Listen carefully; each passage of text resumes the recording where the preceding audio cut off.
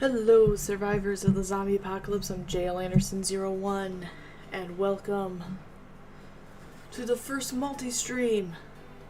Oh shit, I still got balloons. We don't want balloons. Actually, no, why not? Have the balloons. Celebrate. We celebrating multi-stream ambitious.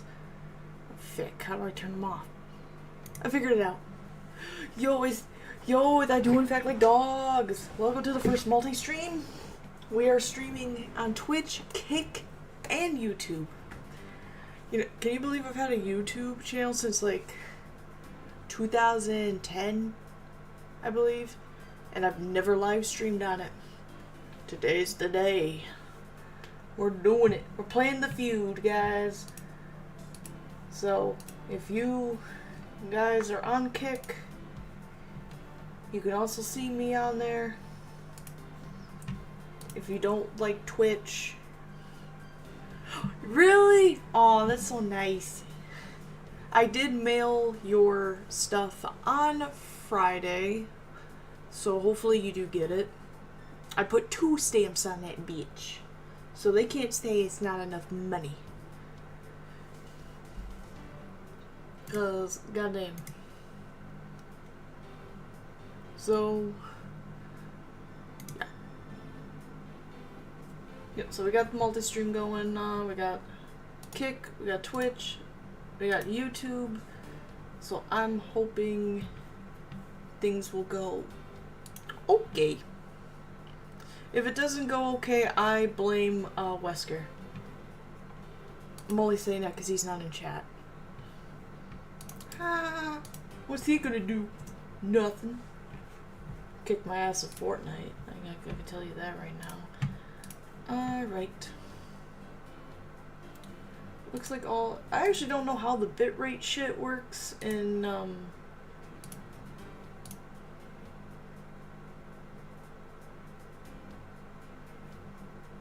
actually in, Kick. I have not... Oh shit! Literally on Kick it says my first stream. Hold up, I gotta... People are gonna think I'm lame. This ain't my first stream. I'm a semi-professional. Semi-professional. I could put first multi-stream. Are you fucking kidding me? I typed all that shit and it didn't go. You suck. I hate you.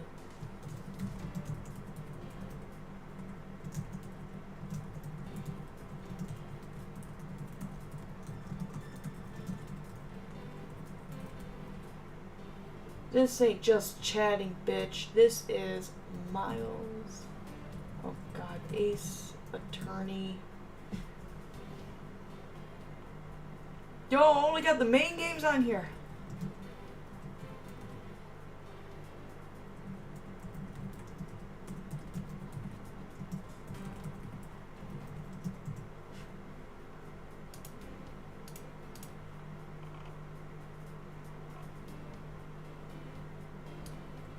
Oh my god. It's almost like I don't know how to type on this thing.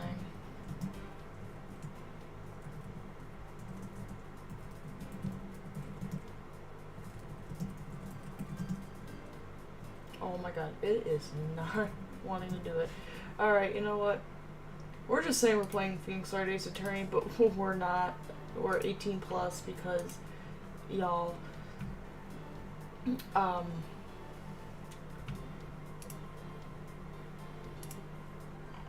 we cuss a lot.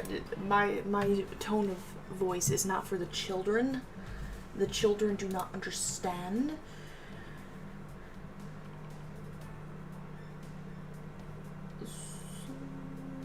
Alright, so I didn't stream yesterday because yesterday was my sister's 17th birthday, so we were doing shit. And then today we went out to dinner. We had Korean barbecue. It was delicious. So let's get this bad bitch on.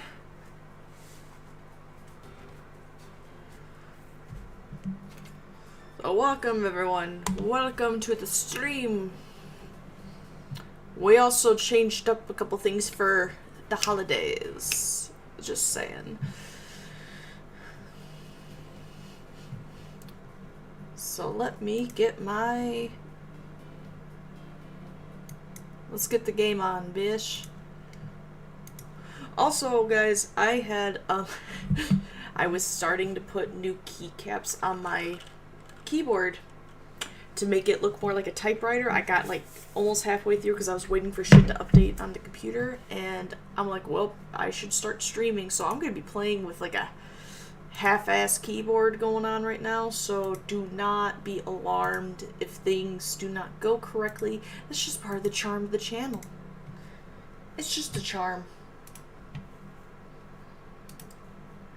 I know I have the multi-stream chat up, and I'm going between like 3 different tabs on my laptop as well with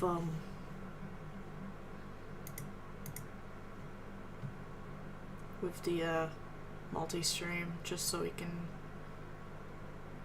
see. Oh my god. You know, I have a lot of Resident Evil pictures on my computer. I might have a problem, but I'm not gonna say I have a problem. You know, it's all Christmassy. Yes. There we go. Almost Christmas means it wasn't Christmas. We should play that case just for the sake of it. We should do it on Christmas Eve. No, I'm just kidding. Let us play.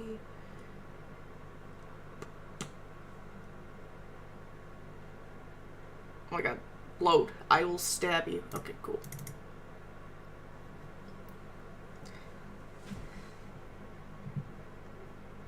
Now let's see if I remember how to play the game.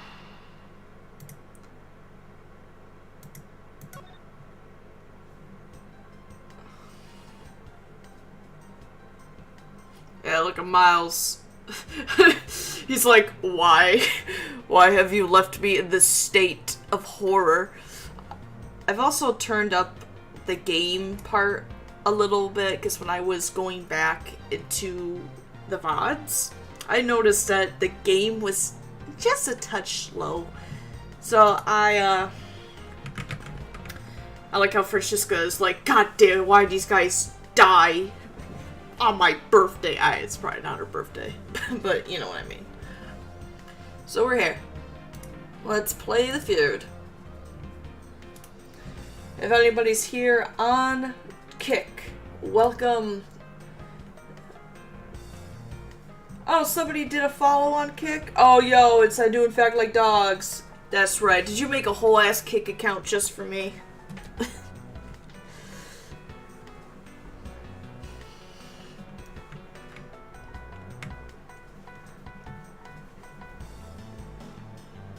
Also, Kick lets you have more emotes, like, right off the bat. I don't know if you can even use my emotes. Oh, yeah, you can. Sweet. So there's actually a couple more emotes on Kick that are not available on my Twitch channel. So you actually have a few more available than you would have on, normally. So, we do have... No. I like how you're like, no.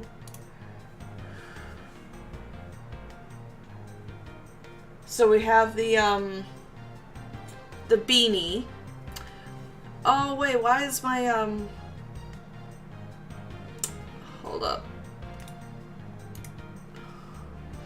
Wait, why isn't the, multi-chat coming on here?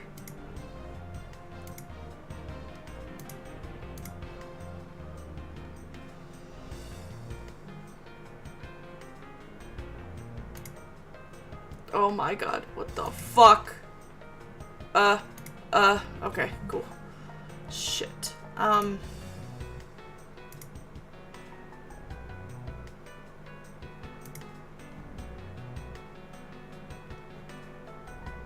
cannot change these.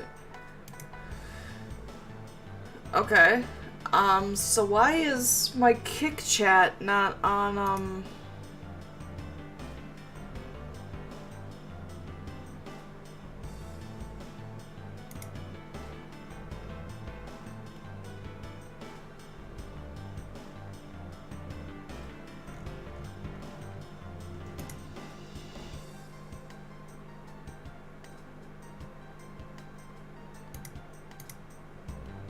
Okay. Okay, why is it the, chat from Kick going on to here? That's kind of stupid.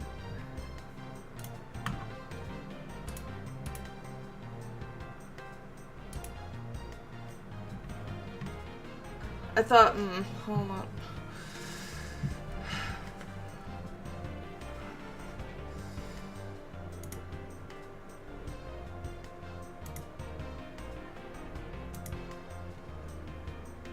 Okay. Armaldo appears.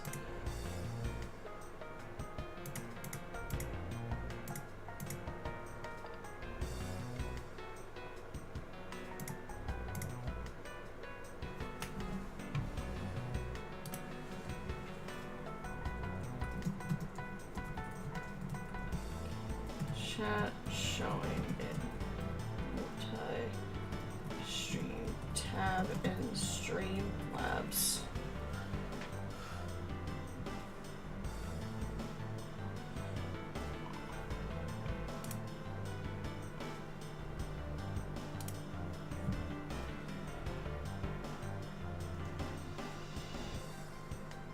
Okay, they're on Kick. Okay. Go to you, creator dashboard. Okay, there's the chat.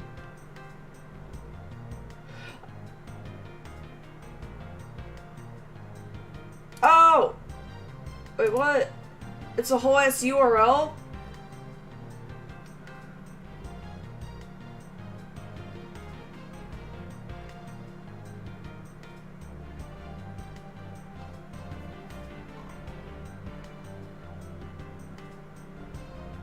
No, that's not what I want, because then it's not gonna...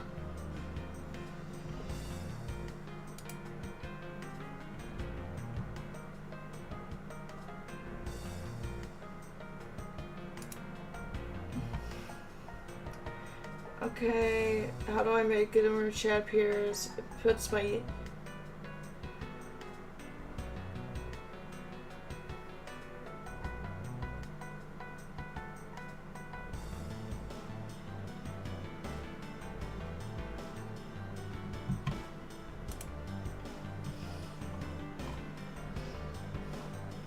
Okay.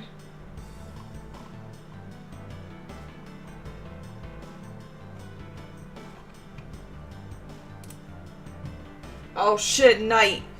See, I can't see you on the Multistream tab on Streamlabs. How do you put that on there, bro?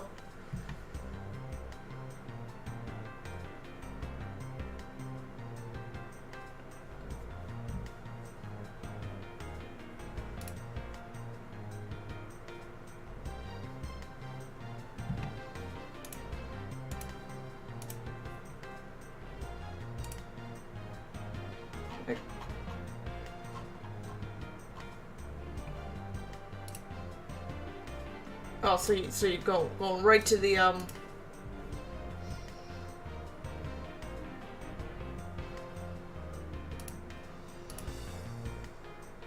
Like, what the fuck? It is not appearing on my Streamlab.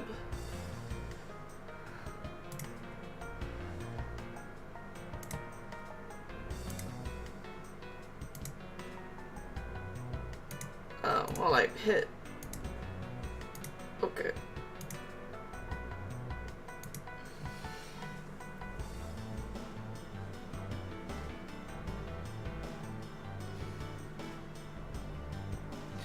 Okay, but it says with Multistream you're able to see all your chat in the Multistream tab. Yeah, I have that on my thing, but it's annoying. I want to see everything in one screen at the same time, and for everybody to show up in the gallery chat, you know what I'm saying? I want everyone to feel included.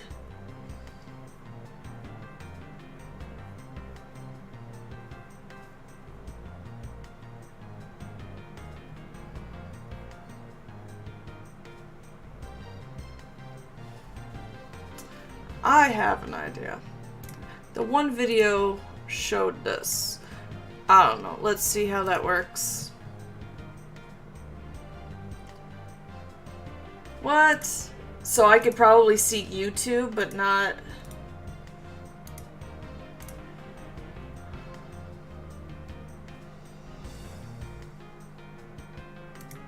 That's a little dumb. Are they like bored? I like how they're just standing there. There's gotta be a way.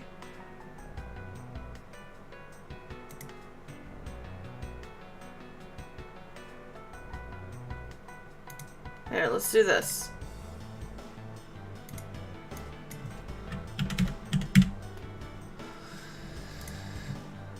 Oh god.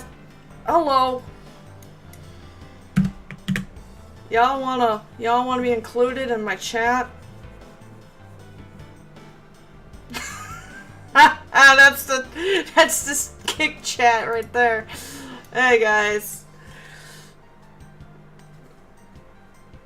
I don't know how to accept. I don't like that. I do not like that at all.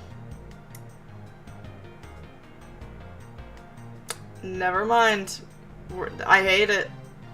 That's gross. Get out of here. Yeah, get the fuck out of here. I'm kicking the kick, chat.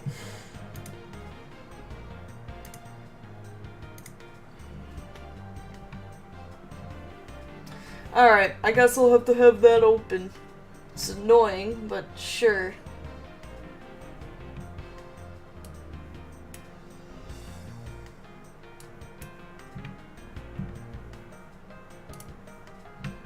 Maybe I could... You sound like a beesh, because I am!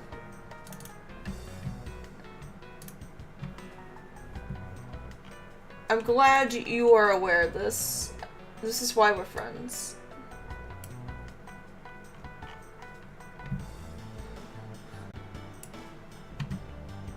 This is literally the most annoying thing I've ever had to deal with today. Is this a complaining channel? It is. I'm glad you are fully aware of that.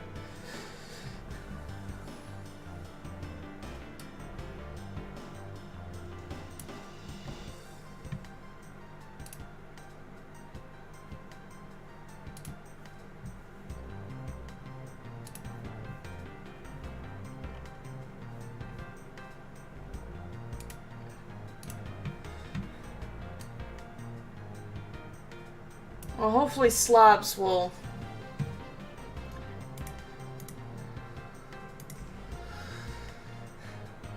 Perfect. There we go. Perfect. What Alright. I don't know what the fuck you're... Alright. Cool. Alright, Francisca. I don't... Alright, come on. Come. Why are you Francisca, come. The window is open, and there's a fresh flowery scent in the air. The flowers in the garden down there are so gross and ghastly. Fuck that shit. I am also here on YouTube. I am everywhere and nowhere at all at once. Oh, goddamn. Okay, now why is my chat not popping up, like, in my actual part? Oh, because it's here at the YouTube part. See, the multi-stream pulls YouTube chat. Shit. Look at that, guys. We're here. Do you think maybe you could try offering something useful for a change? Yo, Gumshoe's presence is useful. Well, at least there's no way someone escaped through this window, pal. They wouldn't wake up and smell the flowers after a fall from the 3rd floor. Are you willfully ignoring the fact that there are also iron bars on the windows? Why is there iron bars? Well, I guess there's that too. Either way, no one could get through these windows, right? They thought of everything when they were designing this courthouse. Very nice. Yes. Do not break in or escape the courthouse, please. If you do, you will be shot on sight. Alright, cool. Yo, Francisco, what do you got for me, bish? I see. Did you figure something out?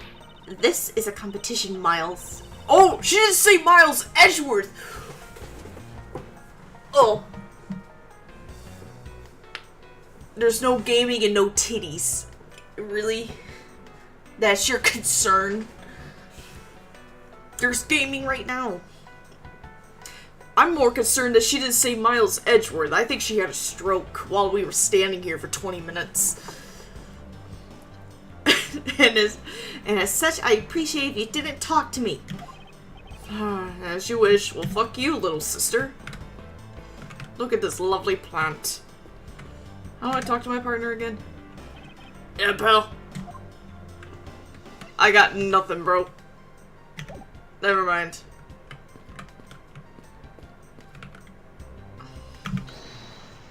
What's my logic? Nothing. Cool. Why are there plastic bags scattered all around? Those bags are for keeping evidence safe, pal. I know that much, detective. Now shut the fuck up. Her brain turned to sludge. You sure are good at this stuff, aren't you, pal? Normally I'd be happy when someone compliments me, but when it's this guy... Anyway, should these plastic bags be evidence of a fight between the two men? I don't know.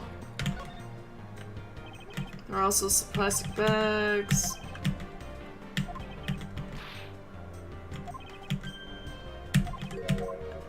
I think I already, like, talked to this shit before. I like how this guy looks like he's got some Swiss cheese shit going on with his coat and tie. Like, was he, like, in a gun battle? That's so weird. Yeah, she called Edgeworth Miles. That is weird. I don't like it. She had a stroke. Detective Bad, do you have any thoughts on the case? Faraday and Rowe. Looks like they killed each other to me. Although, there are a few things that just don't seem right. And what would they be? Why don't you try thinking on your own first before you bother me, boy? Now I've been downgraded to just boy! God damn it! I like how when he's younger, his hair looks more Leonis Kennedy. This is when he was like, what, 20? 21? I think it was 20.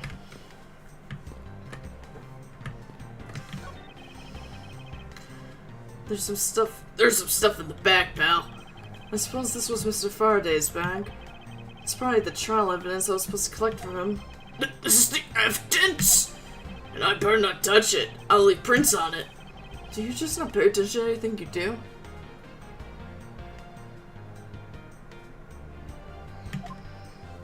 He does not. Like, what the fuck am I supposed to be doing?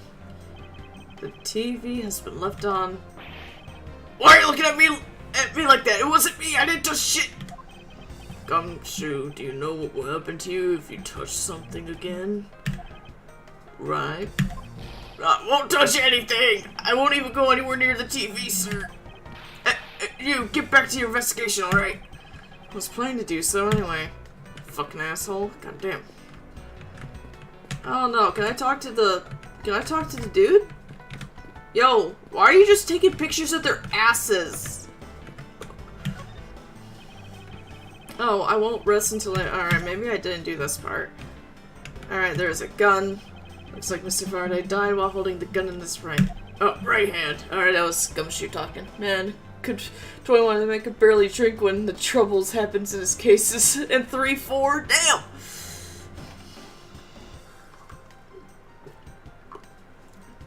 So he shot Miss Sorrell and then fell on top of them, well, gripping it too. Sounds like I guess it does seem kind of strange. I mean, why would Mr. Faraday know how to fire a gun? It's not exactly rocket science, even I know how to pull a trigger. Although I doubt I'll ever need to use one. Foreshadowing into the first game. Where he's holding a damn gun. I hope I never have to fire a gun either, but you're a cop. But it sure does look cool to hold a gun in your hands. It does, especially when you're a cosplayer like myself, and I have the VP-70 and the Silver Ghost that Leon uses in RE2 and RE4 respectfully. So when I'm in cosplay and I got them guns, people are like, oh shit, authentic. And it's like, hell yeah, authentic.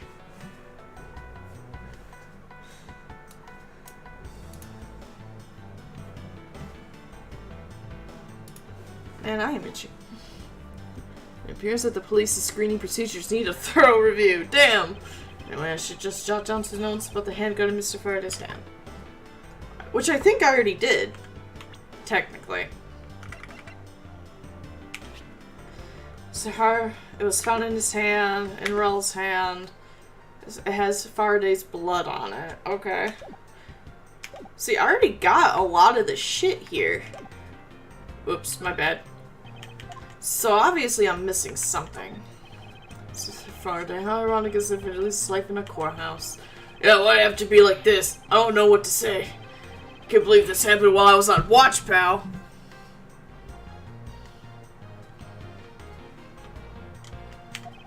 Rather than beating yourself up, you should spend your time continuing the investigation. Didn't you become a detective in order to solve crimes? No, I did it to wear a cool-ass trench coat.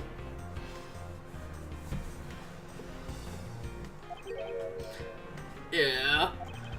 Then get back to work. Find out the cause of his murder. Right, I'm on it, pal. I like how when they first meet, he's always calling him pal, and then he always calls him sir or Mr. Edgeworth later. It's awesome. First killed a Cotopian embassy staff member, then he was murdered himself. This guy wasn't exactly an angel, you know. Oh, what makes you say that? Well, he's been hauled into the precinct several times for theft and assault, pal. Then why did you guys keep releasing him? You guys suck. So yeah, he's definitely the type to have committed a murder too, you know, nonchalantly, just going stabbing. Well, he did admit to killing Mr. Deadman. Hey, good boy, pal. I knew my detective's intuition was telling me something. Detective's intuition. Yep. Do you know about it? It's a special feeling that all we don't have time for this conversation right now. Let's return to the investigation. Alright, can I investigate their ass?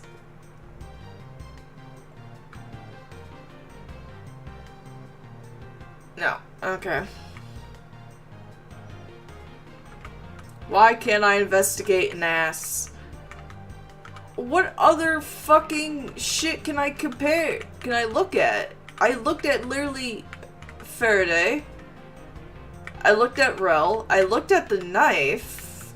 I've looked at the bag. I've looked at the gun. Why does Kay's dad look like he belongs in a Yakuza?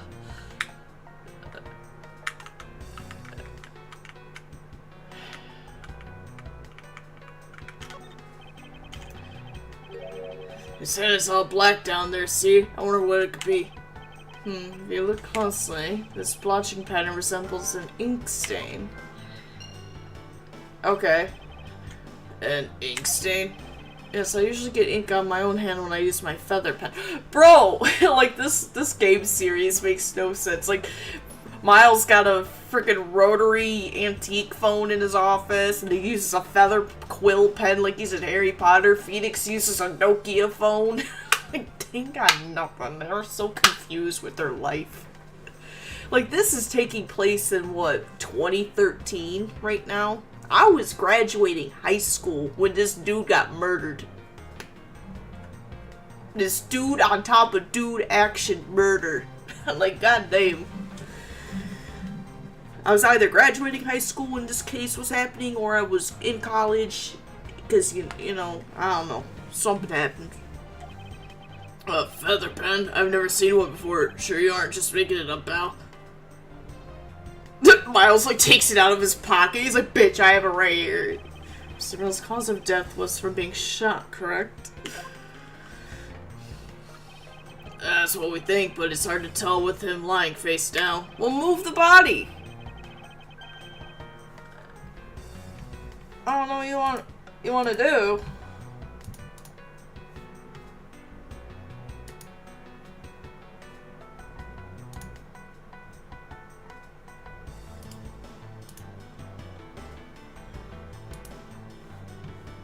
Man, all these things being streamed are lagged as fuck. I love it.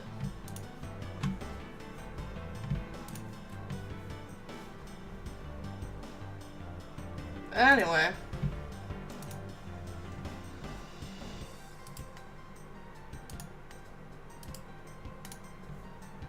Just making sure I got all my things.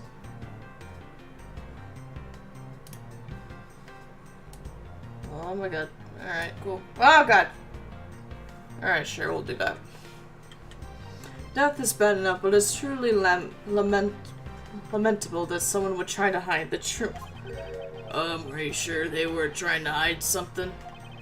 Can't confirm Mr. Wills caused death with his body position like that. Detective Bad, I'd like to examine the bodies in further detail if possible. What's this? You're not able to form a theory with them the way they are? I believe an examination of the bodies is vital to finding the perfect evidence, don't you?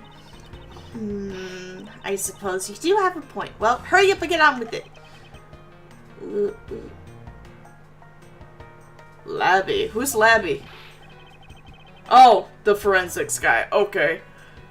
I think it's funny that the forensics is dressed like this, but in Spirit of Justice, Emma is just in her regular outfit that she wore as a detective, but she just got an armband that says forensics, like she's in the Great Ace Attorney or some shit.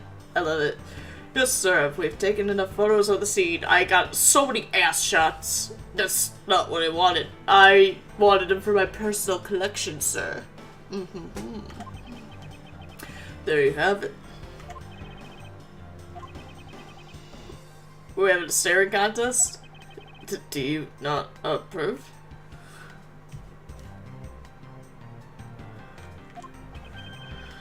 Of course not. God, it always looks like he's about to fucking shoot me. Like, bro, please don't. What? Investigation of a crime scene is the work of a detective. Do not touch, so don't touch the thing. Hey, big fella, turn over the bodies for me, will you? Okay. Please forgive me, Mr. Faraday, sir. Gumshoe, do not get emotionally involved. Remember, you're a detective. Yo, Gumshoe's the most emotionally invested detective ever. He loves everybody. Yes, sir. Understood, sir. I'm out. Let's... Oh.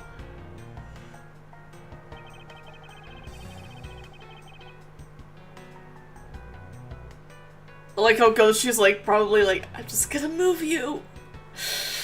Ew, dead body. Oh, dead body. Ew, ew. That's probably him. I love it. Every suspicious nook and cranny. There's a knife wound in his chest here, see? Wonder if the wound matches the knife Mr. Rell is holding.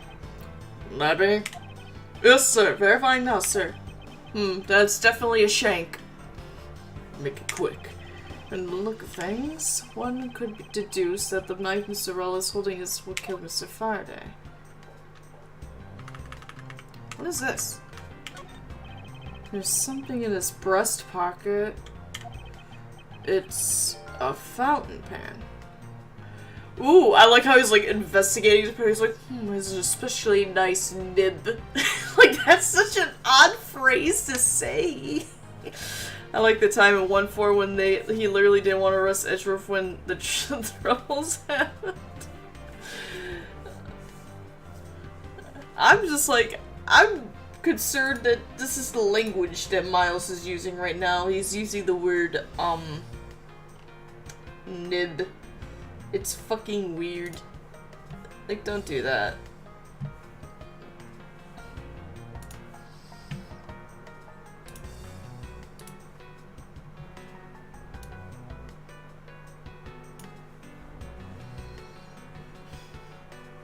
Like, he was like, right, go get Edgeworth, he's in jail, please. And Phoenix is like, I got you. I got you, home skillet. Hey, I always keep a pencil behind my ear. Just because Detective Bad is always telling me, you should always write your name on everything you own. Yeah, somehow you do strike me as quite a forgetful individual. Damn, dude, why you doing my boy dirty? He's like the best dude. Faraday was stabbed with this knife that Mr. Rell's holding. Ouch! What's wrong, detective? What the fuck? Why'd you freak out like that? My stomach's starting to hurt from just thinking about being stabbed. Like he's gotta go take a shit.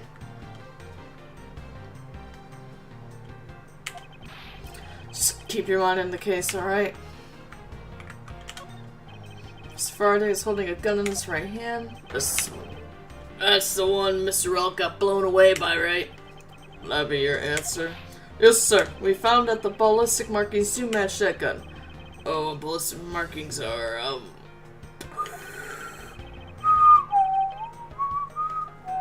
the figurative fingerprints a gun leaves on a bullet when fired. Every gun leaves its own unique ballistic markings. Therefore, by looking at the markings on a bullet, you can tell which gun it came from. Yeah, that's it. Of course, I already knew all about that, pal. I knew all about that shit. Maybe you'd be better off going back to the academy. Come on, sir. Cut me some slack, will ya? So the bullet that was fired from this gun is what felled Mr. Rell. Ah! I hit the wrong button, so I might as well save. Sure, let's do that. Thanks. My bad, sorry.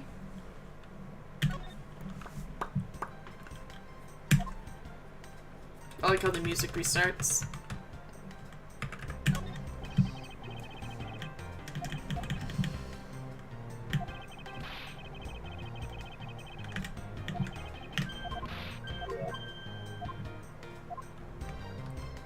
Okay.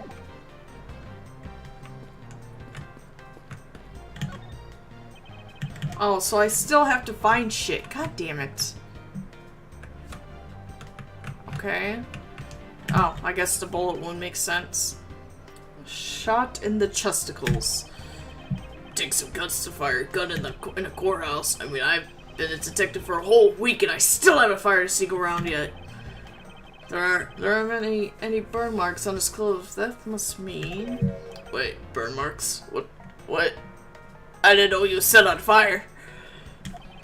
The round grows very hot as it is discharged from a firearm. Therefore, burn marks are usually left when a shot is fired from point-blank range. Ergo, Mr. Roll must have been shot from at least a yard or two away. Sure do know a bunch of neat stuff for your age, pal. Apparently, this detective has as much common knowledge as your everyday marsupial. Let us now try to understand how the two men died. First, Mr. Faraday took the gun and the knife out from today's trial evidence. Then he aimed a gun at Mr. Rell and fired. He was like, fuck you, asshole. However, Mr. Rell managed to grab the knife and counter Mr. Faraday while being shot. Then the two men fell together where they stood. That is my theory in any case. But you just said he got shot a yard or two.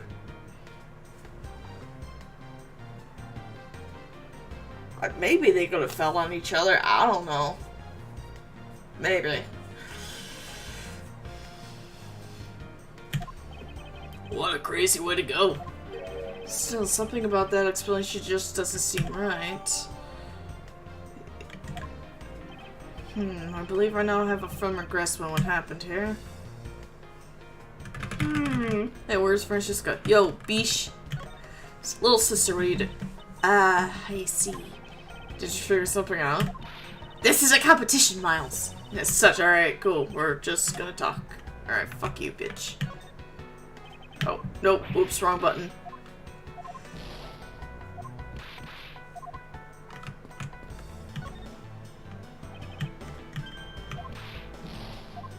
Okay. I actually just found out today that the investigation games, a very early concept of the investigation games was actually meant to be for adult Emma.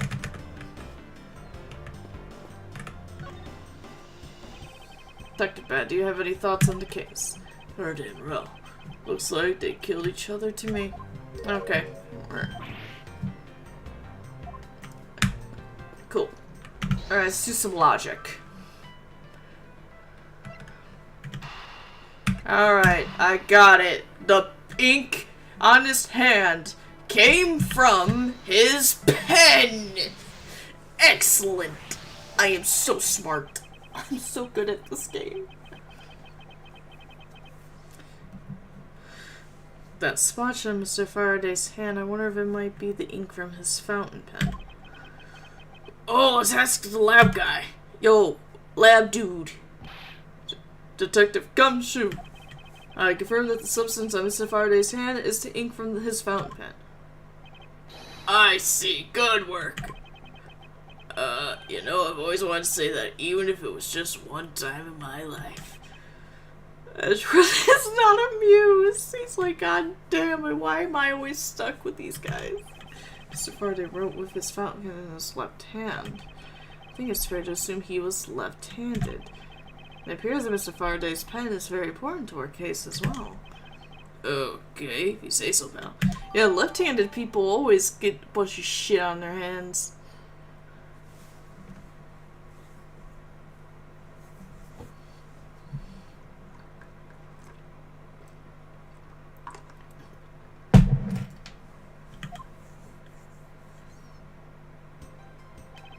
I guess there's not much left to investigate, huh? They really did kill each other. No, we can't conclude that quite yet.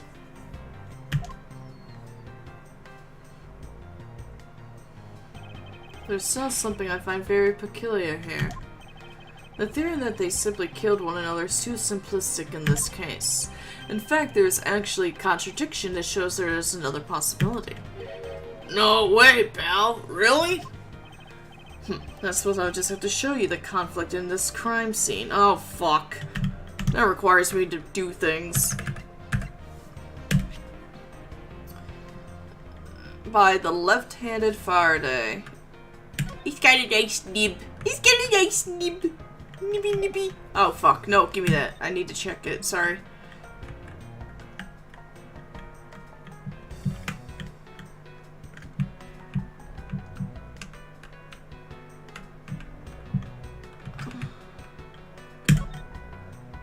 Ooh, that nib.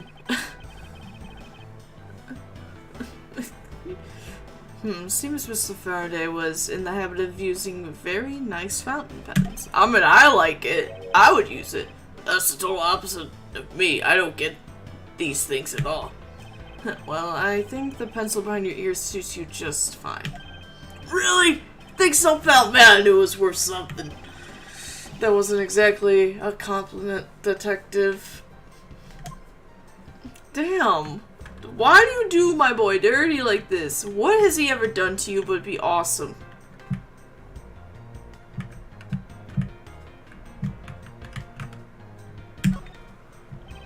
This looks like a quality nib. Just stop saying nib, please. That is so aggressive. Hey, let me test it out, pal. Ooh, this is really... I got it go over my hand. Detective Gumshoe, don't ever play with the evidence like that again. I thought he was gonna say, don't ever play with a nib like that ever again.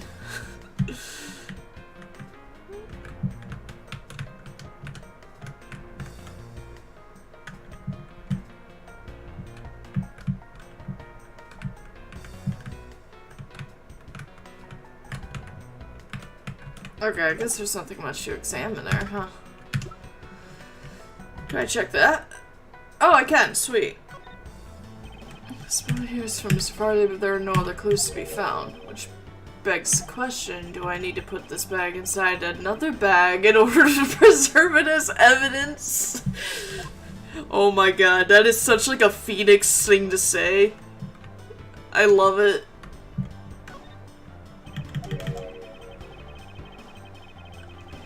Please stop saying that.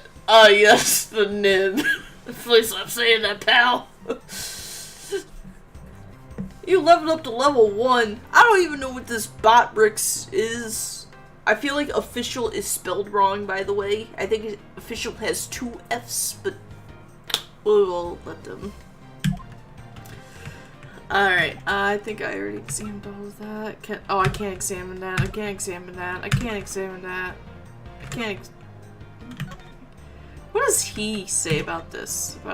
This badge is designed to reflect the relentless discipline of the law enforcement. It comes from the authority vested in us to strict as the law, and executors of sentences much like harsh winter frost and blazing summer days. To wear it is to identify oneself as prosecutor, but my mentor has taught me that it's more fashionable to keep it in my pocket. God damn it.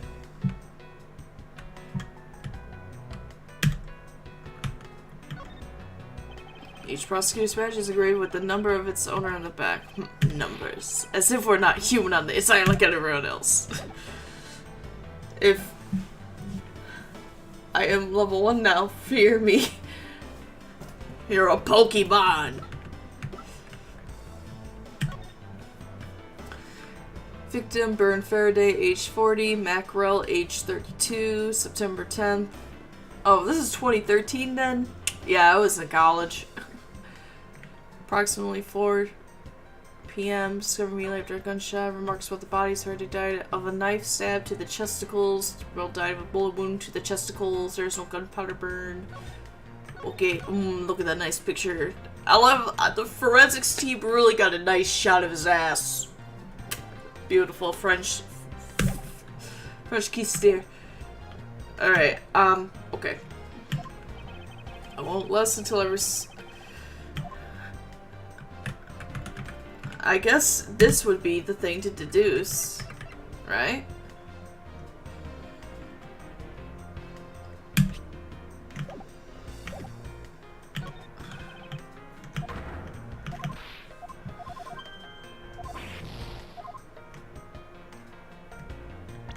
Fuck. This conflict to need evidence I hold. Yeah, it's Penn, because he's actually left-handed.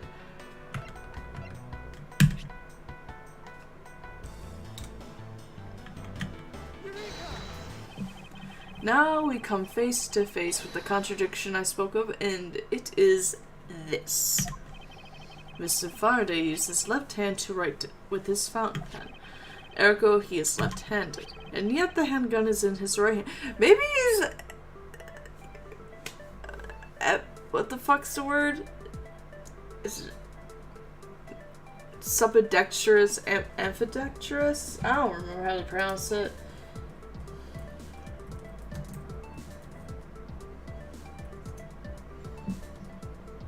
Ambidextrous. Yeah, maybe he's that. You ever think about that, Miles? Does anybody ever think about that in these games? Maybe they just use both their hands. Don't you find it odd that the left-handed Mr. Faraday would hold the gun in his right hand? That, lady and gentlemen, is the great contradiction haunting this crime scene. I don't like any points like Von Karma here. It's so annoying. It's so weird and uncomfortable. I like it when he becomes more of a prosecutor, he does like this instead, because he's moving away from Von Karma. Hey, you're right, pal. That does seem kind of strange. But how could something like that happen? The facts add up to one conclusion and one alone. Someone else put the gun in Mr. Faraday's hand after he died. Someone else? I like his eyebrows. He's like, I like how Gumshoe does the eyebrow thing like he's the Rock. It's great. I headcanon Phoenix as ambidextrous because he'll what? He'll fuck? What does that mean? He's Irish now? Oh fuck. Oh fuckity me, oh my. Oh the fuck. Don't you know that we're all ambidextrous? You could argue with that with Apollo too. Apollo does a lot of things with his left hand. He points with the left and he does his thing with his left hand when he's thinking.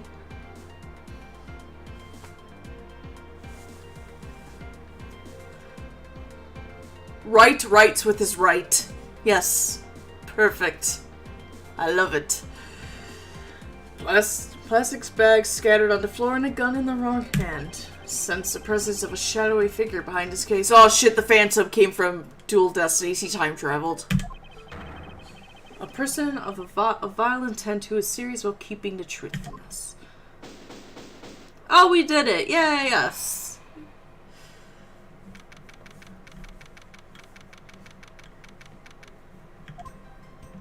He's all like, ugh, goddamn. Here's the autopsy report. Francesca's like, I want it! It is probable that Mr. Rell survived for a short time after he was shot. However, Mr. Faraday died instantaneously from his stabbing. Interesting. Huh.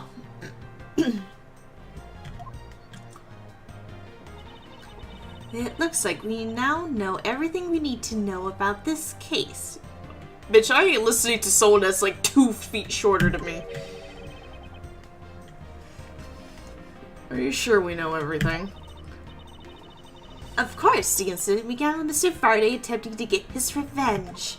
The prosecutor went into a rage for being accused and tried to kill the defendant. But the defendant fought back and they ended up killing each other. Curtsy. It's all very clear and simple. There's absolutely no margin for doubt. Do you really believe that to be the truth? This is why you should just stick to prosecuting in Germany, where they can just take this shit for, like, at face value. Like, get out of here. Are you saying that just because I figured out the truth before you? That you don't want to believe it's true? Don't point that at me, please. It hurts. It's alright. If you disagree with my argument, then prove me wrong. Well, if there are any contradictions to be found, that is. Don't worry, I will. Challenge accept, bitch.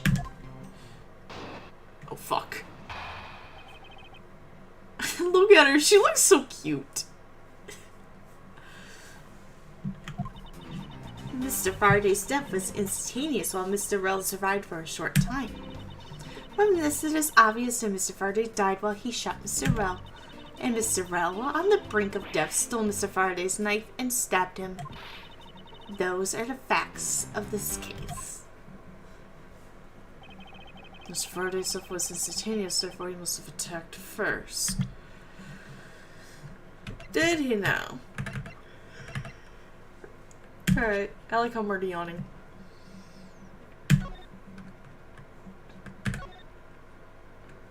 But the body's already dying now. Okay, no died of bullet.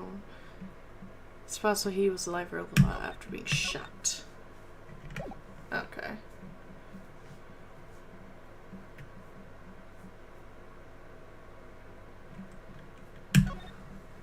Oh, sorry. Sorry, I was just investigating my notes so I can counter-argue with you.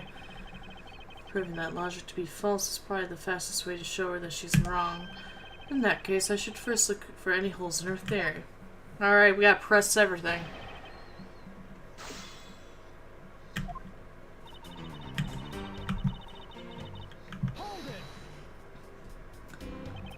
Do you truly believe that Mr. Faraday died instantaneously? I have the murder report right here, bitch. Mr. Faraday died instantaneously of shock due to being stabbed in the chest. There, you see? It's been documented, clear as day. Okay, alright, you win. You win that round.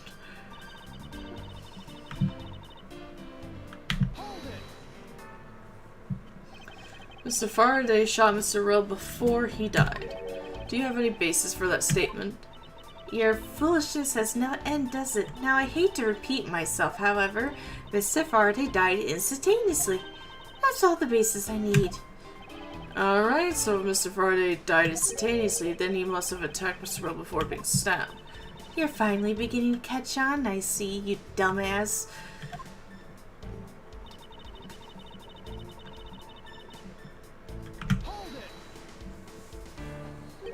So you believe that the dying Mr. Rell stole the knife from Mr. Faraday? Mr. Rell became desperate as he did not want to die. Human beings can do amazing things when they are put to the test. So the two men struggled, and in the end Mr. Rell was able to grab the knife and stab Mr. Faraday. The misty condition of this room is a testament to their struggle. Yes, my logic is perfectly sound. Can you really say that it's perfect? What are you insinuating? Nothing. However, I can't let what you said slide by without further inquiry. One must be clear and precise, so if you could append that statement to your testimony. Fine.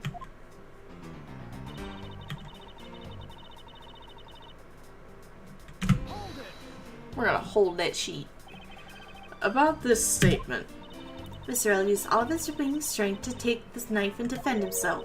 One could easily see that they had a violent struggle. Of course, it's nothing compared to what my riding crop can do. Goddamn. She's terrifying. How does one compare the damage her crop could do with the state of this room? Furthermore, all the plastic bags that were in this room were scattered there due to the fight. Is there anything else that I could explain for you? Or do I need to explain this to your slow ass again? No, that'll be fine.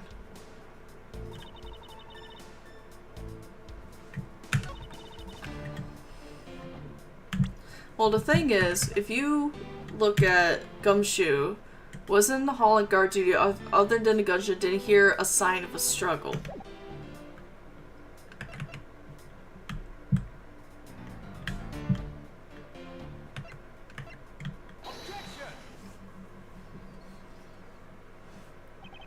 If the two men were fighting, their struggle would have surely caused quite a bit of a noise. However, Detective Gumshoe testified that he heard absolutely nothing. Ha! You place too much faith in that detective's testimony. I was gonna say deductive's testimony. But for the sake of argument, let's say there wasn't a fight.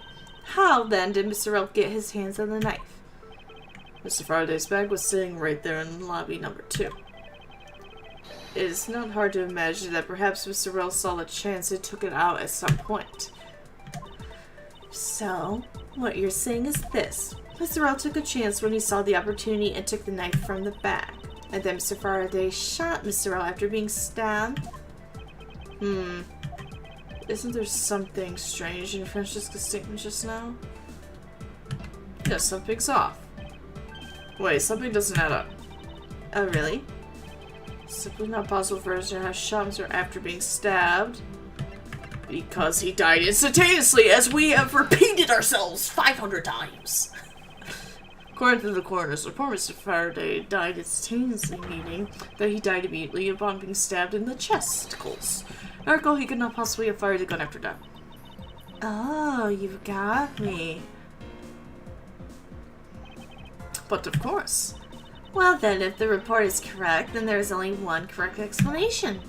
If we suppose that Mr. Rell attacked first, and then Mr. Faraday, who died instantaneously, would have been able to kill Mr. Rell, therefore Mr. Rell must have stabbed Mr. Faraday after he was shot. Then they both died. That is the only explanation that makes logical sense. Negating your opponent's ideas in order to prove your own theory. I see you've been studying, Francesca. Just wanted to explain it to your slow ass as simply as possible. Before you foolishly propose a foolish theory that only a foolish fool like you could. How naive of you to believe that only your opinions are valid. I'd still expect to discover the truth that the crime scene offers you. Francesca, you still got a ways to go. What are you talking about? Are you saying there's a flaw in my logic? Bitch, you got, like, a lot of flaws. You are one of the most flawly. Mr. Faraday died instantly. And the fact that he did is what gives rise to the contradiction in this scene. The contradiction here is the crime scene is...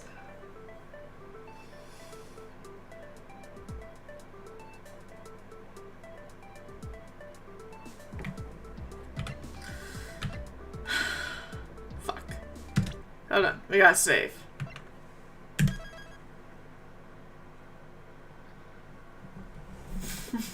I gotta save, sorry.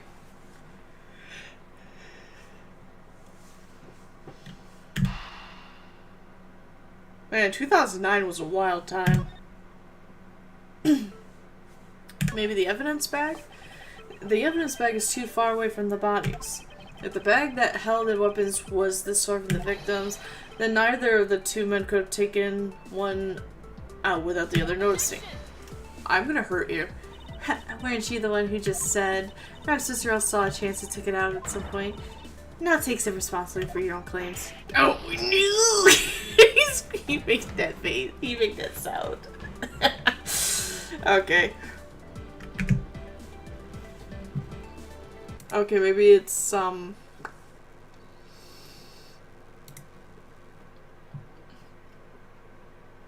Yeah, 2009 was crazy. My brother was born that year. My sister was born in 2006.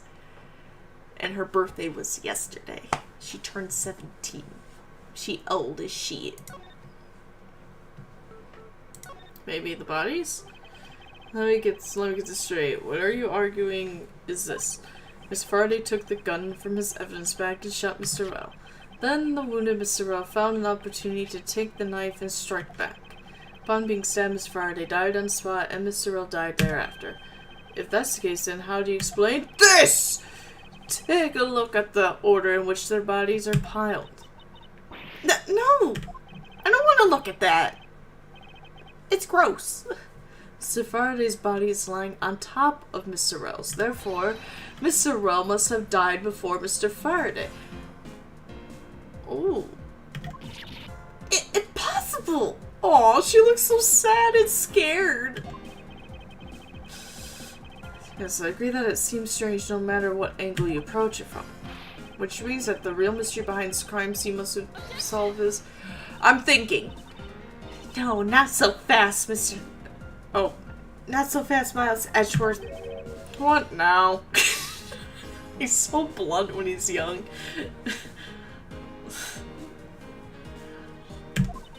I simply think that you ought to think a bit more outside the box. What, like a defense attorney? Okay. And that it's even clearer now that the incident started with Mr. Faraday's murderous intent. She sure bounced back quickly. And an explanation won't be enough this time. It's going to take some very decisive evidence to prove her wrong. I like how we're technically a prosecutor, but we're fighting everybody like we're a defense attorney, because the developers of this game series doesn't know how to do anything else. They're like, defense. That's it. It was just chance that Mr. Faraday's body fell on top of Mr. Rell's. The two bodies fell into a pile, which indicates that they attacked each other at the same time. It really doesn't matter in the slightest that they fell in the opposite order. It doesn't make any sense. I just don't know first just because this one isn't absolutely correct. All I have to do is find out holes in her logic. Once I do, I can then present her with the evidence that proves a contradiction.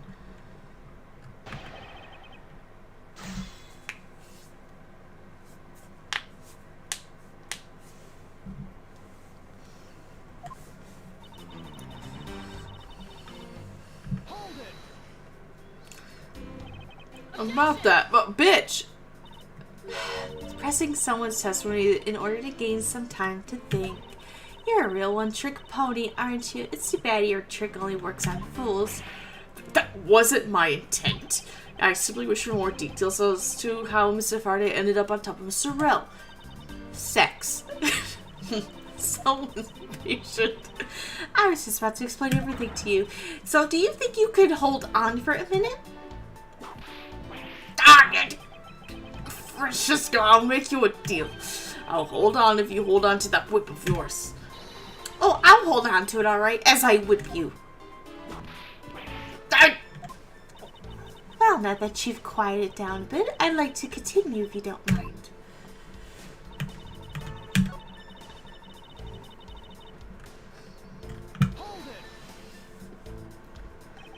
What do you mean by they attacked each other at the same time? I assume Mr. Faraday had the two different weapons in his hands. He made to attack Mr. Rell while holding both the knife and revolver. And it's not even a revolver! It's a handgun. A revolver is a completely different type of firearm, bro. The years of playing Resident Evil and Call of Duty have tainted me. I have been tainted! And Mr. Faraday fired the gun. Mr. Rell grabbed the knife as he was falling and stabbed Mr. Faraday. He's falling and he's grabbing and stabbing? I don't know if I'm falling, I'm just dying. Sorry, I'm just gonna go. Pile. That is how Mr. Rell wound up on the bottom with Mr. Faraday on top. Oh, no, it looks kinky to me. Close range, that is more than possible. Yes, it's possible, but... Well, if you have any other ideas, then show me what you've got! Well, I will, bitch. God damn, calm down. And to that extent, I'd like for you to append what you just said to your testimony. I don't see any point to that, but as you please. Stop looking at the world with narrow-minded cultural assumptions, Channel. What? From close range, except they weren't technically close range. There's time they attacked each other at the same time from close range. I'd like to clarify that. You want a video chat?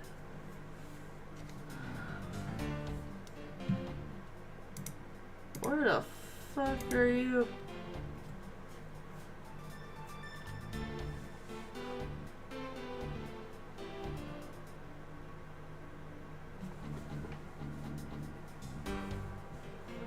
I don't even know what one you're even on. Oh, you're on YouTube. Why isn't it showing on the Multistream now? What the hell?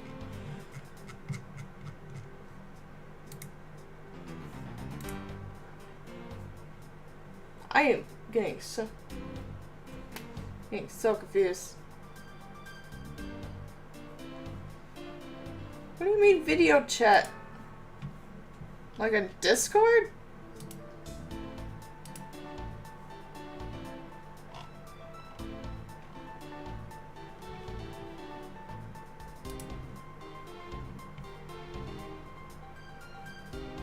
Oh, god damn it.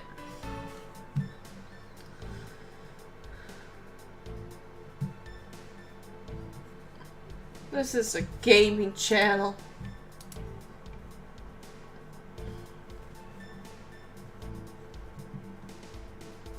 I don't know why that's not showing up in the multi-stream now, but it's showing up in the gallery chat, but whatever. Exactly. Mr. Faraday pointed the gun at Mr. Rell's chest and pulled the trigger. Mr. Rell then took the knife from Mr. Faraday and stabbed him in the chest. Then Mr. Faraday instantly fell on top of Mr. Rell from the stabbing, pinning Mr. Rell under him where he died shortly thereafter. And that's how they ended up on top of each other with no contradictions to be seen.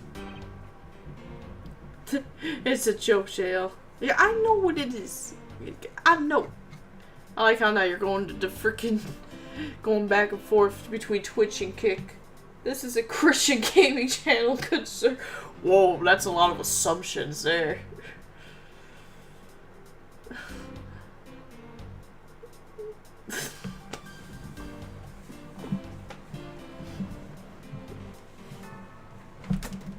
I almost fell.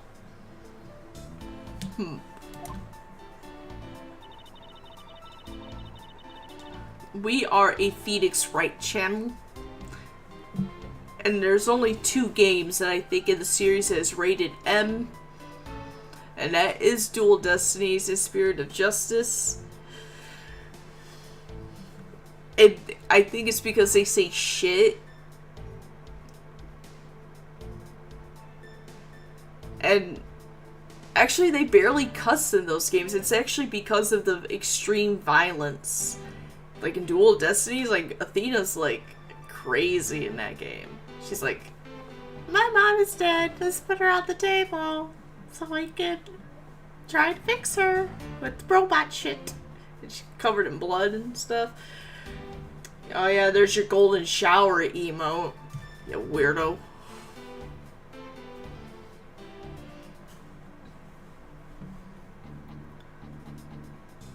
I don't think he says fuck. There's been so many things I've seen that says, like, let Apollo say fuck.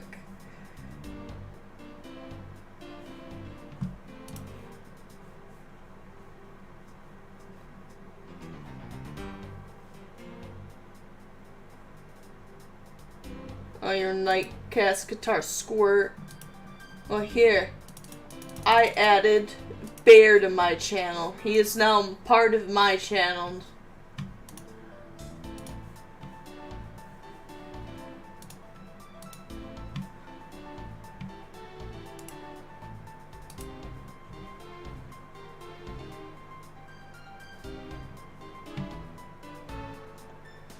What the hell is that? A guitar basket? Oh, No, it's Bear. He's popping his head out. That's so adorable. I love him. Here, have a zombie. I'm the one who made that emote. What are you talking about? He is just as part of my channel.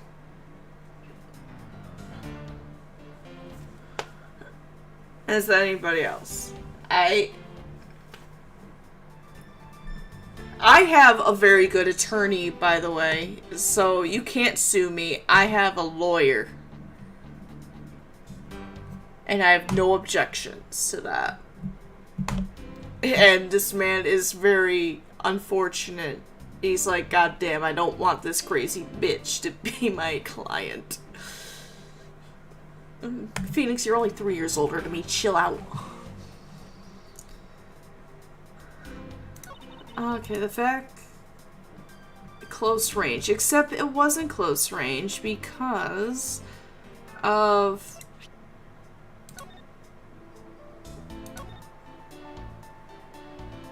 the shock, bullet. There is no gunpowder burned on his clothes. Object this, biche. You didn't buy a bear license. It doesn't matter. I made it. It's in my database. It even says bear bits on there. At the bear bits. So you believe they killed each other at close range. Sorry, but that's impossible. Just as it is written in the crime scene notes, the firing of the handgun did not have a gunpowder burn on Mr. Rell's clothes.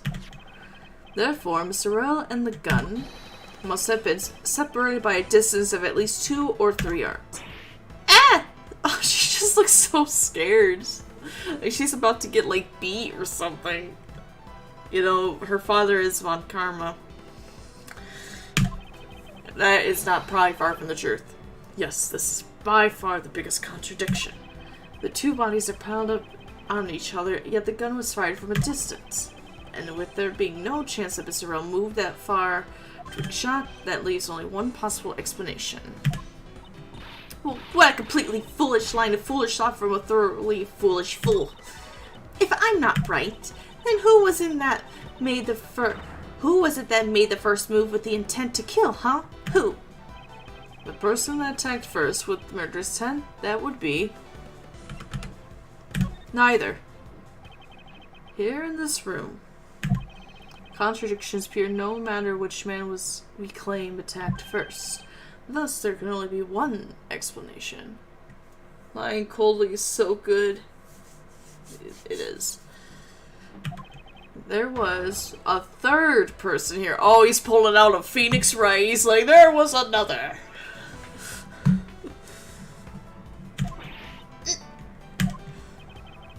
It was that third person who killed both Faraday, Mr. Faraday and Mr. Rell, and set their bodies up to make it look like a double murder. That third person is the real culprit. So yeah, I literally think this was like secretly Ace Attorney game, a Phoenix Wright game. We're just secretly always a defense attorney. Bear's lawyers will be contacting me. Well, good luck with that. I have a lawyer, and his name is Phoenix Fickin' Wright. I cheer to that.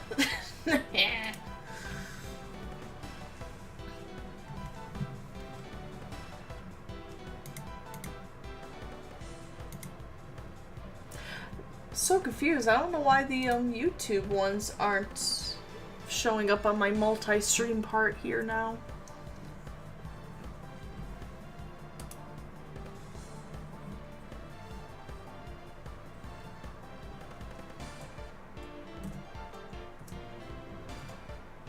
Here, have a smiley face from me.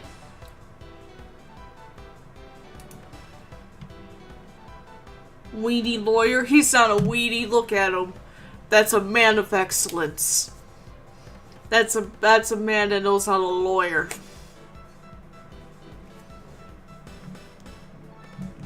We're just gonna have cat jam.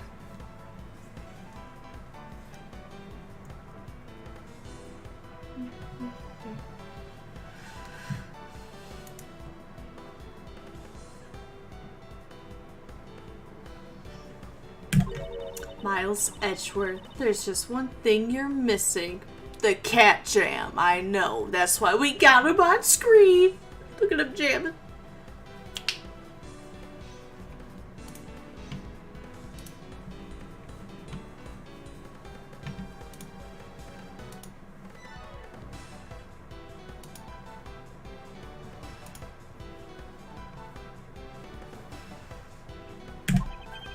Evidence, correct?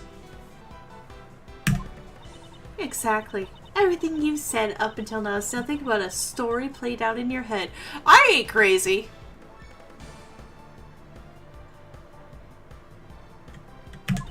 I am. Kimty? What the fuck does that mean? I'm confused. I don't know these different slang terms. What the? Or are you trying to say kitty? I'm so confused. However, this is where the real test begins. Can you tell I'm gonna be 29 in a month and I'm getting closer to 30? I don't know what's going on with these terms. Who's saying what?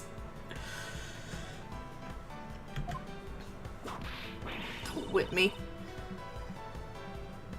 Can you prove that there was a third person involved in this crime? Of course. What do you mean? If a third person was truly here, the fact would resolve with the glare. How do I prove it, dude? Proof that this has all been a setup made to look like they kill each other. I'll present it and lay bare the final piece of the puzzle that's not yet in place. Oh god. No, won't let me save! Boomer. Ooh, you're almost 29, boomer. I'm actually a millennial, thank you. Phoenix Wright was born in 92, the same year as my brother. So Phoenix is only 3 years older than me. So when he's, so he's got True C right now. It's 2023. Meh. How is there, where's the evidence? How do I prove that there's a third person?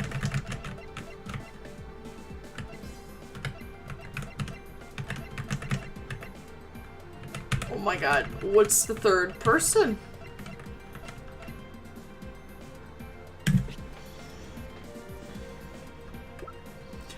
Wait, do I have to, low-key accuse Gumshoe? Please don't. I can't do it. The bags!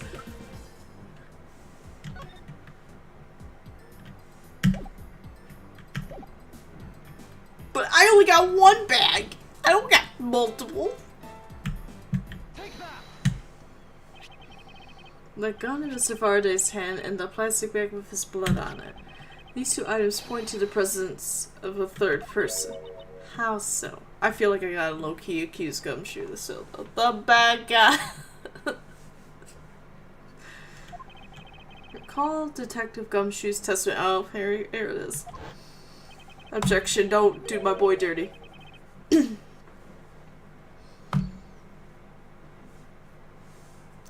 was in the hallway the whole time, but I didn't hear a single peep of a struggle.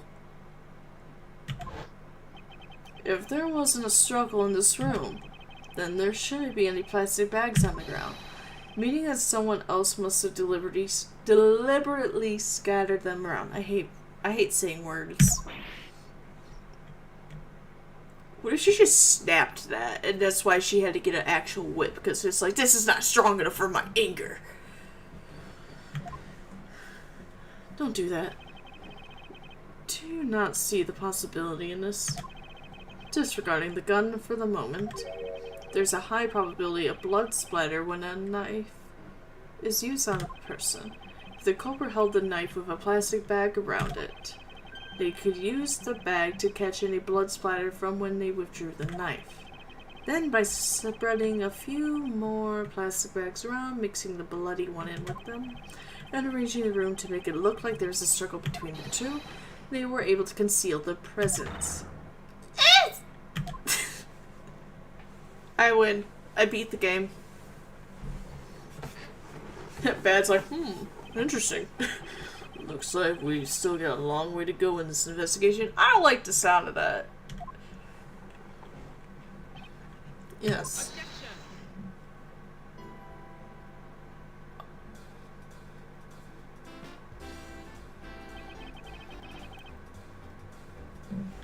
What the heck's up with you, pal?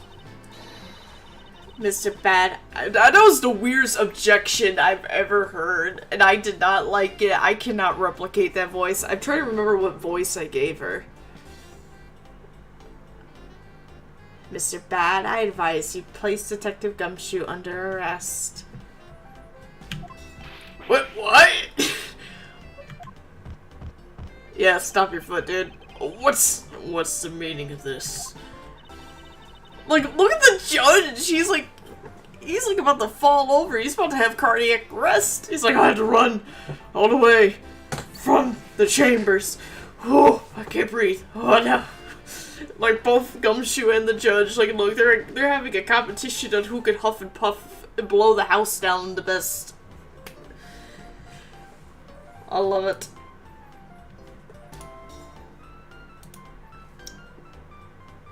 Did I give her a Valley Girl voice? I would not be surprised if I did.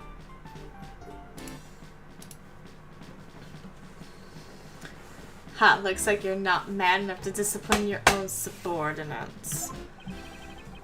Don't you dare. That detective claims he was there, standing in front of the door the entire time. But I have it on good authority that it was all a giant lie. Monsieur, I ask that you please explain that last statement. I'll let His Honor explain it himself before he passes out from cardiac arrest. I saw with my own eyes, I tell you. During the recess, there was a period of time when there was no one in the hallway. What? See, Mr. Bad? So I ask you, why would a detective who is supposedly doing his job the whole time want to fabricate such a lie? Gumshoe, did you kill Faraday? You son of a bitch. No! Why would I do that? I don't even know how to kill somebody. Of course not, sir. It would appear that the one who set the whole crime scene up is that detective. Which basically renders his testimony a complete lie and wholly invalid. It looks like your perfect logic has just come tumbling down, Miles. Nah.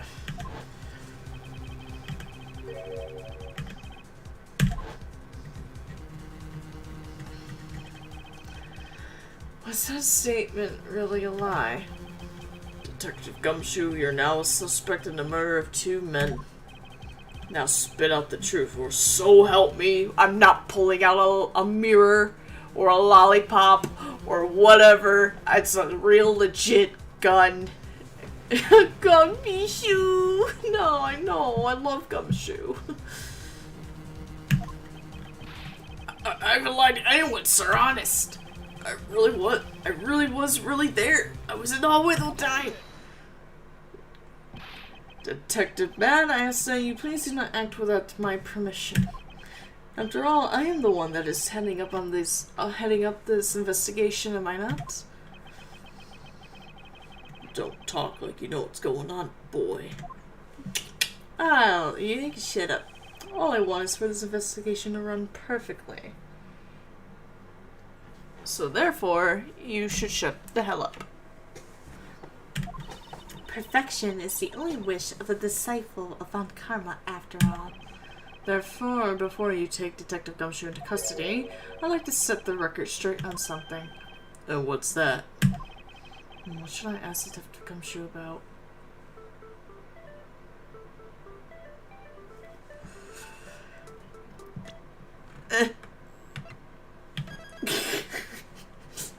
I love how when I'm like guessing on shit, I'm like, I should save.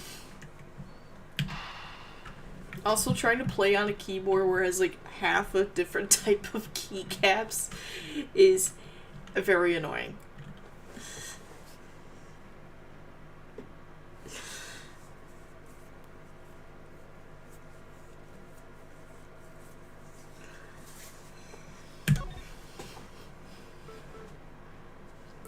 why he wasn't in the hallway? Detective Gumshoe, why were you missing from the hallway for a span of time? Look, pal, like I said, I was there the whole time, okay? Well, there's testimony against you. Miles Edgeworth, why are you wasting our time with a completely useless question?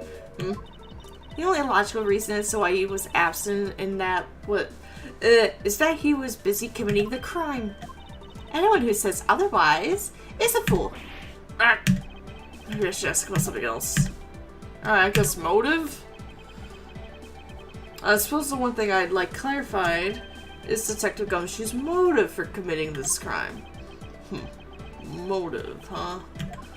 Gumshoe, you got a grudge against Faraday or anything? No, sir, not me, not a single bad thing against Mr. Faraday, sir. Is that a fact? You really have a problem with lying, don't you, Detective Gumshoe? I'm telling you, I am not lying. Where's Apollo when I need that kid?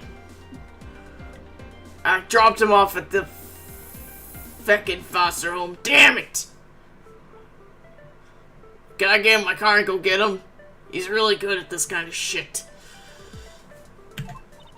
The more unnatural you act, the more sus you become, you know.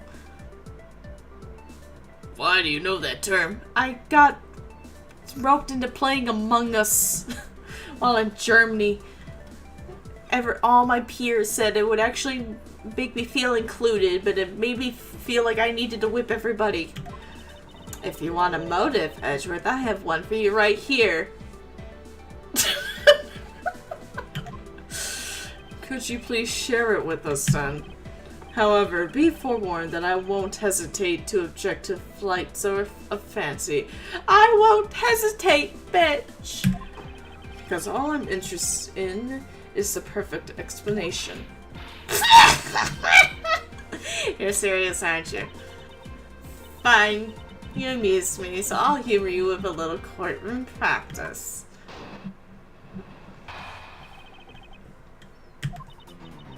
It was about a week ago. I saw the detective get chewed out by livid Faraday in front of the precinct. He stood there super pale as Mr. Faraday yelled, "That's a salary cut for you, you nitwit." A brand new detective suddenly getting a salary cut. That's reason enough for a grudge. Well, how's that for the perfect explanation? I like her suit, I ain't gonna lie. Her suit, sleek as hell. You totally misunderstand me, pal. No matter how mad I get, I could never hold a grudge. Quiet. We can't trust anything you say. Oh, sir. Oh, look at him. He's such a puppy dog. There's nothing wrong with the motives she proposed, per se, but there are some gaps in her logic that need to be filled in. This used perfect explanation may not be so perfect at all. Oh, shit. Rebuttal. He's only been a week. I've been a detective.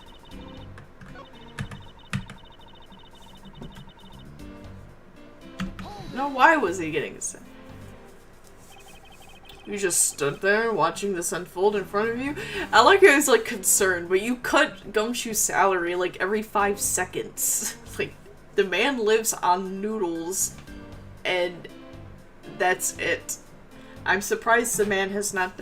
Is that why we haven't seen Gumshoe in Apollo Justice through Spirit of Justice? He died of a heart attack from hypertension from all the sodium. Oh. Now I'm like really sad. Like, what if that's actually the reason that they didn't put Gumshoe in the games?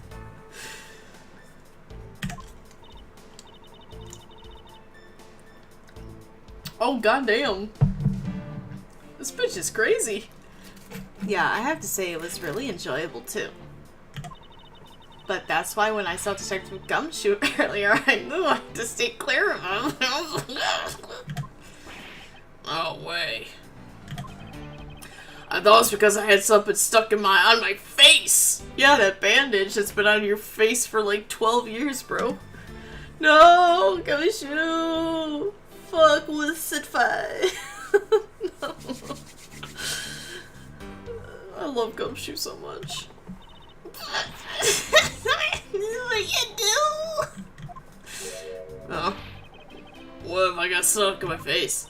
Let's start with your eyes, those mouth, and those ridiculous eyebrows. Huh? But this is my Dwayne The Rock Johnson eyebrows. Like, look at me. Huh. Huh. Huh. Oh man, messing with your head is just too much fun. Aw, I'm so sad. Miss you, if you don't mind, I'd like to return to your testimony now. Sure, why not?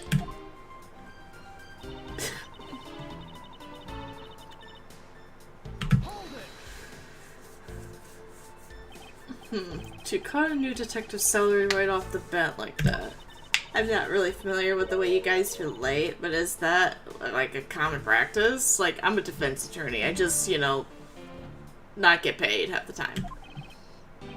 Speaking of cutting my salary, didn't you threaten to do that to me earlier too? What the fuck? I suppose I did. It's only natural to cut a worthless detective's salary down to their actual worth. My father can even fire anyone new or old with a snap of his fingers. Maybe there's a reason that for detectives to hate you people. Well, I guess they really shouldn't cut people's pay. Detective Ben, don't tell me Mr. Von Comer cut your salary earlier.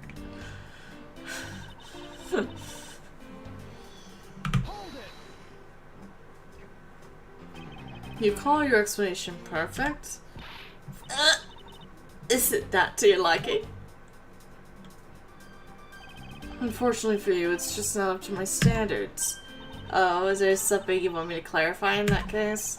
Should I raise an objection? Yes. I always do. Objection! Alright. Motive for killing Mr. Earl, then.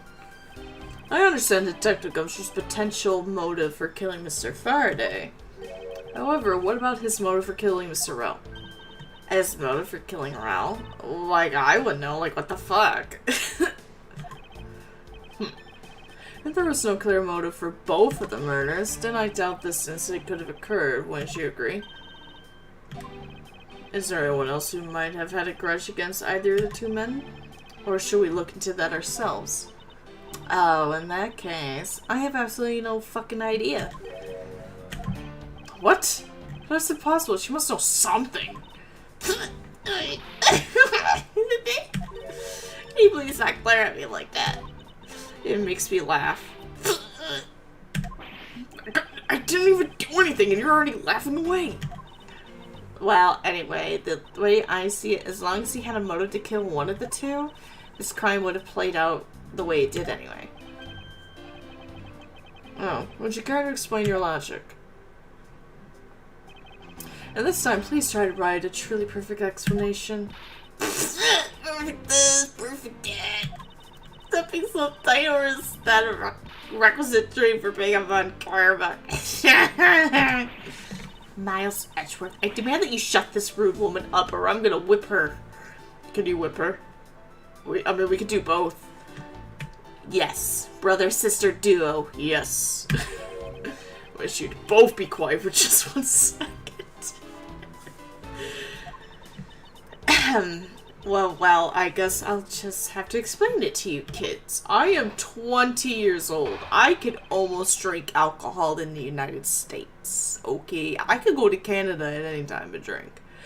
But, Mr. Von Karma, if he says I'm a good boy, I can have a glass of wine at dinner. Oh, goddamn. There's no one out there with the motive to kill both Mr. Faraday and Mr. Rell. All you really have to establish is that someone had a grudge against one of the two men. Mr. Rell, who happened to be there, became a witness to Mr. Faraday's murder, and therefore he was killed out of the necessity and set up to look like they had killed each other.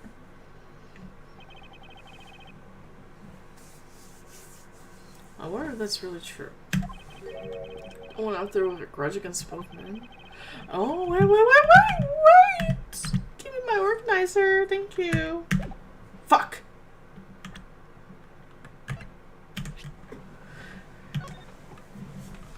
The victim is CCU.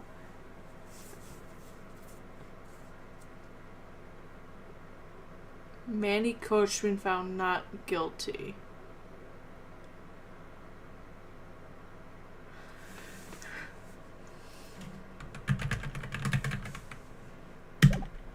You have the motive to kill.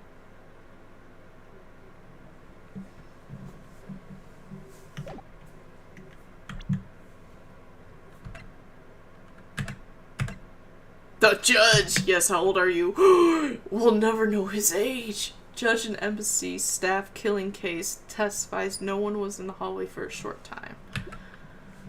New rookie detective.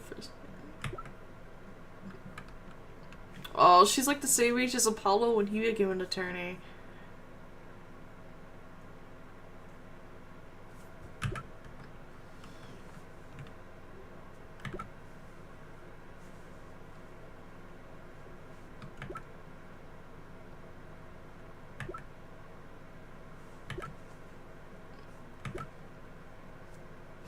Dead man.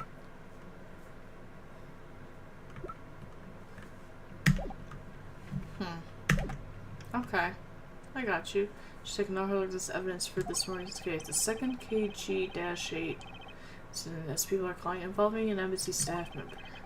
And the two men who both wound up as suspects in the case. Is there someone else I'm overlooking who is somehow related to them? I just looked at it. The U was in there. She died. That was like her sister, her cousin, or something. The judge is my grandmother's shoes. Shu Takumi told me so. No, Takumi! Takumi-kun.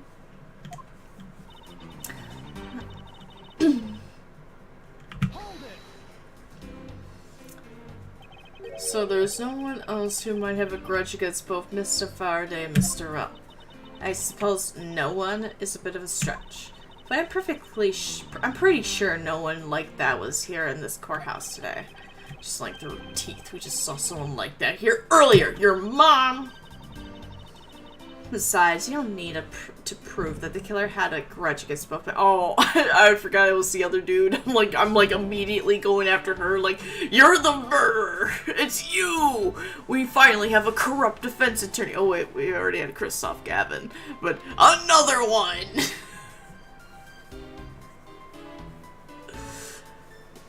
But yeah, there's the other dude.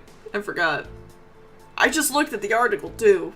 But I just saw you, and then her name is you, so I'm like, aha, she's the one. To me, that makes sense. Okay.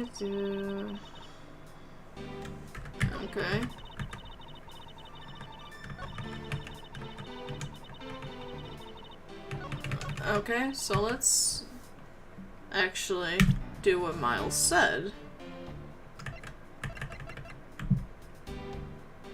Wait. There we go. Miss you, I believe there's someone you overlooked in making your statement. Or rather, is it because you'd rather not bring this person up? What do you mean? We're looking for someone with a reason to kill both Mr. Faraday and Mr. Rowe. I could think of at least one person that fits the bill. It is you! Get it, you? Because YEW? You. I know. He was a suspect in the original KG-8 incident. She has the motive to kill Mr. Rowe, but not Faraday. Maybe she just didn't like his hairdo that day, because he's wearing, like, almost a man bun. She's like, God damn it, this hairstyle again? Fuck you. And a member of the Kodopian embassy staff, Mr. Manny Coachman.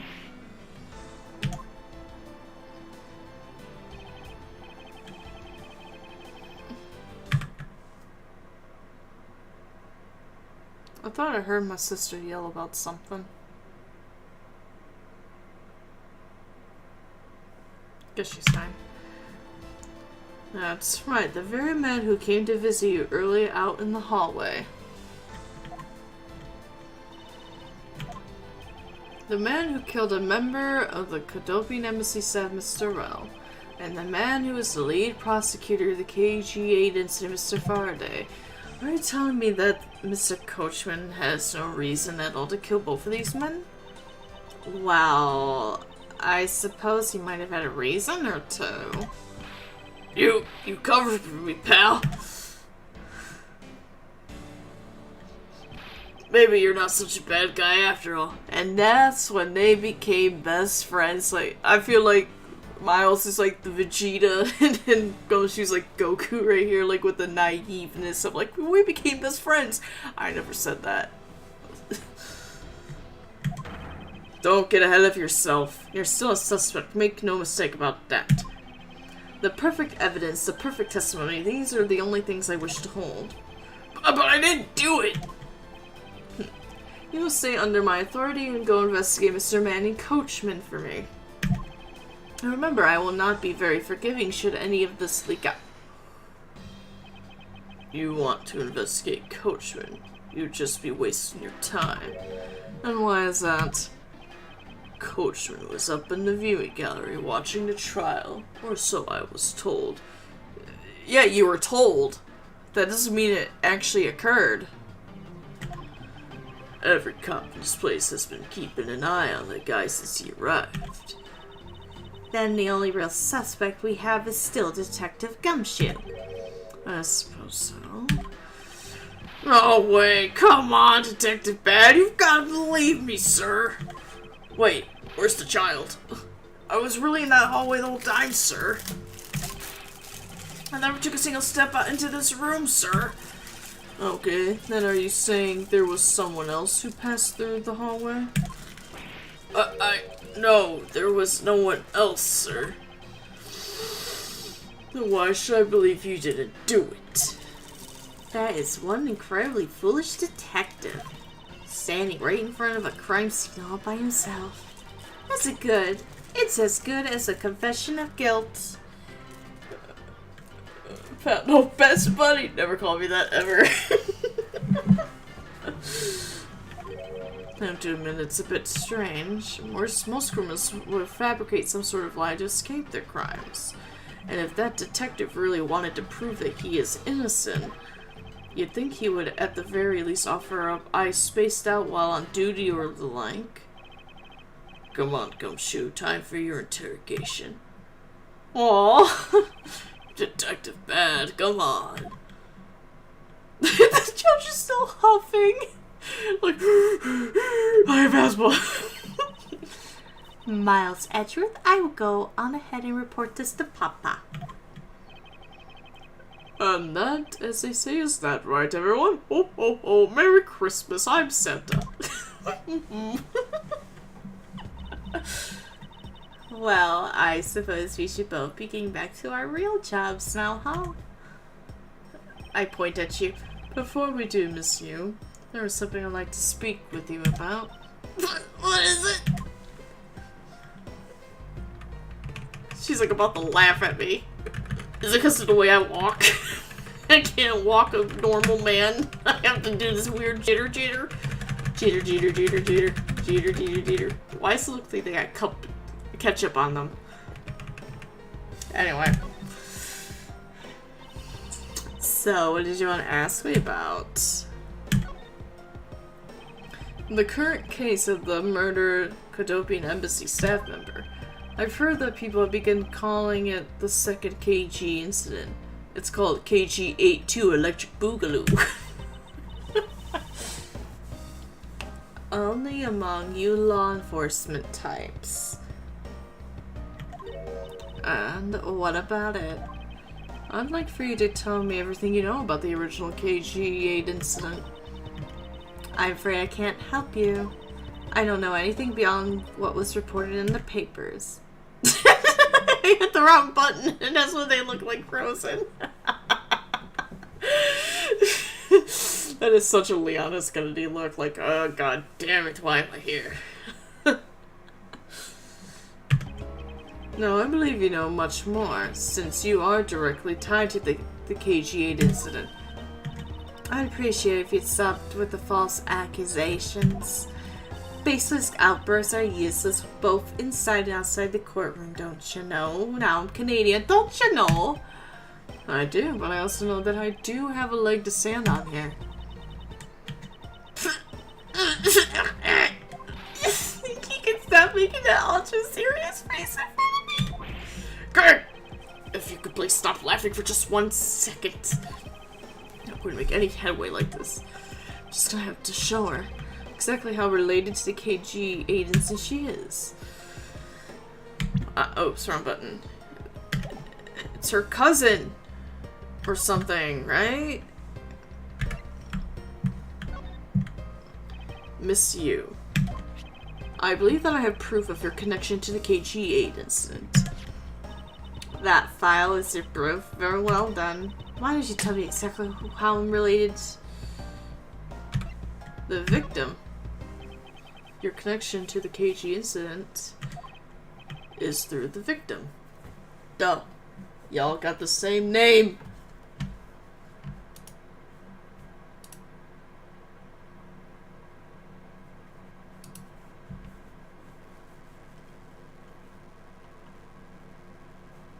Oh, I got 2 likes on the YouTube. I appreciate it.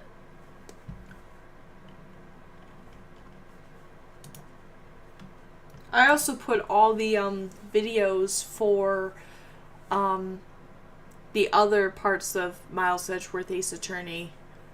So all the ones that we've done is on YouTube now. So if you actually...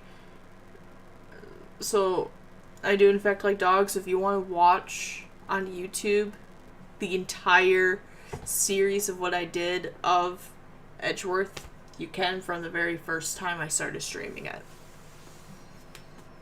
If you also desire. Like us. The victim's name is CCU. You will note that she has the same last name as you. Okay, that might be a common last name, though. I mean, Anderson's a common last name. Smith. Jones.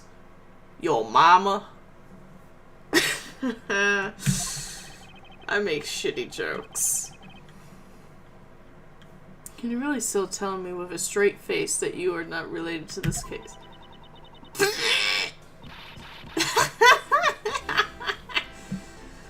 I swear, me and this bitch, we're like the same person. Like, we're just like to start laughing randomly. That is 100% me. Who wants a 6 button? Yeah, alright. Sorry, but we're not related.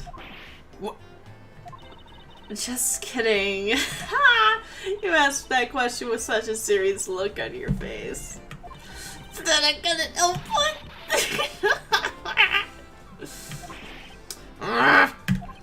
Miss Yu, I ask that you please tell me the feckin' truth. Okay.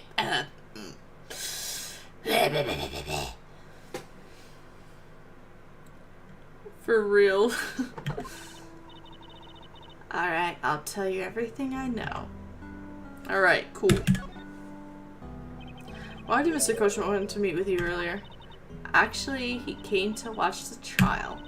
Apparently, he only found out that I was the defense lawyer on this case after he'd arrived. I figured he should say hi, and one other thing. Watch your back, bitch. Looks like he couldn't resolve anything this time, either. Too bad. What's that supposed to mean? Oh, my son with a scary face already.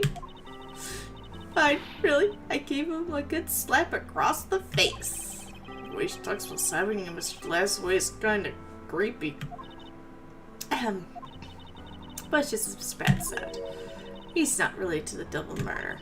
I asked around and people in the gallery claimed that he was in his seat the entire time. Talk about cruel fate. Oh, I guess I had to talk about the KG incident again. My bad. As you guessed, the one who reported the smuggling activities of the Amano group was my sister, CCU. Oh, they're sisters. It's always sisters. Eenie Miney, Mia Maya, Lana Emma. Is her name Castell? Celeste? I don't remember what her name is. I don't care anymore. Castella? Oh, fuck you. It was my sister CCU. As I thought.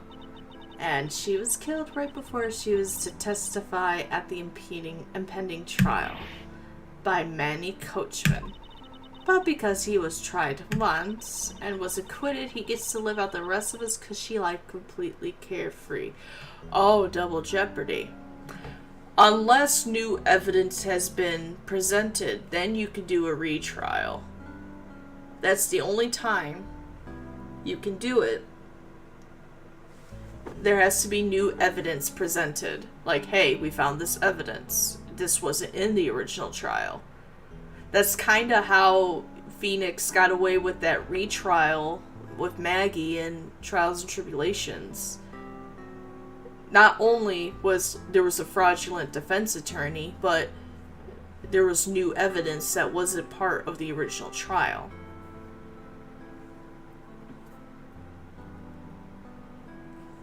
Oh, the DL6. Yo, DL6 is so intense.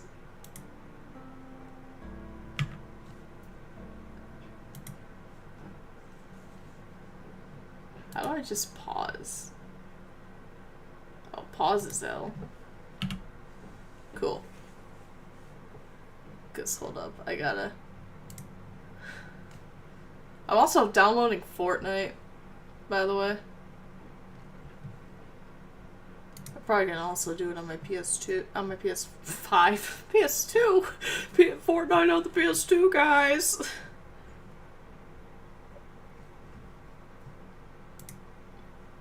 Hold on, let me get the Alright, who wants to listen to Persona 5 music? I love that shit. Alright. Ah, there he is. Moody ass Edgeworth.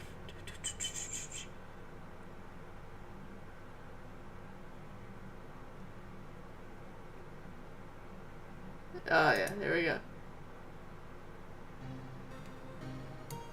Oh no, nothing hits like this track though.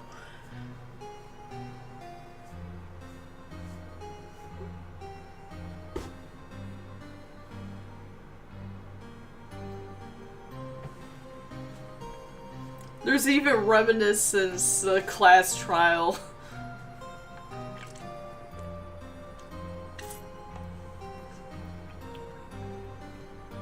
I don't know, I honestly like Maya's the best.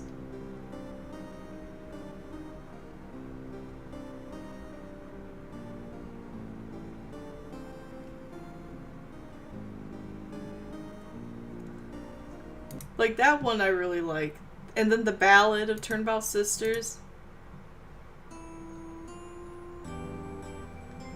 Well, that one's good. But the SL9 incident with... When Emma and Lana talk about it. That's a good one. Look at this. This hits.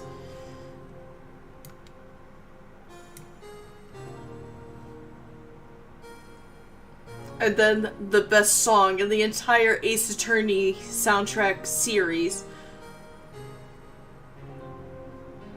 I think they also remake it in, like, Spirit of Justice and shit, don't they? But anyway, the best theme in the entire series of Ace Attorney.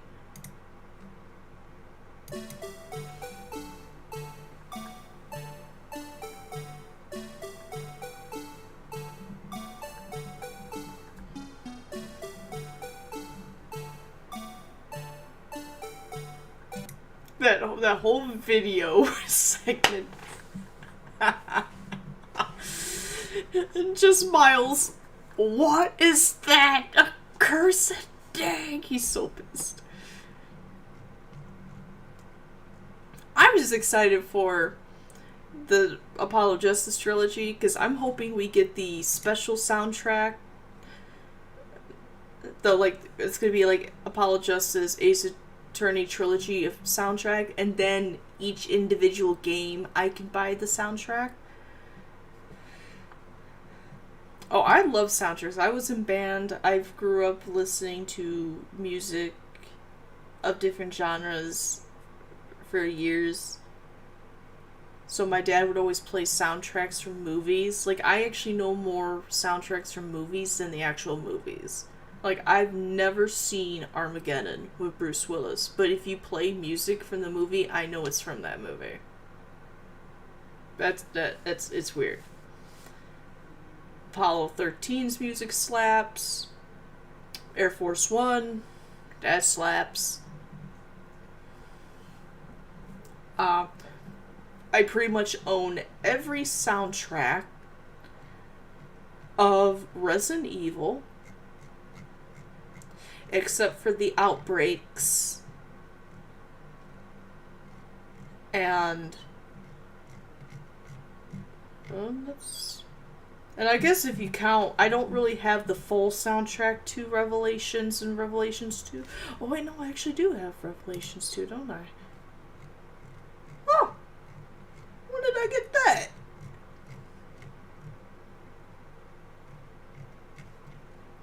Whew. Where the hell did I get that? I don't know. I guess I have it. I just don't have the full soundtrack to Revelations. Oh wait, no, I do.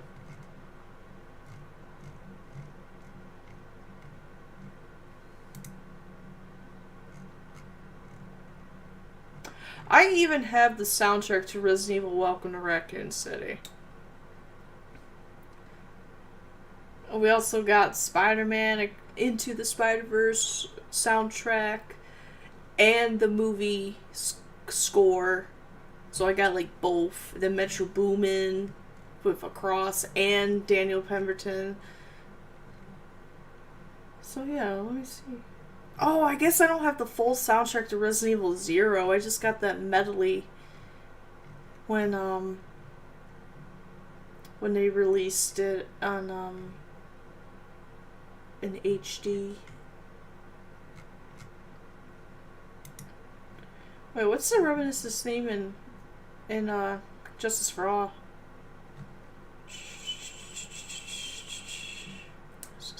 Magic Tricks. Ringtone, Pursuit. That's Dust.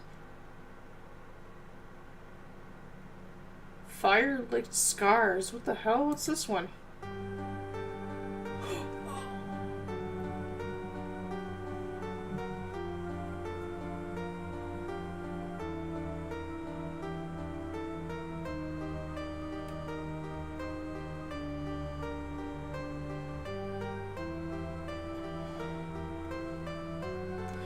Oh, is that from,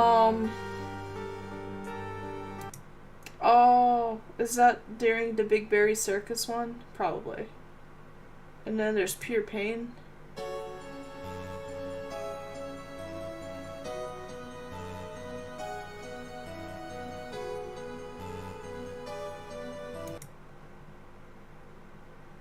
Does it?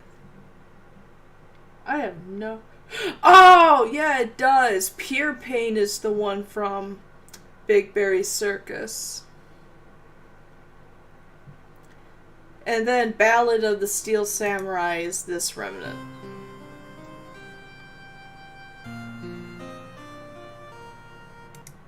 Okay.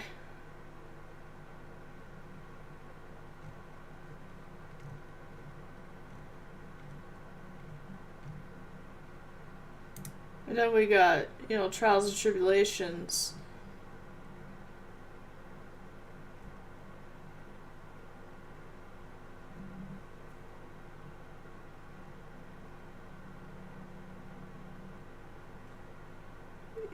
They had a lot of reminiscence themes.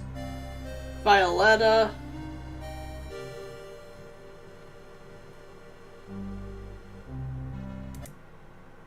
The View from Dusky Bridge.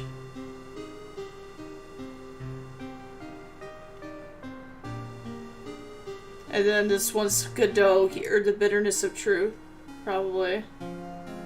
Yeah.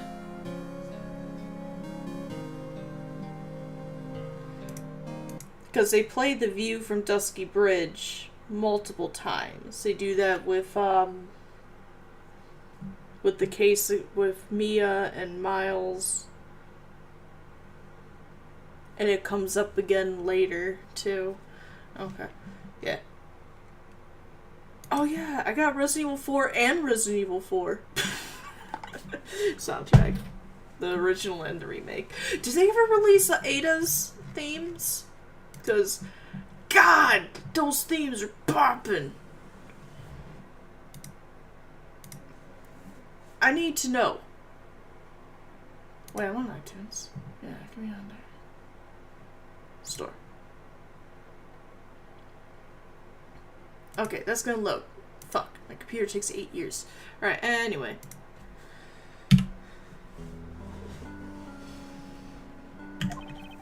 All because of a lack of evidence. Yeah, you get evidence and you can be retried, bitch. It's easy. You're an attorney, you should know that. I watched a movie about that when I was 17 in junior year of high school. It was actually a very good movie. No, I heard that the evidence to convict him did exist. What? I heard it from Mr. Faraday himself after Mr. Coachman's trial was over. Apparently, a man in black made off with the most important piece of evidence. Then the evidence had been tampered with. Isn't just like a criminal to do something like that? The smuggling ring being run out of the Amano group by one of its secretaries. They bailed Mr. Coachman out. Turns out they were in league with each other all along.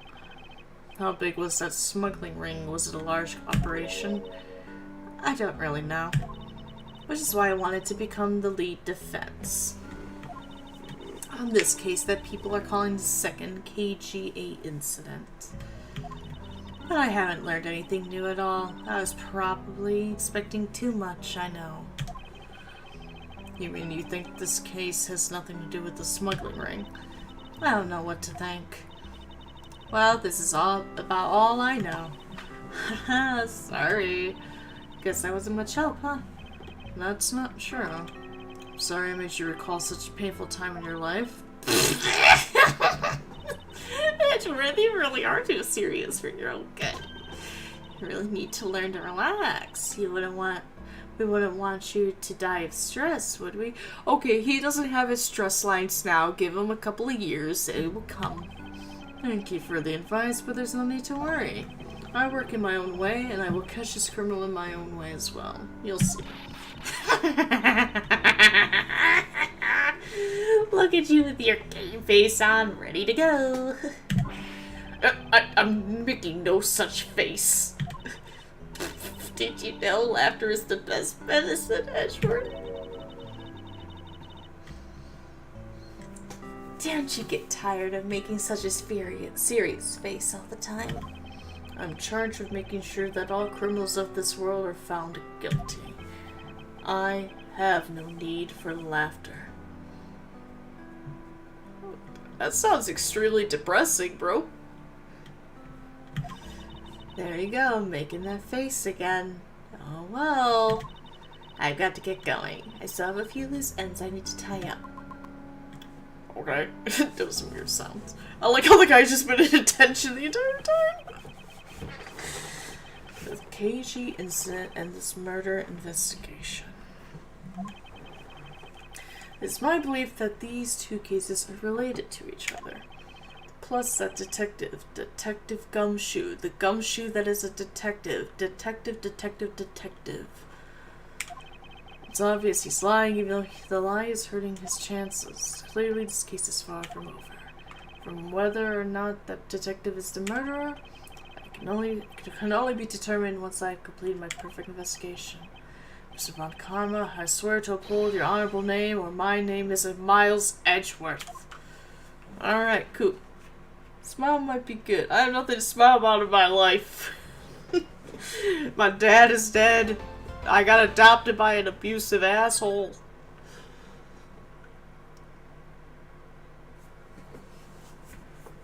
Every time I do something, people die. Like I'm starting. Oh, come shoot! What are you doing? He's like, wee.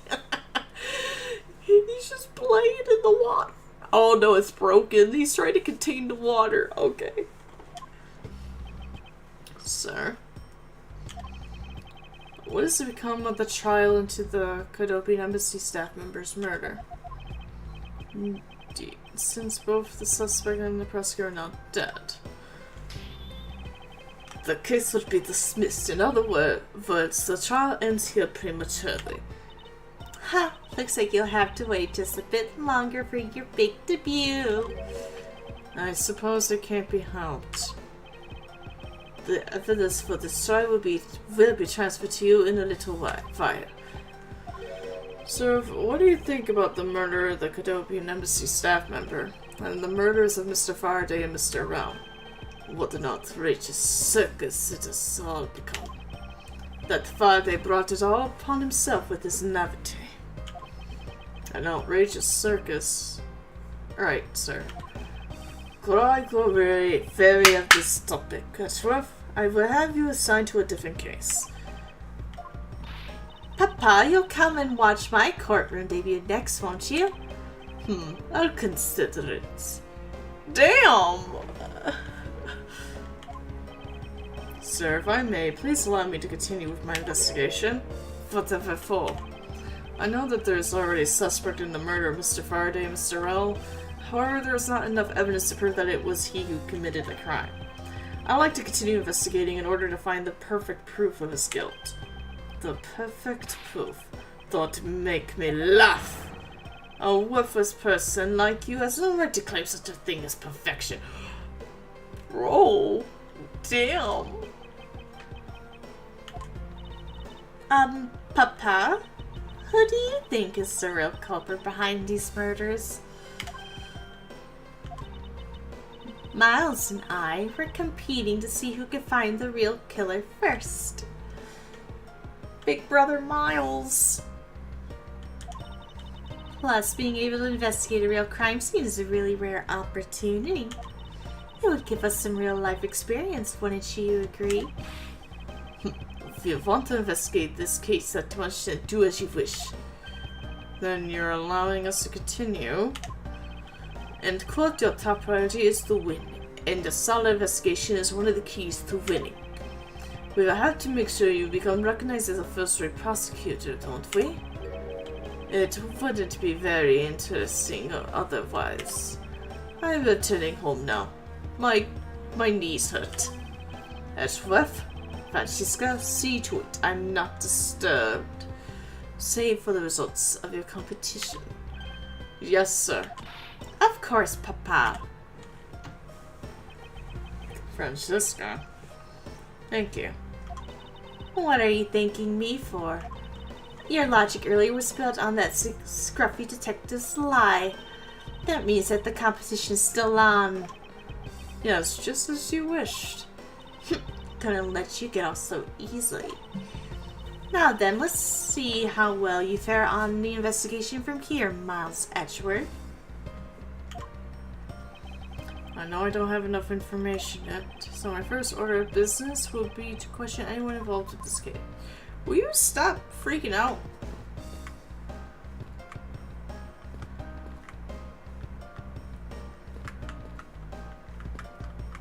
I guess I'll talk to you again. Miss you. Oh, it's you, Edgeworth. And who are you? Wait, you were at the crime scene just now, weren't you? You should be disbarred for not knowing who I am. Damn, they just like to disbar anybody. I am Francisca von Karma, and I am about to become the successor to the family name. About to? I guess that means that for now you're still just another kid. In which case, it's only natural that I didn't know who you are. What? Whipper. Why are you whipping me? Anyway, it looks like they're planning to hold the evidence a bit longer. There's one thing I can't stand. It's waiting. If there's one thing I can't stand, it's standing. Terribly sorry, but I have a few more questions to ask of you. Look at your eyebrows scratched with lines on your forehead. that to ask you. Well, what exactly is so funny? Sorry, I'm just bad at dealing with super serious atmosphere. Then why are you a lawyer? Apparently, they failed to teach you proper behavior at a crime scene in law school.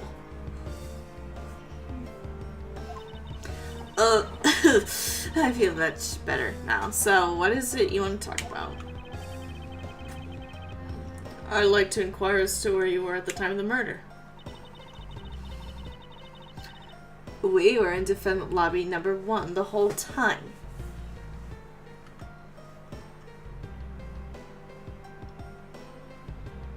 Up until we heard the gunshot.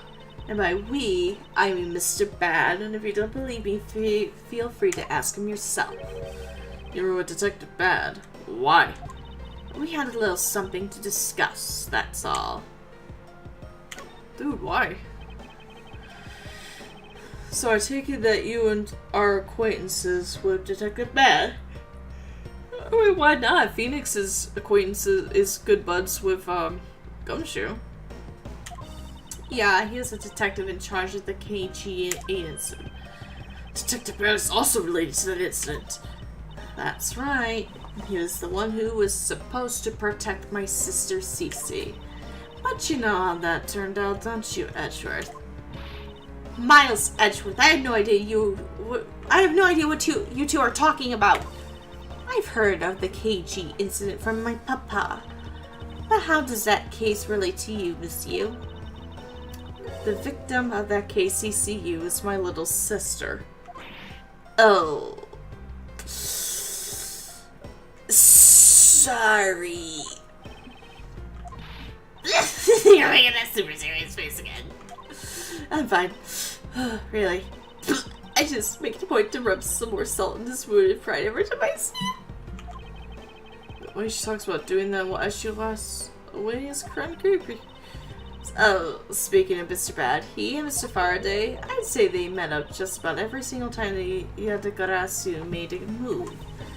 It was practically a given that the two would meet up at every one of the crime scenes. I see. He did mention that he is in charge of the Yatagarasu investigation earlier. Maybe I should ask her what she knows about the Yatagarasu in more detail. Well, I'll get to that later. You claim that at the time of the murder you were with Detective Bad. But don't you lawyers usually discuss the trial with your clients during a recess? We do, and that's what I was planning to do. But Mr. Faraday was being rather threatening, and he dragged Mr. Rell away. After that, Mr. Bad came into Lobby 1, so we just stayed there and talked. And what did you talk with Mr. Bad, Detective Bad about? Nothing interesting. I just insulted him some. Talked about how the trial was going, and then I insulted him some more. Damn, I just thought I'm fine, Metelli's and an Apollo exclusive.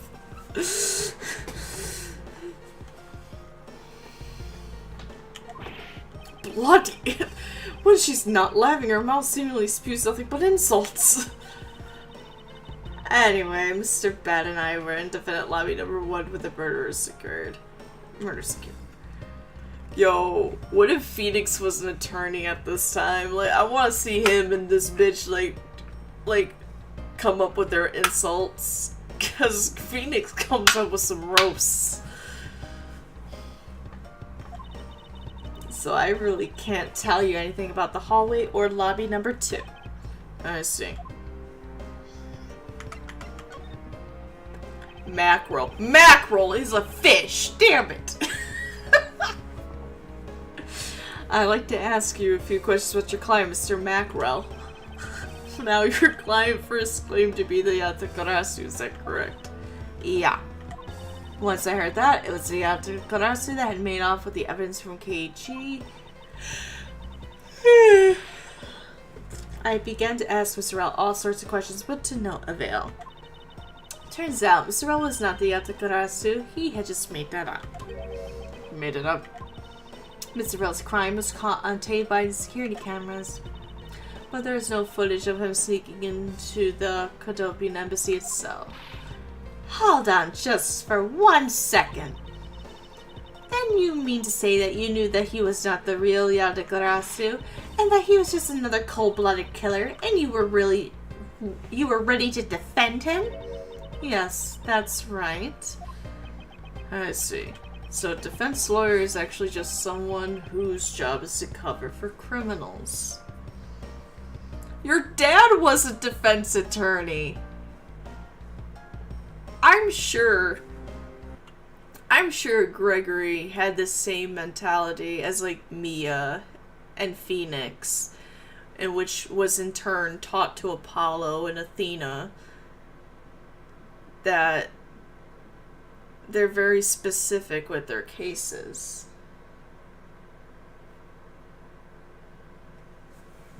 Like, on who they defend. Like, I'm sure Gregory wasn't like, I'm defending every bitch on this damn planet. Like, he's like, are you sure? I'm like, I highly doubt he just defended anyone. He was gonna only defend people if he knew for sure were not the murderer. Like, he could defend them, and they get an actual chance at a trial. Christoph Gavin, on the other hand, I think him as an attorney didn't really care what happened to the client. If he got a win or a loss, it didn't matter. As long as he was paid, and it made him look good, like as a competent attorney. So, yeah, this guy murdered 5 people, but was it really his fault? No. Because as much as people don't want to admit, everybody has a right to a fair trial. Even if said dude murdered 5 guys, if your state has like the death penalty or something, they can't just say you're going on death row like right now. There's a process. Let's go level 2.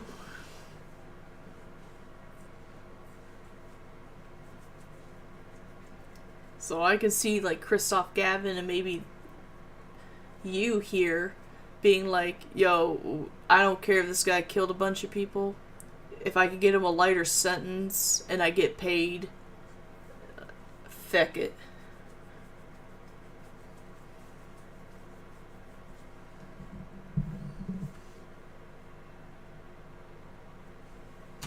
Phoenix is like, stop bringing me up.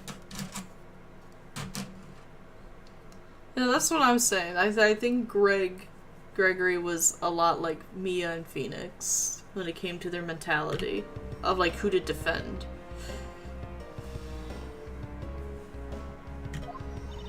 That's why defense lawyers are so detestable. But they are no match for us Von Karmos. I don't know, you sure about that? Phoenix kicked your dad and your ass. And Miles' ass. He kicked your entire family's ass. The only member he didn't kick the ass of was your sister, the granddaughter, and the dog.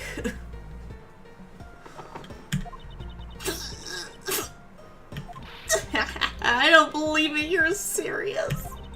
Why don't you save that face for something really worth being serious about? And Edgeworth, do you remember what I said earlier? I have my own agenda. I still have the hunt for Lise regarding the KG8 incident, alright? And for that, you have not a single qualm about defending a known killer.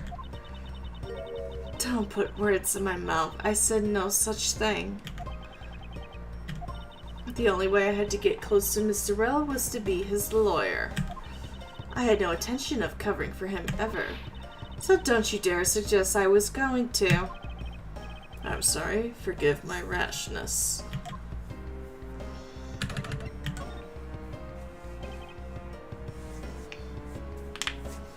Monsieur, I was wondering if you could tell me about the Yatagarasu. The Yatagarasu, huh? I don't really know much about that character myself, but I do get a lot of consultation requests from companies to defend them. Requests from companies? The Yatagarasu isn't some petty thief out for money, you know. Alrighty, then. Perhaps Yatagrasu is in the business of stealing people's lives. You're not very funny or witty, are you, little Miss Von Karma? Alright, I will whip you. Francesca, be careful about who you whip. Choose carefully.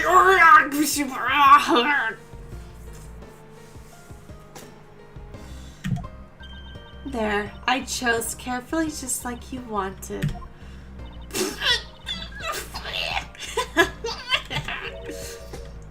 Francesca's like, why are you laughing? This is a normal everyday occurrence. I whipped my brother. You know, the little sisters of Ace Attorney like to torture people. Francesca likes to whip her brother, and Trucy likes to put her brother in magic boxes and try to saw him in half. Perfectly normal.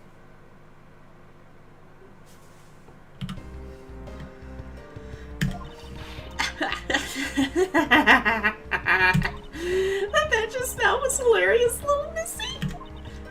Of course it was. What is going on with these two women? Why does my pain give them delight?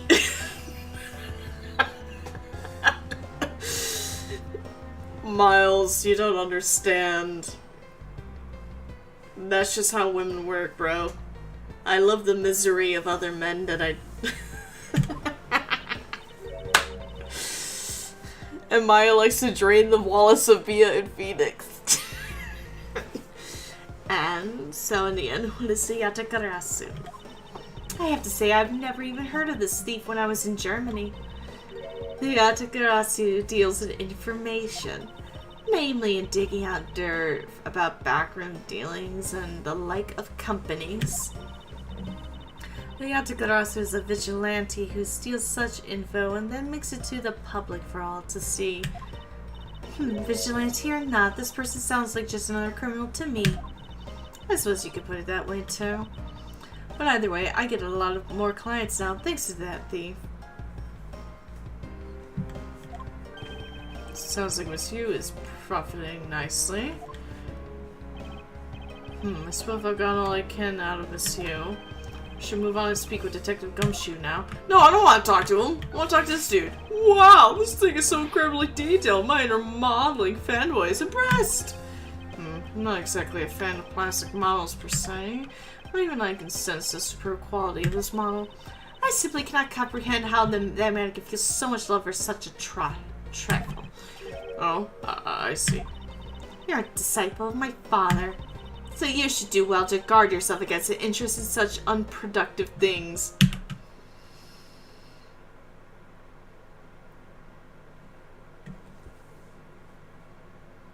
Guard yourself against an interest in such unproductive things.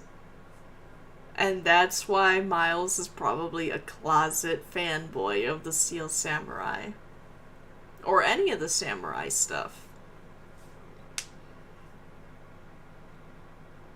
That's why when he became an adult and got adult money, he's like, I'm buying all the shit I want. He's like, he's got the statue, he's got merch, he's got every season and DVD, Blu-ray, combo, 4K, Ultra, digital codes. Like, he don't give a fuck. He's got a plushie, he's got posters.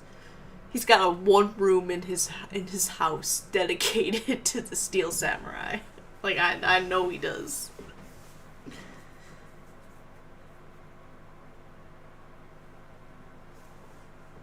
Like, you cannot at me on that he does not have at least a room dedicated to Steel Samurai.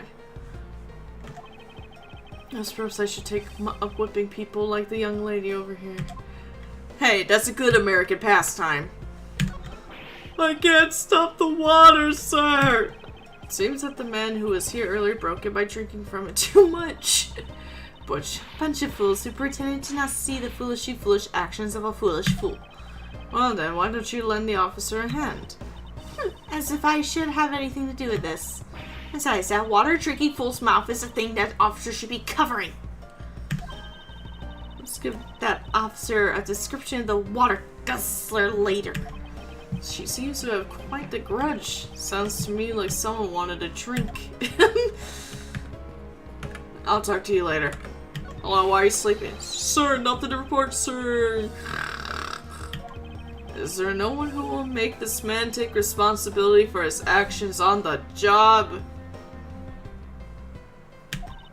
Looks like we have no choice but to report this to Papa. Then, this guard can have fun in a waking nightmare after being awakened from his dream. Actually, let's not. I kind of feel sorry for him now. He's like, oh shit, don't tell your dad. Hey, what's up? No. Oh, what's the matter, officer? I've been standing here forever, sir, and I really need to go to the bathroom. Why don't you just make a quick trip? The nearest one isn't that far, is it? Oh no, it's a short way down the hall beyond these stores, but I don't want to be blamed for anything that might happen while I'm gone. So I'm gonna hold it. Perhaps Detective Gumshoe can be a positive influence on the force after all.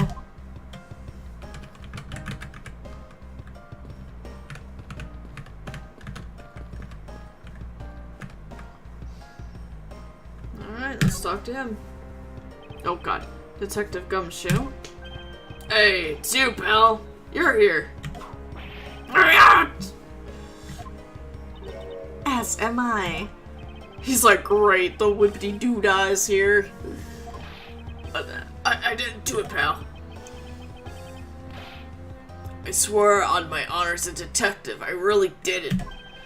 Your words are useless. I place my trust only in the evidence, detective. Once the investigation is fully over, and should we find out that you're not the killer, there will be that you are the killer, there will be no mercy to be had for you. I have a heart, pal, damn! But you're not worried, right? After all, you have nothing to worry about if you really are innocent, that is. That's right! Hey, pal, go and do your perfect investigation and get the real killer for me, will ya? I would have done so even had you not requested me to, detective. Aw. So, you and Mr. Faraday had a small meeting last week, did you? And what exactly did you do to make him so angry? I just asked Detective Bad the same thing myself, pal. Turns out he's mad at me because of my very first day as a detective. I reported in at my usual post instead of the Criminal Affairs Department. By the time I got down to Criminal Affairs, I was really, really late. And that's when he gave me that huge speech. I remember doing the same exact thing in elementary school.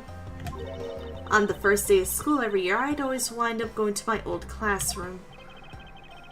How pathetic for the detective to be compared to a mere schoolchild. Aww. I like how, even Francesca would make that kind of mistake. As perfect as she is.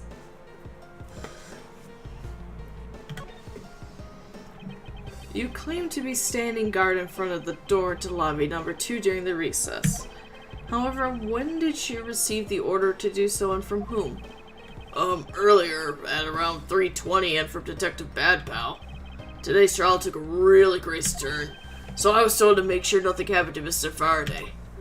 And yes, something did happen to him, correct? He's dead.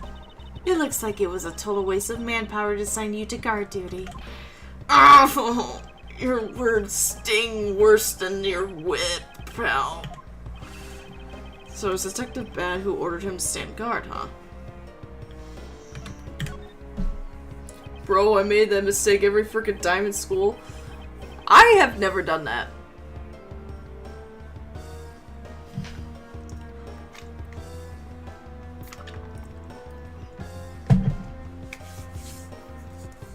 Surprisingly, as dumb as I am. You claim to be standing guard in front of the door to let you hear in the recess. However, when did you... Oh, wait, what? We already did this. I clicked on the next step. Now then, Detective Gumshoe. Is there anything else you'd like to tell me? Nope. Not a thing, pal. In that case, allow us to take a look at what you are carrying in your personage. On your personage. Hey, that's my trench coat. Wait, you can't do that. Bitch, I'm tiny. I can do whatever I want. There's nothing of any particular value here. Well, my handcuffs and badge were confiscated by Detective Bad, so, you know. And what is that open envelope I see sticking out of your coat pocket? Hands off, pal! Just show it to us already. Whip! Ow! Annual bonus check within $5 total.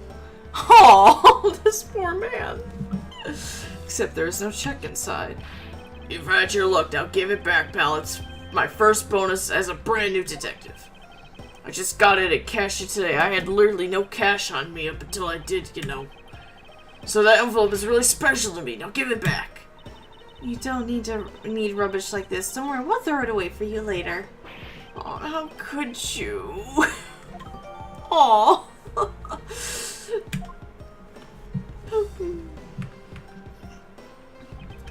I'm sorry, but I need to take him in for questioning now. I think I've asked him just about everything I needed to. No, wait, since he became a suspect, there is one piece of evidence I should reconfirm. Officer, I said you wait a second. I still have one thing I'd like to reconfirm with Detective Gumshoe.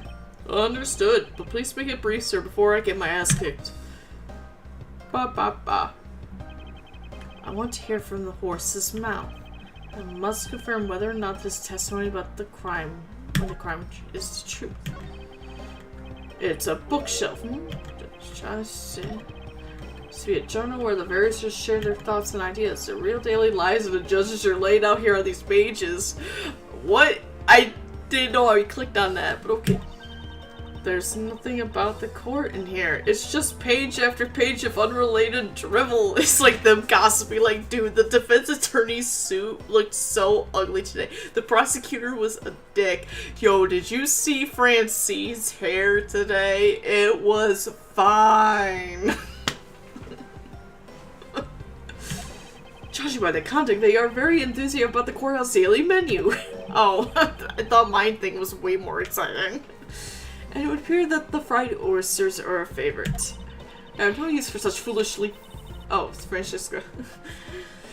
I have no use for such foolishly foolish words from the foolishly foolish crowd. What the fuck fell?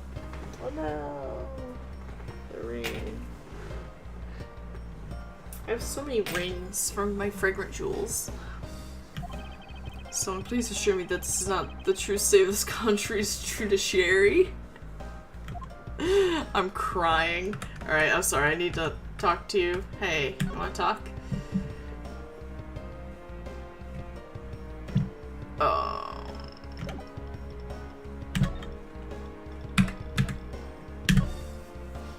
You told me earlier that you heard no sound other than the gunshot out in the hallway.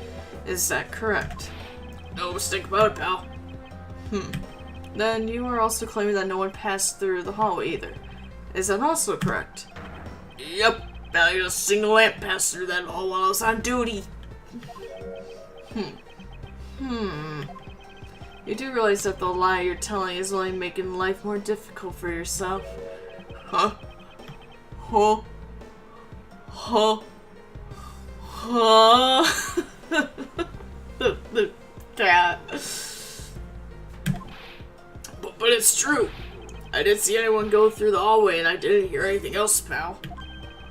I bet the killer found a way to kill the guys that's found a way to kill the two guys that's beyond what I can even imagine.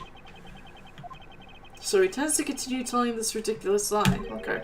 But why would he do so given the situation he's in? I believe a thorough investigation of the hallway in front of the defendant lobbies is in order.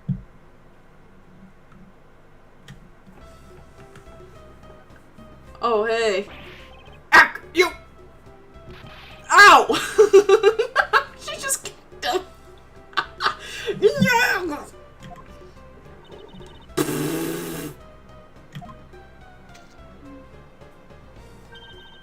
How could you not notice that coming? My ass!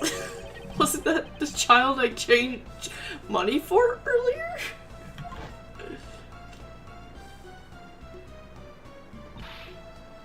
Thanks! That's exactly what I needed. Kids can sometimes be so cruel. I imagine that's what Apollo did a lot as a kid. She just kicked people. He's like, fuck you. That's why I made him so feisty in the found turnabout.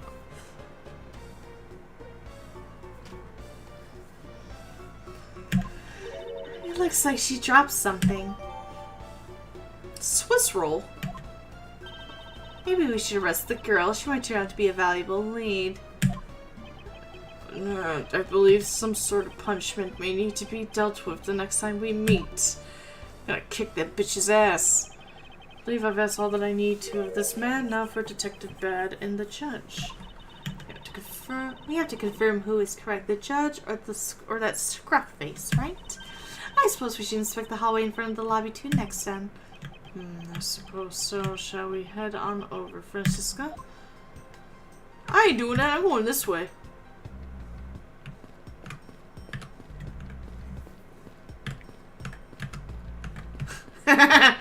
I am now Judge Edgeworth. Hear me roar. You go. This must be the judge's desk. You can tell by the gavel sitting on. Oh, that's Francisca. This must be the judge's desk. You can tell by the gavel sitting on top. I had a dream once that I was being squashed from above by this gavel. You're such a weakling, Miss Miles Edgeworth. You have no idea how frightening it was. Ha ha! That's a callback to Phoenix in the Lost Turnabout. I could totally imagine Paul just kicking a witness butt when they're lying, and Phoenix just there like, kid, go easy on. We don't want another lawsuit. Paul, God damn it! Stop maiming people, kid. Jesus.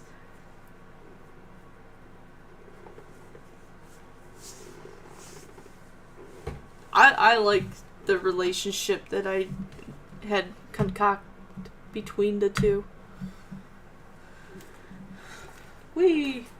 I just wanted to go into the webcam real quick because I want to add my things here. Boo, boo. Here, we need our Christmas lights. Christmas time is here. Yeah, we'll put it at the bottom. Fuck it. We'll be untraditional. Beautiful.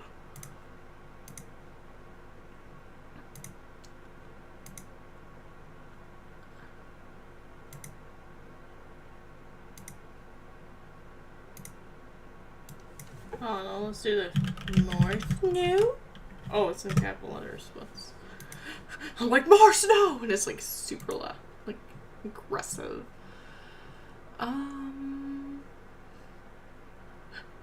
Dad Nixon Feral Polly gives me life. I mean, the way that Apollo is in the games and shit, he seems pretty feisty.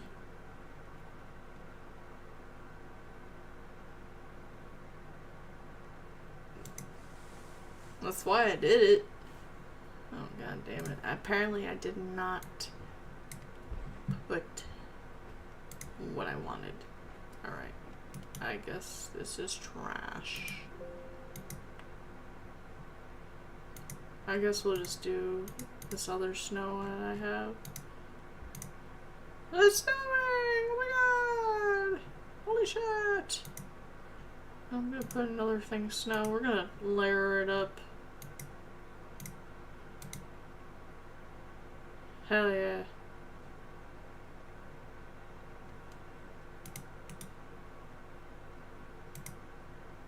Okay, have it on loop. And are you on loop? You are on loop. Perfect. Wait, I can make it faster? Go faster! Fast! Oh, wait, no. Yes. Fall faster, snow. Faster. And it's constantly snowing in this bitch. I'm gonna be snowed in. I'll be snowed in no time. Snowed in! Snowed in tomorrow, yay! Snowed. In Arizona. Snow. Damn. What are you doing? I would have laughed so hard if you had lived in Phoenix, Arizona. I ain't gonna lie. I want to point that out to you. I live in Michigan, bro. It can literally snow potentially in October. I've done trick or treating in winter coats because it was snowing. And I've had snow still fall and stick to the ground until the mid-May. I was so close to getting a June snow. Although they're like my people have told me that it has snowed in June before, but it just didn't stick to the ground. It just kind of fell and then like dissipated. But it has happened in Michigan. We have had snow in June, but in my lifetime I have seen it snow and stick to the ground in mid-May.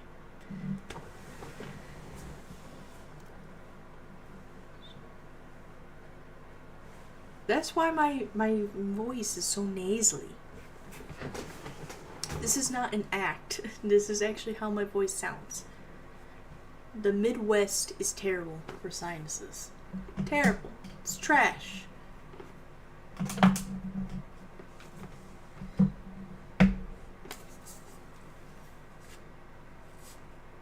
It's horrible. I'm gonna have to go on my Etsy account and download the other file. I could have sworn I downloaded a transition.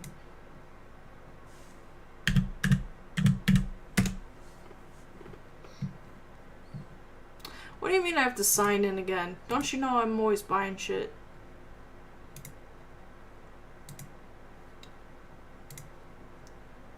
I don't know why they try to do things. Try to do me dirty.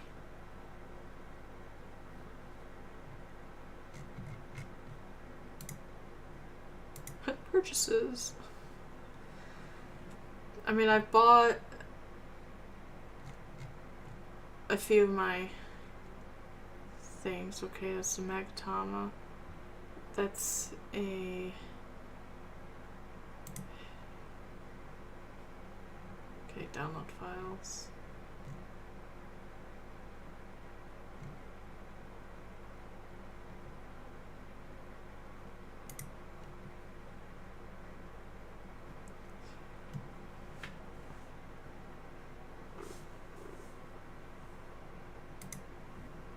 Huh.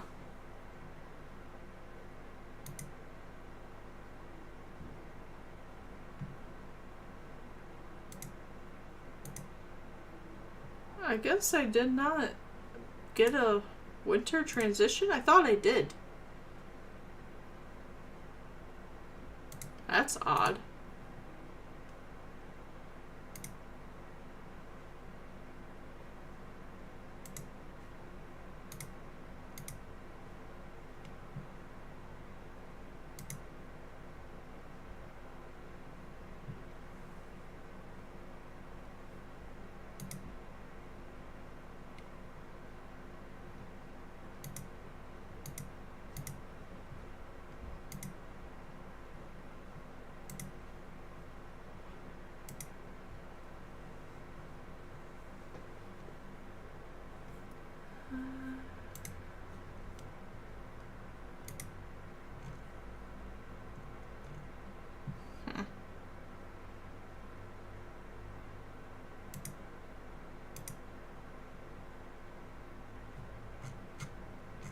Okay, I guess I'll have to look later on that. I did buy me an Amazon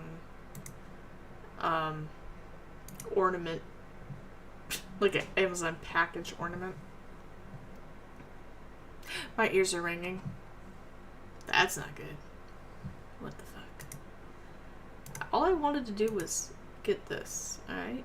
This is all I wanted.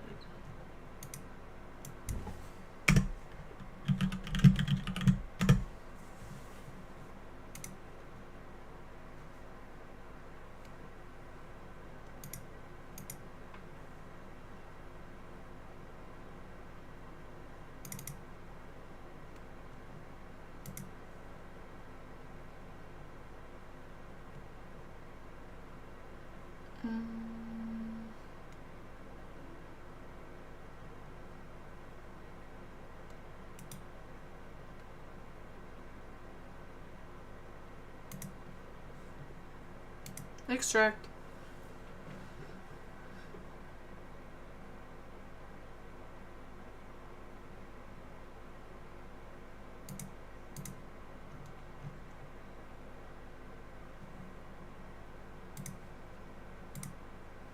There we go.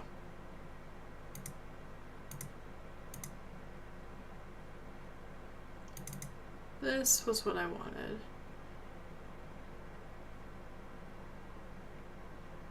Praise them.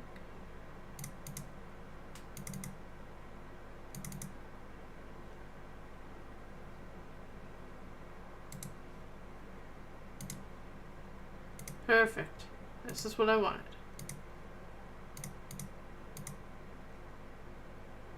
Oops. Wanted the loop. Perfect. I did it! Oh shit. That's what I wanted.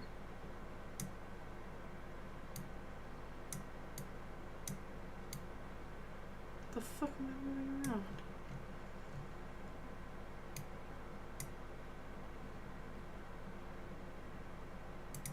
I'm gonna lock those. I locked it. What do you mean? I hit lock. Lock. Thank you. Oh my god. I just want this over here. Perfect. Is this a streaming? Is this a gaming channel or is this a fix my layout channel? Look at that. We're here for the holidays. Look at us. We're so festive. We're so festive. I'm gonna be snowed in 10 minutes. I guarantee it.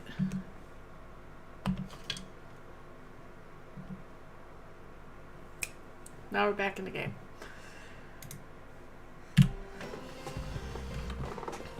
Anyway, I like how Miles makes a reference to Phoenix, basically. Snow!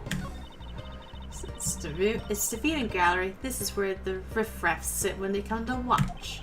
Situated at the same height as the judge's bench. I wonder if that's to represent the intense scrutiny of each and every case from all sides. Miles Edgeworth, are you or are you not man enough to stand up to all those eyes? What sort of course I'm man enough. What the fuck was that? It's the defense attorney's bench.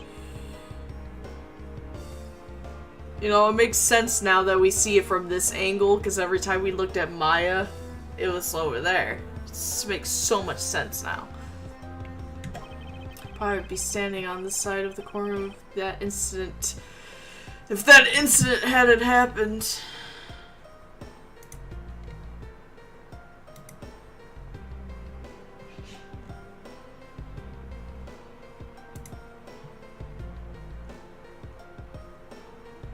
Has to find it. Give me a second. I'm gonna bring it up. If that incident hadn't happened. He's like remembering it and this music is playing. Anyway, that'd be so funny. Oh, what the fuck? Why am I going to Linked Horizon with the first season of Attack on Titan? Okay. That shit was jamming, don't lie. What are you thinking about?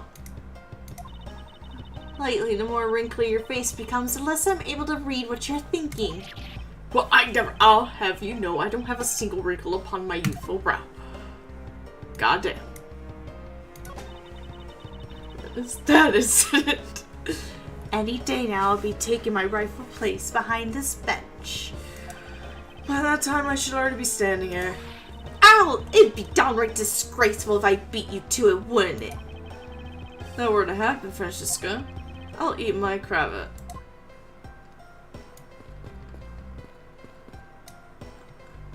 Alright. Let's go. I like how the music's like skipping and shit. Yes, Judge. I got you. So, did you see anything else? No, I don't think so. Let me see. Well, thanks for your cooperation. Oh, it's nothing. Just doing my duty as a defender of the law. That'll be all for now. I'll ask again if I have any other questions. Anytime, Detective. If you excuse me, I have a few loose ends I have to tie up. He goes right to the vending machine. Oh, you're that new prosecutor Mr. Von Karma recommended, right? My name is Miles Edgeworth, Your Honor. And I'm Manfred Von Karma's daughter, Franziska Von Karma. I'm set to become the successor to my genius father any day now, Your Honor. I see, Mr. New Prosecutor recommend. I thought. Are you alright, Your Honor? Please feel free to refer to me as Miss Von Karma, Your Honor. As for him, just Edgeworth is fine. Apparently somebody doesn't feel that I'm worthy of a proper title. Oh, very well then. I shall call you Miss Von Karma and Mr. Prosecutor Edgeworth. Your Honor, Mr. Edgeworth is fine, sir. Now about your earlier testimony. What do you mean, Mr. Edgeworth? I thought Mr. Edgeworth was your father. That was a funny joke. Oh, that was good. That was good. Yes, what about it, Mr. Edgeworth? I would like to ask you a few questions about what exactly you saw. Alright, after all, it's my duty to clarify my testimony as a defender of the law. I just wanted to get the courthouse special. Greatly appreciate your cooperation, Your Honor. Swiss will drop by the it says courthouse special on it. Ooh, wait, I can move it around? Courthouse special Swiss rolls. Is this being sold somewhere on the premises? Don't recall seeing a restaurant of any sort in this courthouse. Someone doubt you'd find junk food like this on a restaurant menu, Franziska. Well then, where do they sell these things, huh? A convenience store, I suppose? Well, I'm sure there's no convenience store in this courthouse, Miles Edgeworth. Where in the world did this come from? You should reinvestigate the vending machine sound that you have, Franziska. You'll get some funny dialogue. Oh shit, really? I just want to know why these Swiss rolls are $6. Like, this is some Cedar Point prices, bro. Oh, can I bet? Larry had no money on him until he cashed this. My poor buddy. My poor Gumshoe. I love Gumshoe so much. Now, the first thing I will need to do is figure out that detective's exact movements. Oh, shit.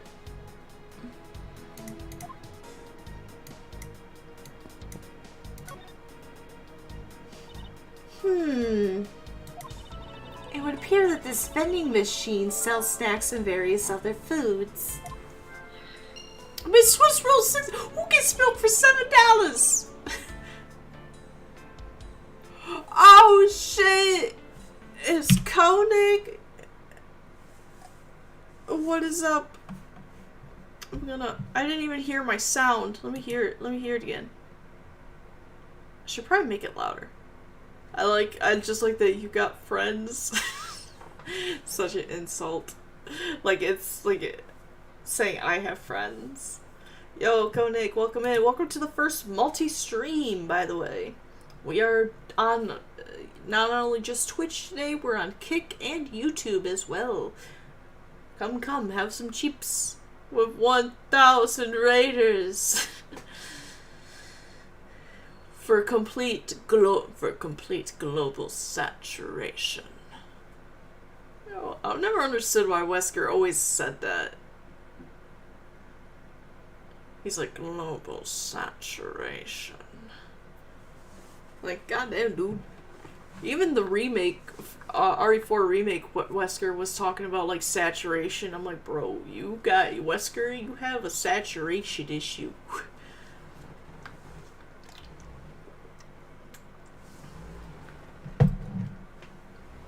I don't know, how was that Wesker impression, by the way?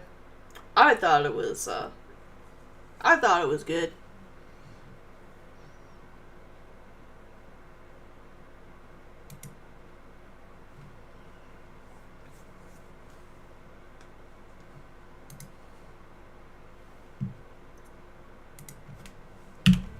Just lovely. What will they think of next? Don't be a jerk in court like these beef jerks. One packet for $9. Defendant's fresh milk. 1/2 pint for $7. What do you mean defendant's fresh milk? Who is being milked? Please tell me it wasn't Mia. Please tell me it wasn't her. Oh, no female lactating defense attorney would be safe. They're being milked. Stay neutral as the Swiss do until the end with these for $6. They're awfully overpriced. The lineup is simply awful, period. Speaking of snacks, I wonder if that Swiss roll that the little girl dropped is from this machine. I was wondering about that myself. Stay neutral as the Swiss do until the end with these. The end of what? Well, I assume it means the end of the trial. I suppose this means that one should eat these during a recess? Can't eat during a trial, so I suppose the only time you can eat them is now, huh? Wouldn't mind if you wanted to eat one now. They come in packs of 2 after all. We're in the middle of an investigation. Besides, I don't have $6 on me. If you want, we can pool our money and buy it back together. Like, Edgeworth's like, yo, I only got like $2. How much you got? She's like, I got 4. Like, Von Karma doesn't even give him, like, allowance.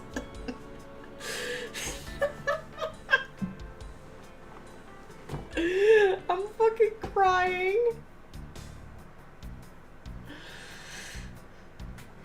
I have tears. This shit is hilarious.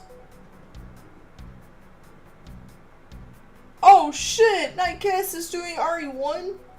When's the last time he did that?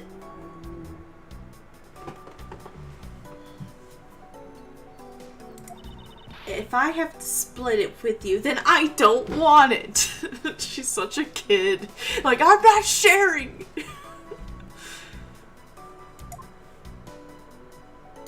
Alright, oh, we got a hot dog. When you're in hot water, you might need a hot dog. Why are you getting hot? You know, I'm not gonna lie, Japan has, like, the most amazing vending machines. I've seen them. They, like, make a whole ass pizza in front of you. Compared to our vending machines in America, ours is shit. We might as well be eating garbage. Japan's like, yo, you want underwear? I got you. You want a pizza? I got you. You want coffee and panties? It's in this machine right here. It's just the sibling dynamic is strong with these two. Fuck yeah, it is. It looks like this slogan was decided through a public contest. And the winner was prosecutor Winston Payne? What a pathetic slogan. No presence at all. Now, if it was up to me, it would read, if you leave matters in the Von Karma's hands, everyone in court will be found guilty. Dogs. Objection. Overrule. Overruled. Beef jerky. Alright, cool. Don't be a jerk in court with these beef jerks, I see. Why you got your adult voice there? Miles Edgeworth, wouldn't you agree that it's a very clever pun? Do you really think they put that much effort into the product name? Even a foolish fool could understand the foolish thinking of the fool who made it up. You're acting so foolishly. You're acting so foolishly that I got so thoroughly mad, and I am now utterly famished. If you wanted a pack of these, all you had to do was ask like a normal person. It's almost like a Maya and Phoenix situation, but like... but not. He's like, do you... Oh, they accept credit cards! Papa, can you give me $6 for this Swiss roll? I don't have $6. What? Then how much do you have, Papa? $2. What? Oh, I have $2. Don't let the prosecution and defense make a ham sandwich out of you. What? Sounds like it's directed at the ham of a judge. Well, it certainly isn't directed at me. I can outmaneuver him any day. Why is orange juice $9? Who is making these prices? They're like, yo, we had to put these vending machines in. They cost a lot of money. When it's looking bad, blind your opposition with some OJ. Are they promoting violence? Don't worry, my whip will make sure that anybody following this advice won't be for long. Compared to the sting of a whip, the sting of orange juice may not be so bad. Defendant's fresh milk. What exactly is that supposed to mean? I bet it means that the milk is freshly milked by various defendants on trial right now. No, I think it might mean that this was milked right here from the various defendants. Miles Edgeworth, you can't possibly be serious. Of course not. Oh, it's defendants. I thought it was like defense, like the Francisca and Edgeworth's dynamic is Phoenix and Maya's dynamic without all the flirting and romantic tension. Yo, so many there's a person I follow on Tumblr, and she posted the like screenshots from the anime, the games, the manga, and she's like, what is with these tags that they're being siblings? Do you grab onto your siblings and climb on your siblings like this? Because that's fucking weird. Like, what kind of sibling dynamic do you have? Because you need some therapy. And I'm like, damn! That's accurate! Like, if you think the way that Phoenix and Maya interact with each other is sibling behavior, that's odd. Sorry.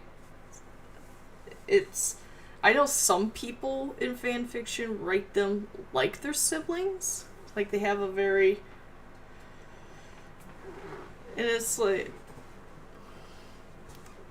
And I can see on... If they were more on the Ace Attorney 1 side, where she was like a teenager and she just had like that one-sided crush and it didn't go anywhere. But the second and third game was heavily implied that they both like each other.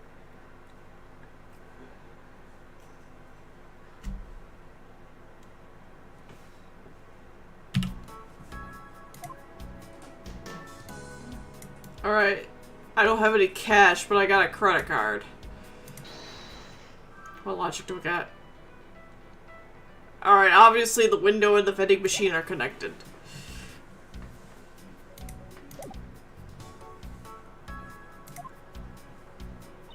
Yes, what is it? Oh, I don't want to talk to you.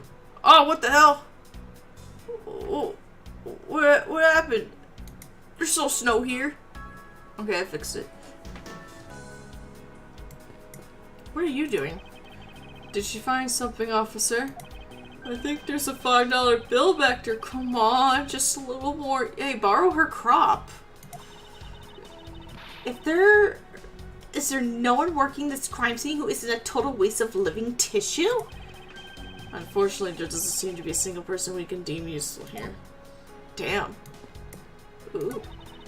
Doesn't look like there's anything contradictory left in this area. I suppose not. Perhaps I should check somewhere else. Dude, what are you dusting? Justice!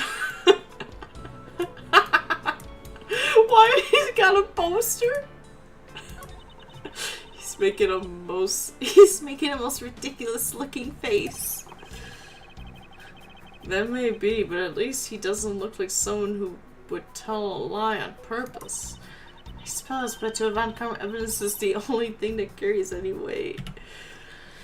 And 2-4, Phoenix literally calls mine as his most special person right in front of Edgeworth. You can't deny they love each other. Come on now, y'all. I mean, and I also understand why people have the Narutomisu, or, you know, the Rightworth ship, because that's, like, super heavily in here. And, like, in the games. Totally makes sense. I get you. Makes sense.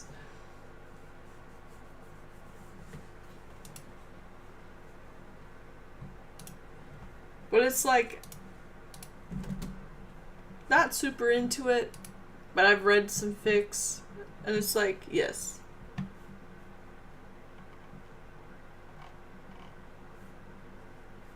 Totally makes sense.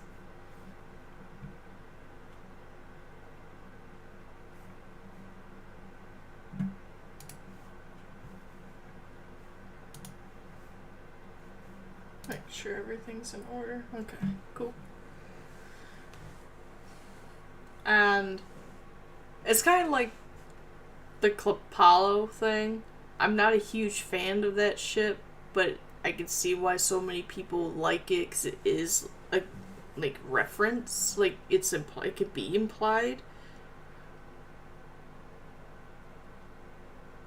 But that's why I also like Emma and Apollo. Because literally their interactions in Apollo Justice Ace Attorney, I was like, yo, they're cute. They're flirting. She literally throws a snack to him, the snacku to him, in the middle of a trial. Come on. Like, she's eating a snack and Apollo's like, can I have one? And she's like, here you go, boy. He's like, nice. And he's munching on it and he's like, yeah, you know, we're talking, Like, come on. She shared her snacks with Apollo, for God's sake. Oh, that woman don't share her snacks.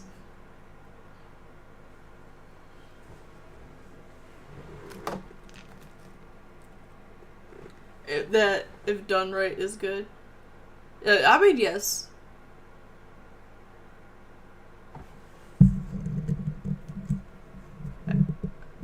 It can be. What's that, right? This poster seems to be of no use to us. Fuck that poster.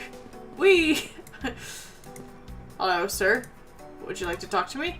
Have you found any suspicious fingerprints, officer? Nope. Just fingerprints of those involved with the case, sir. Guess we know all the players in this case then, huh? It might appear that way, but I have the nagging feeling that we're missing something. And I swear that we're missing is hiding right here at the crime scene!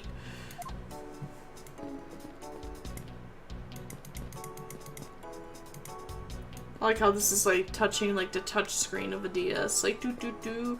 I actually need to buy this game on the DS itself.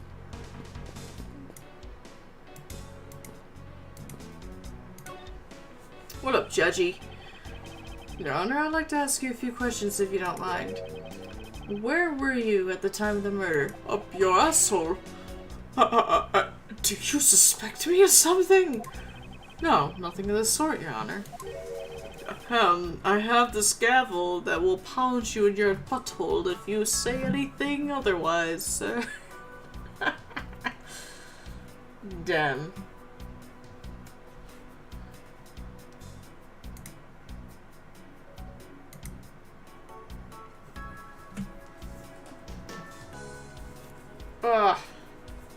Itchy.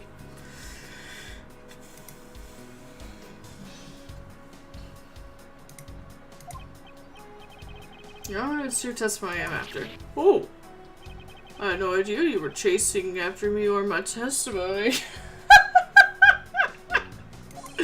I'm beginning to sense that I might want to avoid being in a trial run by this judge. What do you mean? That's all he is! He's the only judge here!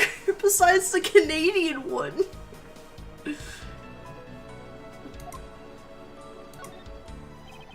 Let's see here now then, how should I put this? When you get to be my age, you need to pay more frequent visits to the restroom.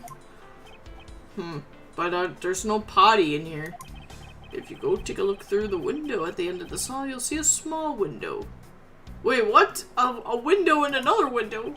That is the window to the men's restroom. In other words, you can see clearly into this hallway from the men's restroom. Wait, is those ants? And didn't Gumshoe say there was no ants? I'm crying.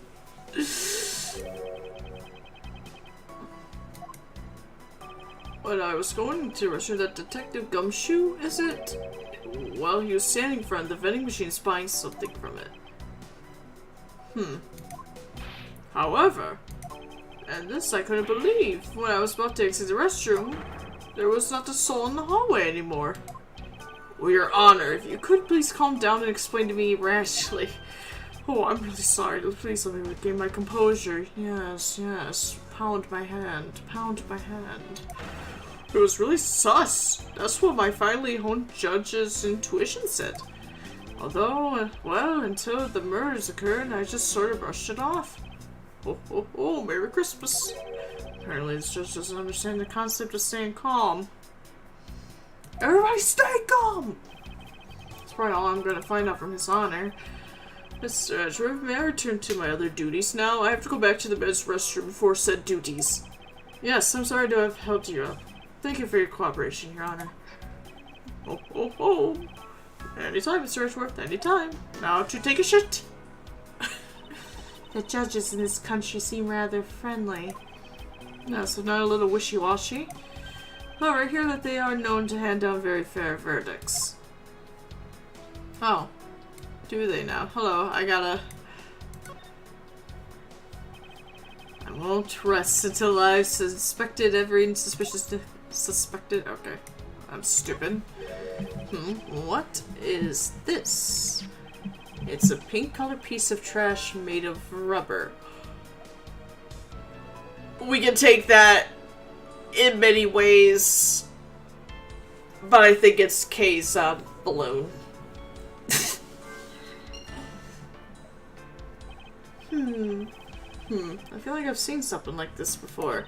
That's called a condom, and I know you never touch one because no one will ever fuck you. What?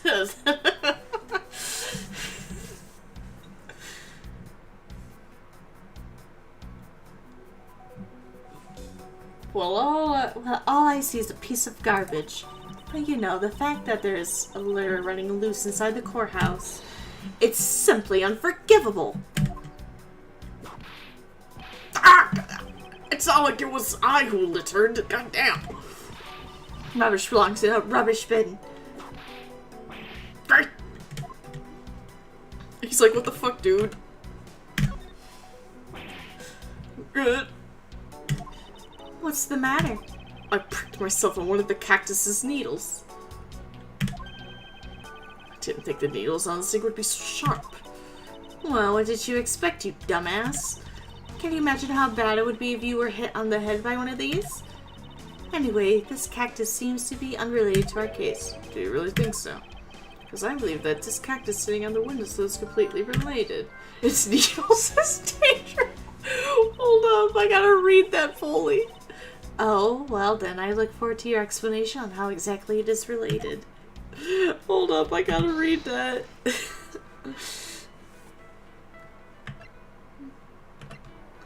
Potted cactus sitting on the hallway windowsill. Its needles are dangerous. Let's get dangerous. Francesca, I will never fuck anyone unless it's him. Because it's so funny, like all the women are like, oh my god, it's Edgeworth. And he's like, what?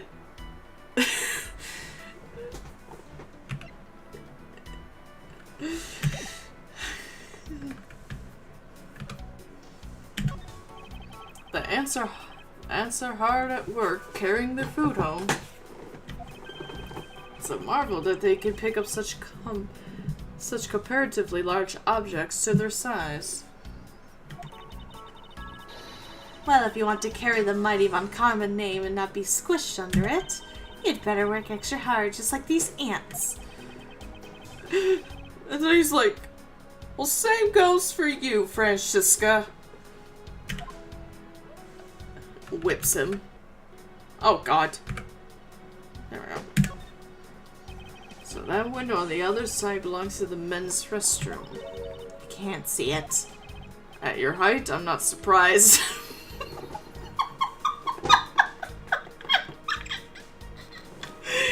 It's like me telling my sister she's short.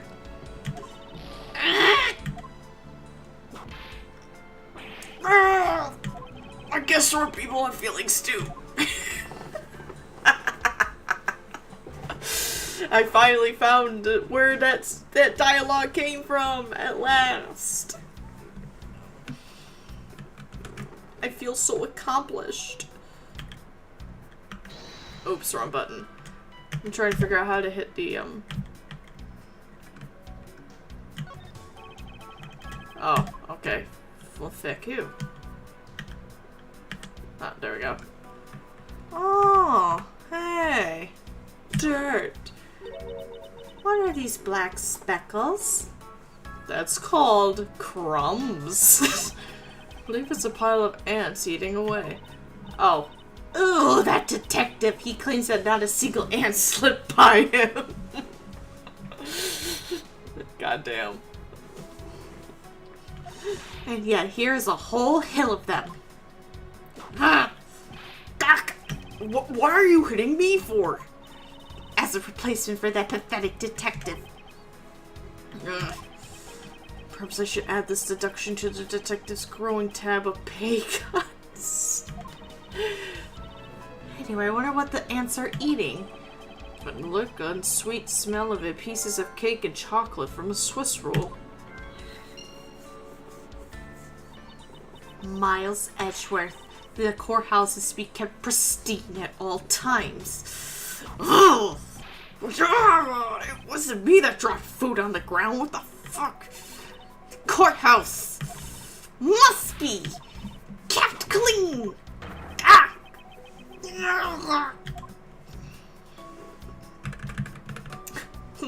He's so abused in this episode.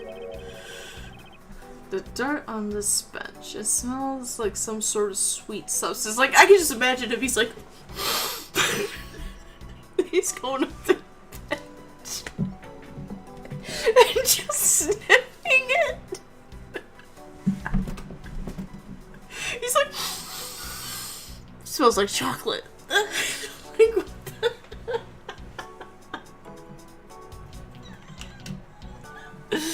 I'm crying. Like, for all you know, because the men's bathroom is across the way, what if that was like somebody that didn't wipe properly? Like, he didn't use toilet paper, and that's shit. I'm just saying. Can't believe there is someone going around dirtying the courthouse. For shame. Calm down, Francesca. Now take a good look. Doesn't this smudge look kind of like a handprint to you? I suppose it could be. Which means that perhaps we can lift the prints off of the person who sullied this bench and we can kick his ass! I see, then we'll know the identity of our mystery slob. You there, the lab technician. Could you please find out who the handprint belongs to? Sir, yes sir. I've got the results of the fingerprint analysis, sir. And what do we know who they belong to? Sir, the fingerprints belong to Detective Gumshoe. Oh, interesting. Good work, officer.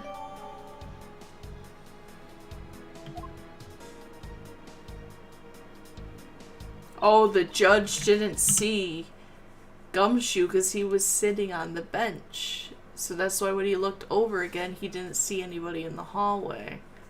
And that's why Gumshoe's like, bitch, I was here the entire time. I was sitting on the bench. I was sitting on the bench. I was sitting over on the bench. And there you have it. Yes, I suppose so. Now we know the identity of the person who dirtied the bench. I sense that you and I will be using this information in very different ways.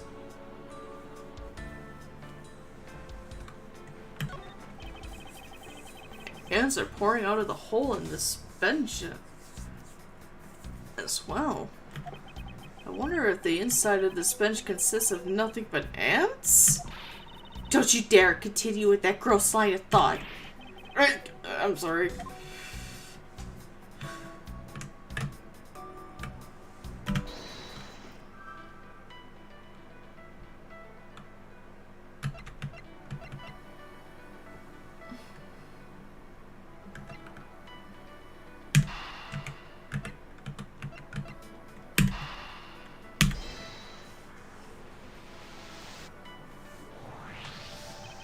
this pink rubbery substance. I saw this in a different form earlier today. Goddamn, like, you're being so overdramatic about it, dude.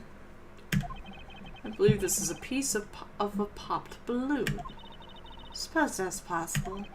The balloon probably got a little too close to our friend, a windowsill cactus. That would be the logical conclusion, yes.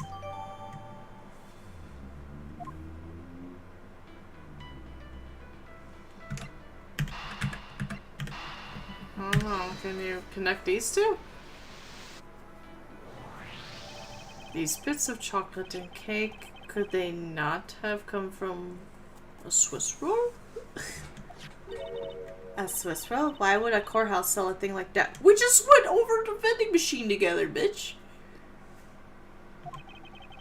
It may not seem like the right venue, however it is being sold right over there. The vending machine? Ah, I see. Stay neutral as the Swiss do until the end of these two for $6! Talk about expensive. Given the fact that it's on the expensive side aside, the fact that the cake crumbs and chocolate bits were found in this hallway suggests that they came from a Swiss roll that was purchased from this machine.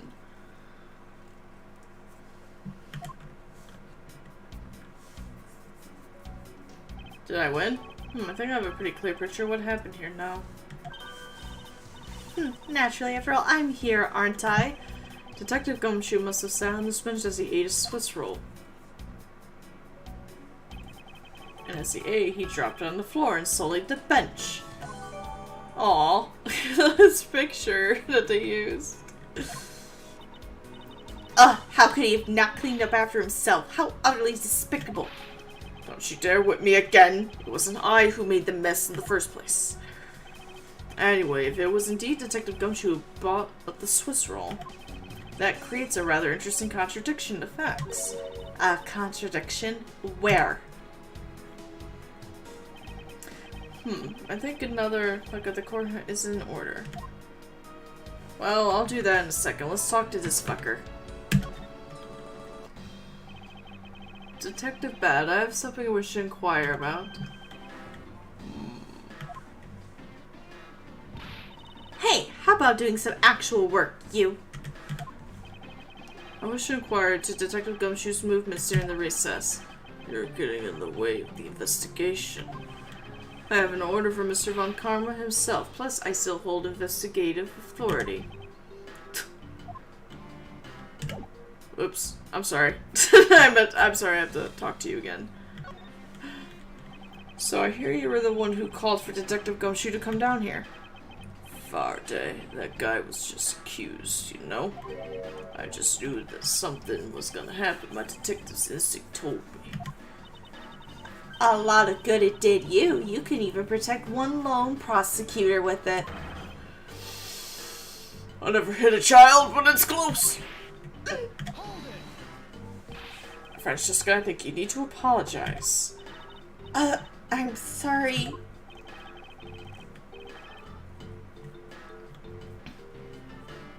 I'm terribly sorry, Detective Bad. Please continue. Like, he was like about to grab this gun. I don't care what anyone says. He was about to kill her. We were not gonna have justice for all.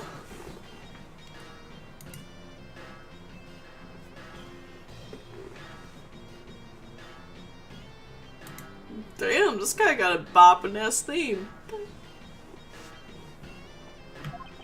I used the phone on the first floor and called the precinct. Told them to send somebody over. And that detective's the one that showed up. And only upon his arrival did you set Detective Gumshoe to stand guard, Detective Bad? Yeah, I waited for him on the first floor. After he got here, we came up to these defendant lobbies together. As we entered this hallway, we ran into you. I wasn't even in this hallway. No, not you. I mean you. What? Me? No, you. It's like that thing from fucking Rush Hour. She told us that Faraday was really mad, and that he dragged Rel off to lobby 2 to have a word or something. And that Faraday had said to not let anyone interrupt them. So what choice did I have? All I could do was tell the big lug to stand guard outside. Aw, his little... I love him. Like, it's like the Gumshoe was a noir detective. And around what time did all that take place? Let's see, I think it was about 30 minutes before I heard the gunshot. For giving the big lug his assignment, he never left the hallway, not once. Oh, and how can he make such a claim? One of the guards out in his florist's main lobby swore to me he didn't. If the detective never left the hallway, then where did he disappear off to? That's simple. He must have gone into lobby number 2, just as I suspected. You and I, we were lobby 1 next door. I wasn't with you! No, I mean you! I wasn't there!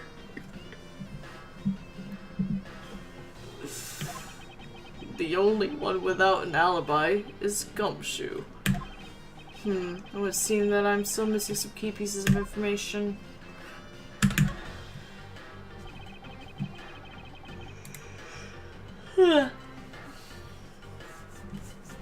Detective Bad, you also heard the gunshot, did you not? Yeah. I heard it when I was in the defendant lobby number 1. That's why I came running towards lobby number 2 together with you. I wasn't there! How much time elapsed between you hearing the gunshot and your arrival on the scene? Less than a minute. What were your movements upon hearing the gunshot? Grabbed the big lug, who just was walking around in the hall, and raced into lobby number 2. And that's when we discovered the bodies, in that order. That makes you the discoverer of the crime scene, right? Yeah, I guess it does, little miss. I am about to become a prosecutor very soon. You will treat me with the dignity I deserve, or else. You wave that thing around anymore, and I'll have you arrested for obstruction, little miss. You wouldn't dare! Just joking. Detective Brad is really something if he can make Francisca behave. Shit! Can I borrow you at our next family function? You can take care of that while they put me in the basement. Are we about done? Is there anything else I should ask him about?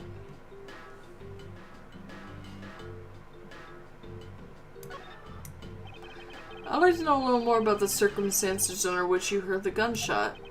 Like I said, I was in lobby number 1 with you. I wasn't there! I have nothing else to add. Well, his system seemed like primarily to miss you, son. Miles, you already asked him about that, remember? Shut up.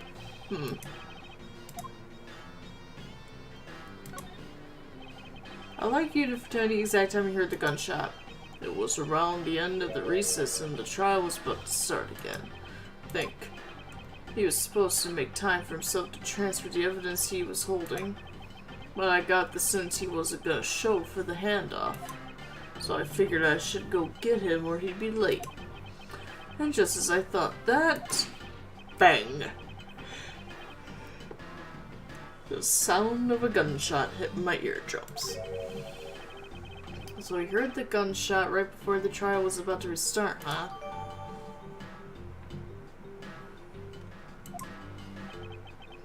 Are we done here? I don't have any time to waste. Hold it! Oh, come on, all you're doing is standing in front of this door doing nothing. I get the sense that he is somewhat investigating this crime scene. Or rather that he's keeping us under surveillance. But to what end? Detective Bad, may I ask that you cooperate with us for a bit longer? I don't have anything else to say to the two of you. You guys were the ones who said you wanted to investigate in the first place. Fine then. Be obstinate. We'll just do as we please. Come on, Miles. You may no longer be willing to help us. However, may I ask for the forensic scientist's cooperation? Do as you like.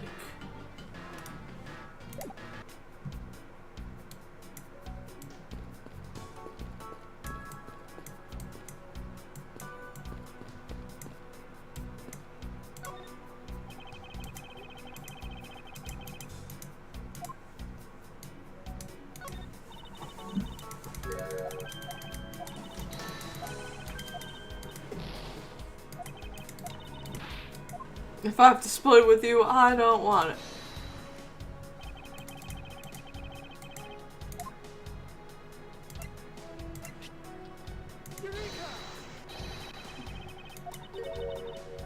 Oh.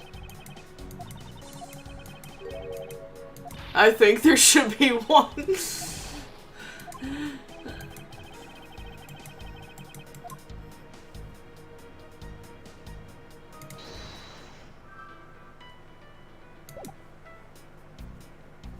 Okay, what am I supposed to deduce here?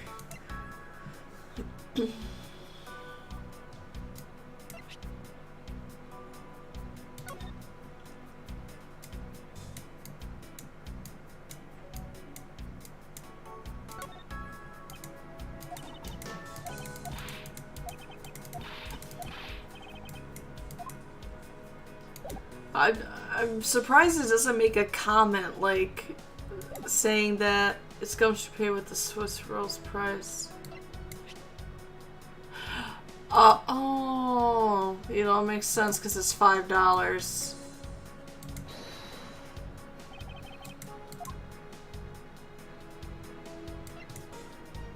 Well, I was thinking if I examined the Swiss roll, it would be like, why is there, she only had one. And there's only one in here, and there one was wasted on the floor. Like, about Detective Gumshoe's finances, he said that until this morning, he didn't have even a single penny on his personage. Just how poor is that guy? I don't know, we keep cutting his salary every 5 seconds. If his bonus was really only $5, then he should not have been able to purchase a pack of Swiss rolls. However, facts being as they are, we found kid crumbs on the floor. Meaning Scruffy must have bought a pack somehow. Indeed. That detective should not have been able to purchase a pack, and yet he did, that son of a bitch! How dare he eat!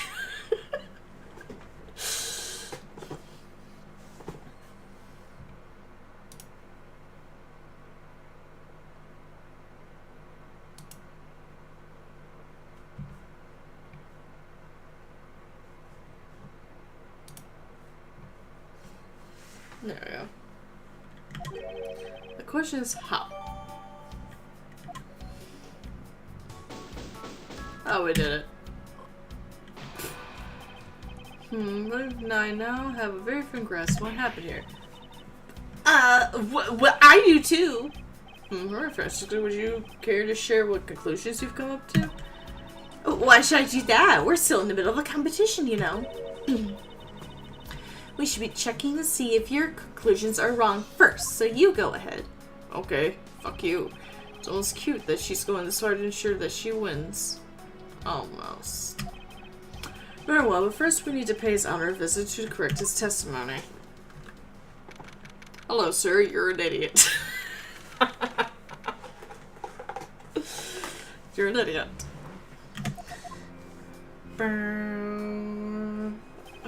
Your Honor, if I may, I'd like to test your witness testimony to see how it stands up. But I like sitting down. Do you doubt me? Am I your new suspect?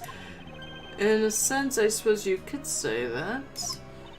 Even you, a judge. It's nothing but a common witness before a Von Karma. Silence in the courtroom! Silence, I said! For Mr. New Prosecutor recommended by Mr. Front and Mr. Cheney's prosecutor. Ah! You bit your tongue again, didn't you? And as a defender of the law, I could never give false testimony. You can even place me under oath if you want. Very well then, your testimony if you please. Oh god! The judge's face! That was some weird shit. During the recess, I went to the restroom. I had to take a massive shit. There's a window on the hallway side. In other words, I could see into the hallway. He's like, I'm taking a dump, I'm taking a dump. As I entered, I saw the detective buying something from the vending machine. But when I was about to exit the restroom, he had completely disappeared. A detective that goes missing while on duty? That sounds mighty sus to me! Aw. Your Honor, can you please try to remain calm? Oh, no, I can't. I'm so used to simply listening to this that I got caught up in the excitement. I'm sorry, Your Honor, but I'm afraid I'm going to have to spoil your fun. Goddamn.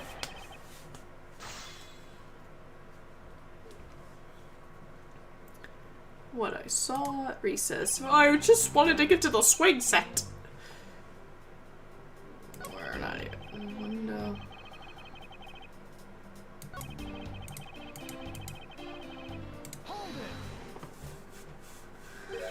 Are you sure that the person you wanted was Detective Gumshoe, Your Honor?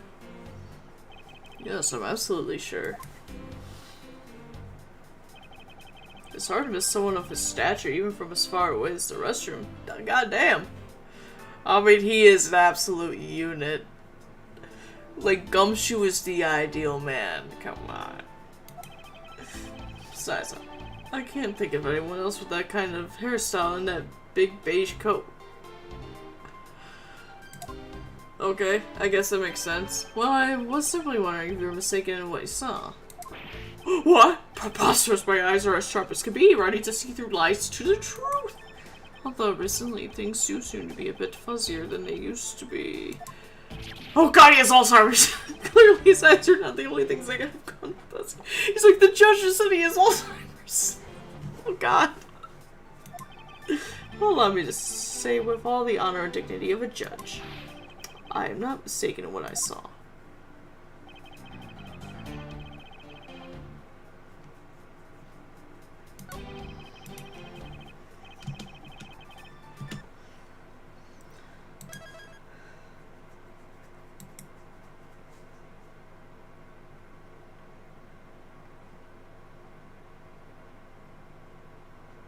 Alright, I am going to use the restroom real quick, like the judge here did. Hopefully I don't witness missing detectives or some shit.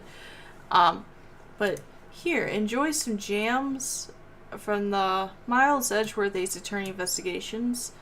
Let's see, what music do we want? How about...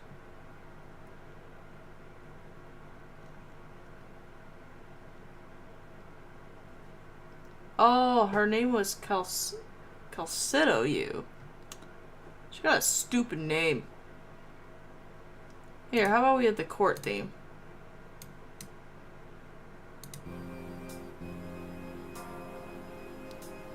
Enjoy feeling like you're being interrogated, guys.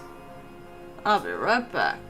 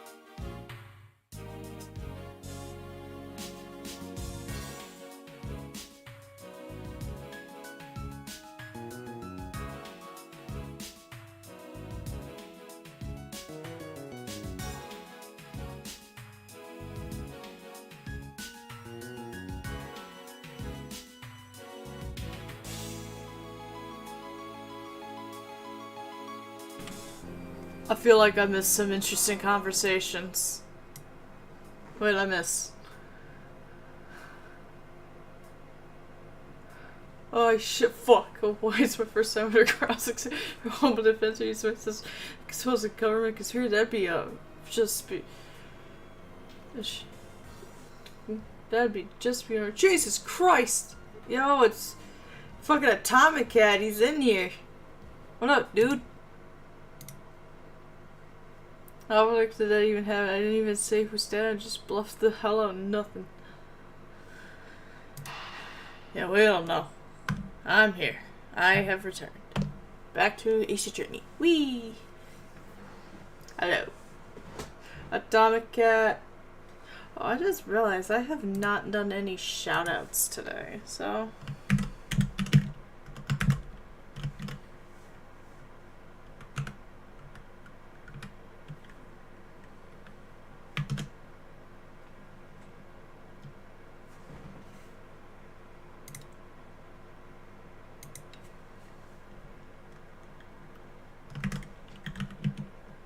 There we go.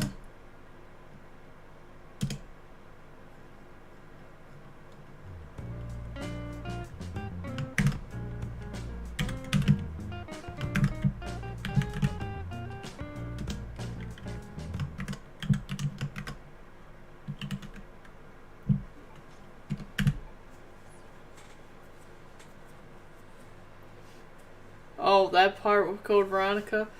Oh! That's actually very impressive with that. I have not done that. I just fucking stab them all. I get bit a million times.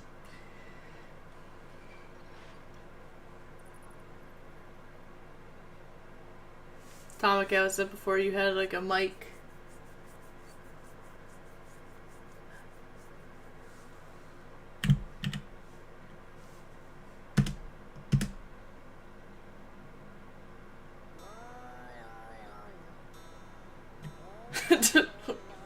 Who clipped that?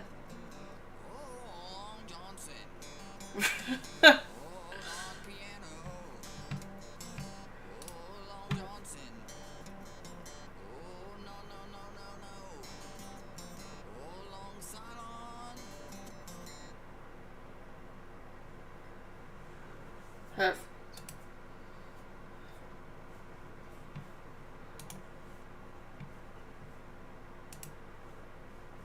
Who else did we have in the chat so I can say hello?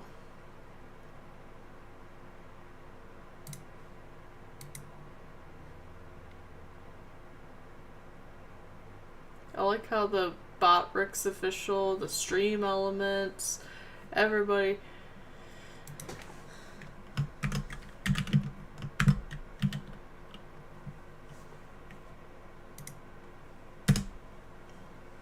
Yeah, we got Koenig as well.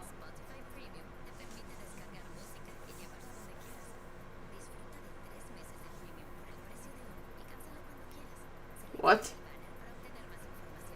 I don't speak Spanish. Oh, did my Fortnite finish downloading? Fuck, yeah, it did. Oh no, it better not be. Oh shit, it's launching. Oh god. No, no, no, no. Oh my god. I'm like, we're not playing Fortnite, we're playing Miles Edgeworth. And then, just for shits and giggles.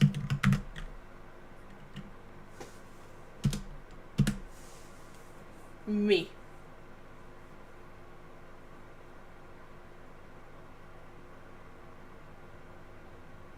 Where's my video?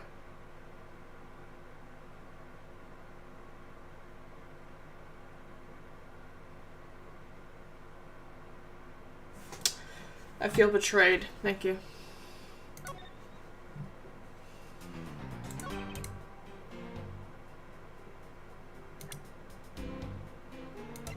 Will I present this? Yep.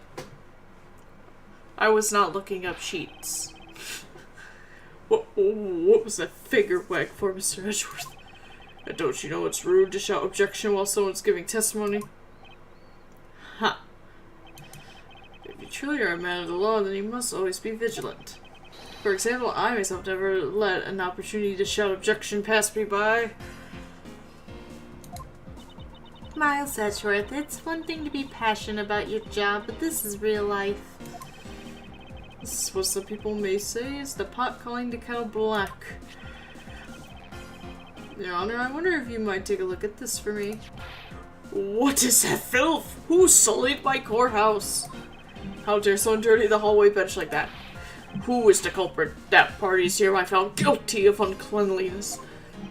If you must know, the uncouth bench sullier has already been placed under arrest thanks to your earlier testimony, Your Honor.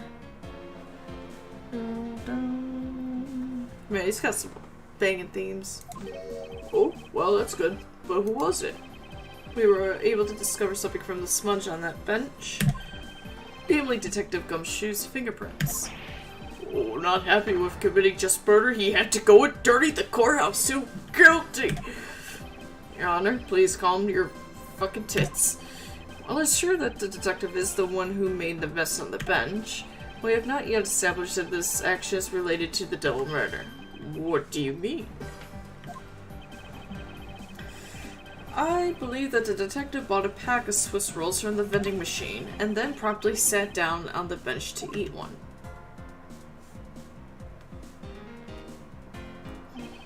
The cake crumbs and pieces of chocolate on the floor under the bench, and Detective Gumshoe's fingerprints prove my conclusions to be true.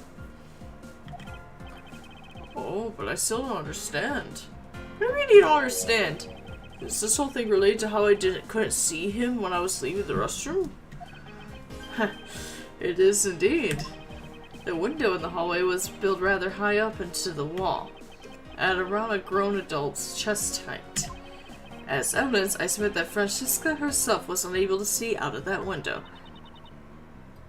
She is about to kick your ass, dude. I knew I shouldn't have used her height as evidence. But basically what this means is that the area directly under the hallway window is a blind spot when the hallway is being viewed from the men's restroom. Then... It seems that you have made the connection. If someone were to sit on the bench under the window... Yes, even someone as large as Detective Gumshoe would effectively disappear from sight. What? I just convicted a man. You do that all the time. Do you finally see, Your Honor? Your testimony has just proven that Detective Gumshoe was in the hallway the entire time. Oh, sorry. I didn't mean to say it with that much enthusiasm. All I wanted to do was try saying it once. Here, let me try that again. Hold it. Is there something of value that you'd like to say? Yes, actually there is. I remembered something else just now. Mr. Edgeworth, please allow me to testify to the court one more time. Even if we overruled him, he'd just keep on talking, wouldn't he? That might not be a bad thing. The more info, the better in a perfect investigation, right?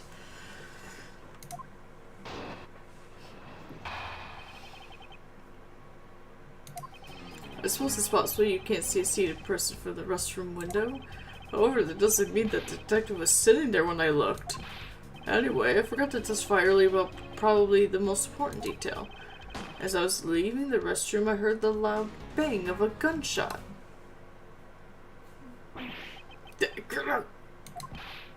Was that is the testimony of one who judges the crimes of others. Your Honor, could you try to state the important facts first time? You fucking idiot. I agree. Before you go around judging others, you should learn to judge your own words.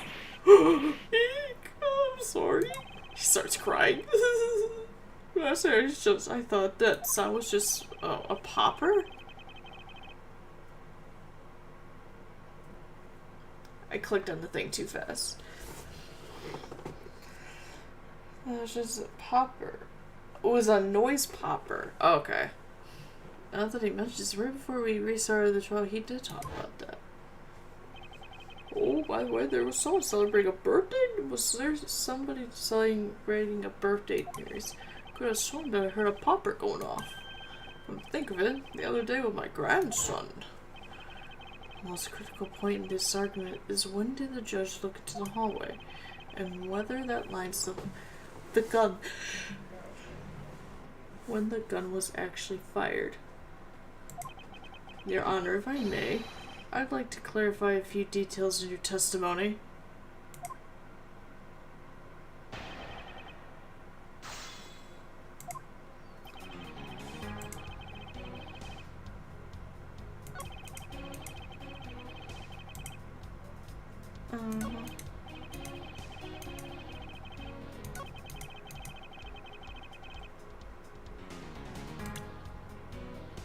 But it would actually be... Oh, I accidentally ruined my thing here. There we go. That would be this. Really? Oh, maybe I have to press.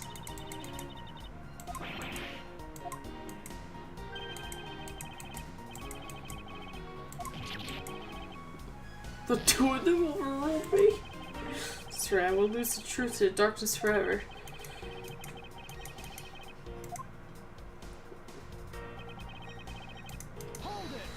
I guess I have to press it. Your Honor, about what you just said. I know, I couldn't believe it myself. Bang! Went the gun shutter. Ah! Oh god.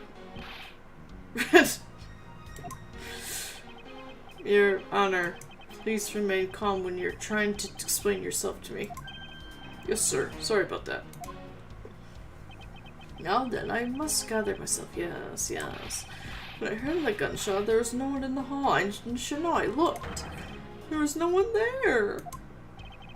Judge's motion circuits appear to be stuck on overreact. At this point, nothing stands out to me as a catching. Siska, if I'm correct, this is.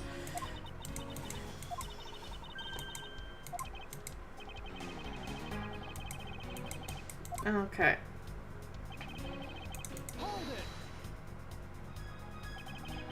In that case, you can see that you were overconfident in your last testimony. Oh, no, hold on there. I just said that it's possible you can't see a seated person from the restroom this time. But you know something? I don't think you know when the prints you referred to were left on the bench, do you?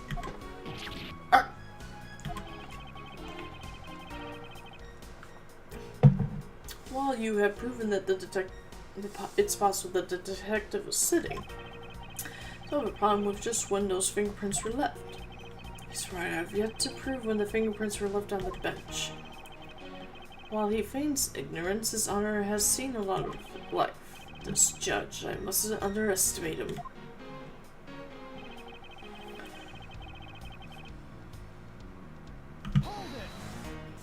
You know, he's got a good point.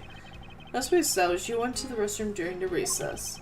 However, at what point in the recess did you look into that hallway? After I called for recess, I handled the change of prosecutor paperwork. Maybe about 20 minutes until we reconvene? Yes, that sounds right. Just as I expected. What are you expecting? And I demand to know what that all-knowing smile is for. Your Honor, that statement you made is not very important. I'd like for you to abandon your testimony. Or if you insist.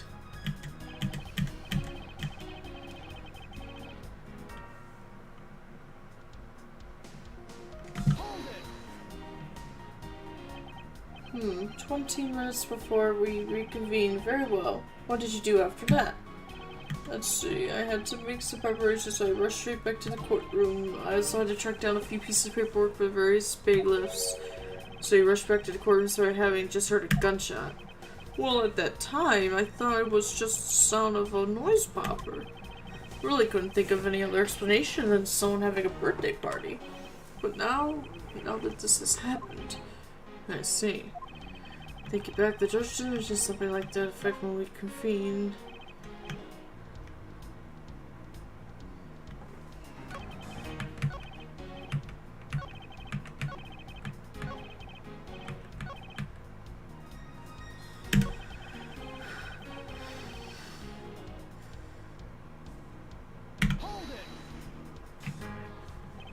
Your Honor, about what you just said. I know. Oh, we did that again.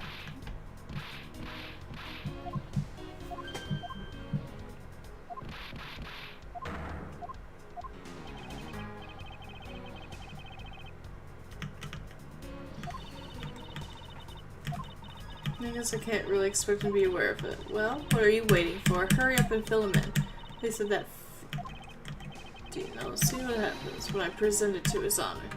Okay, so now I have to present the, Now I'm presenting the balloon.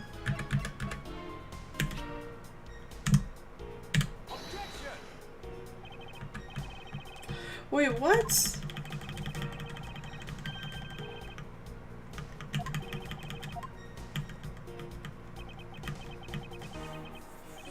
I don't know how I feel about that.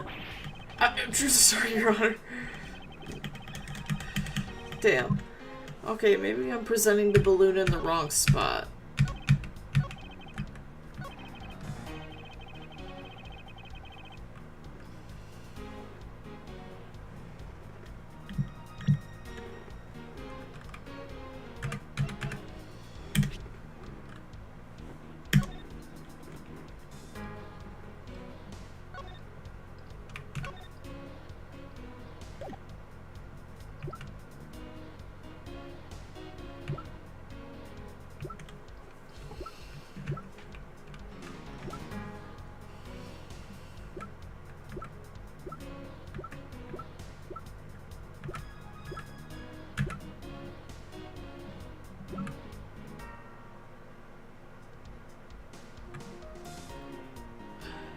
Oh. Let's see, looked into the hallway. It's Detective Bad. It's Bad's testimony, not the balloon. Are you kidding me?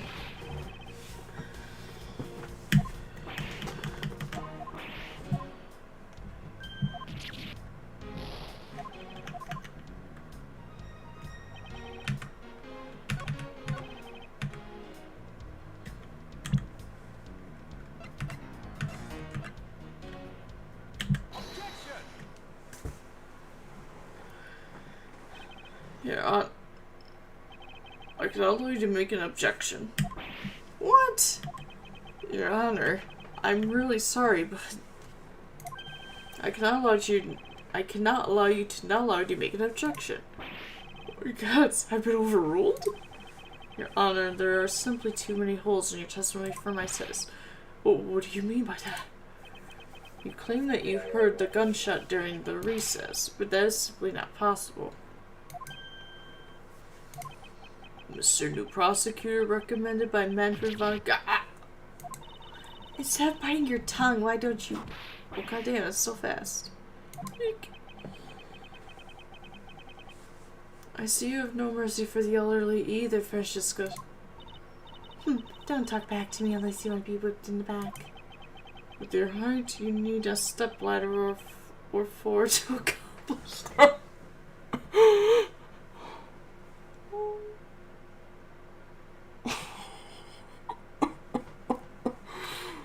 Oh my God, he's so cruel. He's so sassy about her height. Mr. Edgeworth? My ears are not that far gone. I'll have you know I can still hear just fine. I heard the sound of a gunshot loud and clear with my own 2 ears. Your Honor, I have here an interesting bit of testimony. It's from Detective Bad. And according to him, he heard the gunshot right before the trial was about to start again. What did you say? Your Honor, you just said that you heard the gunshot about 20 minutes before we were to reconvene. How do you explain this glaring contradiction? That that can be! Unfortunately, that is the truth. But I heard it clear as day. Bang! The sound of a gunshot. Sound of the gunshot.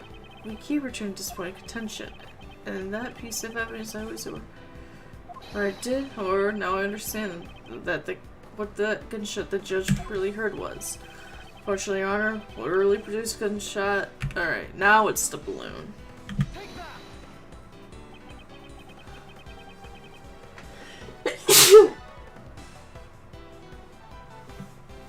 I sneezed. Lying coldly slaps. Boy, I sneezed.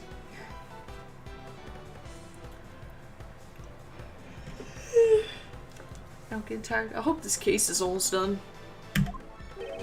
Ooh, what is that pink substance? It is not a condom, I promise you. It may not look like it, but this is actually a piece of a balloon. Oh, I see.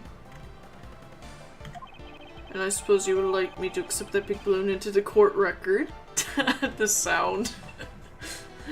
Thank you. Your Honor, I present this piece of evidence in order to overrule your testimony. What? Your Honor, your argument goes as follows. You saw no one in the hallway when you heard the gunshot. Now, there's no guarantee that the detective was sitting on the bench at that time. Therefore, you believe he must have been at the crime scene defendant lobby number 2. Am I correct? Yes, that's exactly right. Except that's some bullshit. Let me ask you something. Do you think that the gunshot you heard was produced by a real gun? I think I've said enough that even you can figure the rest out on your own. Your Honor, you were fooled by the popping of this balloon into thinking it was a gunshot. What amount of trickery is this? That was a good effort you put forth, Miles Edgeworth. If it was me, I'd have wrapped this thing up before the judge even testified. Care to elaborate on how one ends something before it even begins? Well, to be honest, I did think that the sound was a bit off from a real gunshot sound. But who could have guessed that someone would pop a balloon in a place like this? That's true, one doesn't usually think balloons in conjunction with courthouse.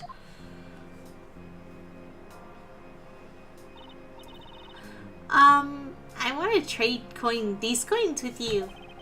That's it. The balloon that the girl was holding explains everything. Your Honor, if it makes you feel any better, you didn't lie once in your testimony. However, I can't really vouch for its accuracy. Your accuracy was shit. Who knew that giving testimony could be such a difficult thing to do? He's so sad. What have I done? I owe Detective Gumshoe a very, very big apology. I will see it to myself that he is released. Wait. There are still a few things I have yet to resolve about what happened in the hallway. Your Honor, I request your permission to further question Detective Gumshoe. But why? I thought we just cleared his name? Whether we did just now or not, I still cannot say. The only thing I can do for now is to continue my quest for the perfect explanation. And to that end, I must resolve the remaining issues pertaining to the events that occurred in the hallway. Very well, bailiff. Please bring Detective Gumshoe into the courtroom. I must fulfill my mission and find a perfect explanation to this case. Oh, I thought I was gonna say to be continued. It's gonna be like, god damn it. This is such a long ass case. I brought him. What is it now? Is it time for my trial already? I've already told you a gazillion times how I didn't do it. I'll be the judge of that, Detective Gumshoe. No, you won't. I'll be the judge of that. No. I'm the judge, Your Honor, and I'll be the judge of that. Why can't you guys be a little less judgmental? Yes, well, speaking of hasty judgment, Detective Gumshoe, I'm afraid I must apologize for an error in judgment on my part. Your Honor, I don't believe you should apologize just yet. We have yet to prove he is completely innocent of this crime. I guess so. What are you guys talking about? In any case...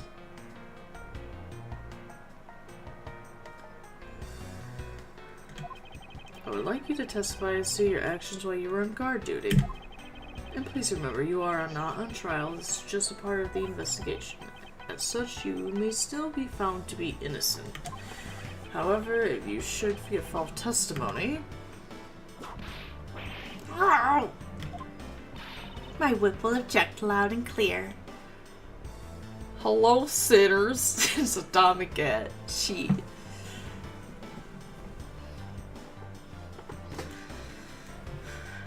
I gave you a shout out, you missed it. If you are found to be lying, you will be held indefinitely. Understood? I got you, pal. Thinking back on the state of the crime scene and the judge's testimony, it's obvious that Detective Gumshoe is lying. And if I can't break his lie, then we may never get a break in this case. Oh, he's like... I came down here to this courthouse on Detective Bad's orders. As soon as I got here, he ordered me to stand guard in front of lobby number 2. From that time on until I heard the gunshot, I was in that hallway the whole time. On my honor as a detective, I swear it wasn't me, pal.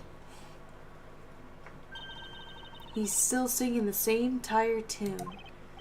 In that case, I'll just have to change the melody. Now he's lying, and it's time I pull the information I need out of him.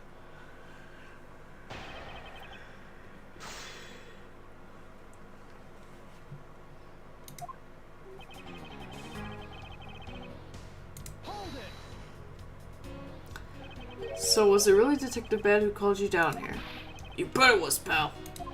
I was left in charge of the precinct while everyone was out, and this call comes in. I want you down here 1 minute flat, he said. Well, I thought this was my big chance, my first case, so I made a mad dash down here.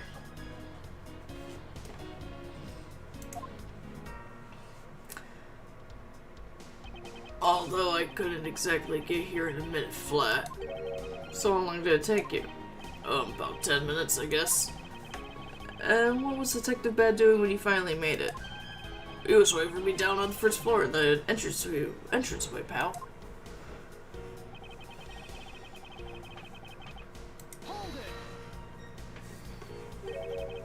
And by he, you mean Detective Bad, of course. And this being my first time at the courthouse, he also walked with me up to the 3rd floor hallway in front of the defendant lobbies.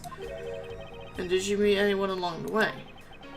Well, just as we entered the hallway, we ran into Miss Yu. When we heard from Miss Yu that Mr. Vardy was not to be interrupted, that's when Detective Bad told me to stand guard in the hallway, pal. So far, Detective Gumshoe's testimony is matching with Detective Bad's.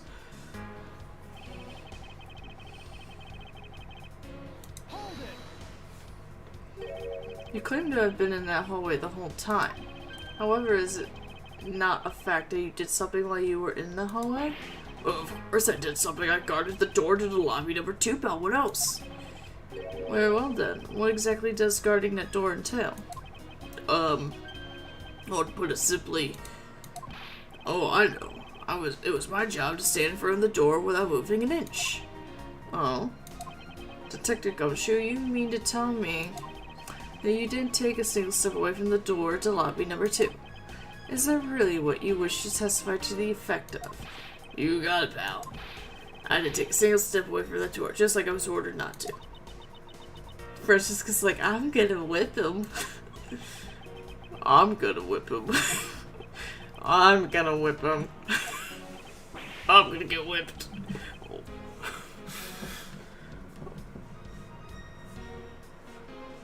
Why is everyone so quiet all of a sudden? Because we're all in shock and in awe of your utter stupidity. Oh my god. Scruffy, if you're going to lie, at least tell us a more believable one. But I'm not lying. I should hurry up and bring this civic testimony to a close.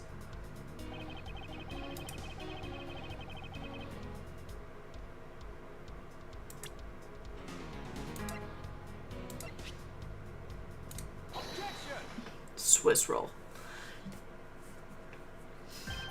I have an objection. Oh, what is it, pal? Detective Gumshoe, I wonder if you might recognize this from somewhere? Hey, it's one of those things. The courthouse special switch rolls, right, pal? Precisely. In that case, I suppose that you also recall the sullied hallway bench? Hey, you know that? You know what? I think it was probably me that did that. Son of a bitch. Detective Gumshoe, you know you can't go around dirtying up the courthouse like this. Inconsiderate, slovenly pig. I promise to clean up later, I swear. Now then, shall we get down to business to defeat the Huns? About the fact that you didn't move even a single step from in front of that door. Is that really, if that were really the case, then how were you able to buy a pack of Swiss rolls? Ugh.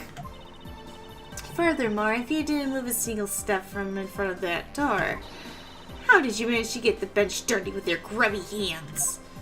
Bitch. Yuck. Appears that Francesca's word could do more damage than my words alone can. Perfect. Right, I confess, pal. I was hungry, so I bought a pack for myself, okay? Thought I'd get chewed out again if anyone found out about me eating on the job. So I didn't want to say anything. Well, unfortunately for you, I saw you do the whole dastardly deed. I clearly saw you buying a pack of Swiss rolls from the vending machine.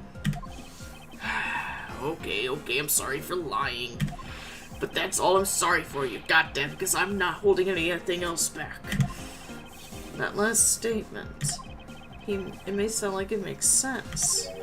However, there is something I don't quite believe about it. Are you sure you're not withholding further information from us? Of course not. I've got nothing else to hide, pal. Oh, if only that were true, Detective Gumshoe. But it is true, pal. I swear there's something else. Detective Gumshoe, I'm sure you are aware of the price of a pack of Swiss rolls, correct? Remind me again, pal. The vending machine out in the hallway is selling packs of 2 Swiss rolls for $6 a pack. Now y'all know I'm a broke ass. Yet, according to you, you didn't have any cash on you until you cashed your $5 annual bonus check. Isn't that right? Let me ask then, how did you manage to purchase a pack all by yourself? Can you provide me with the proper explanation to that? I told you I bought it by myself, pal. There wasn't anyone else in that hallway with me, so there's no one who could have helped me buy it.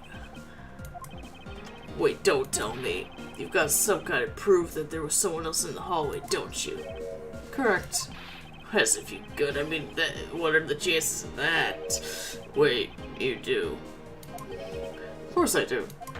What? How? I like how he's like, where that? He's like, wait, you do, don't you? God damn it. I like how Gumshoe's at least smart enough for like that kind of shit. Like, he has like a, oh. What the heck is that? Hey, I knew I did. You didn't have anything.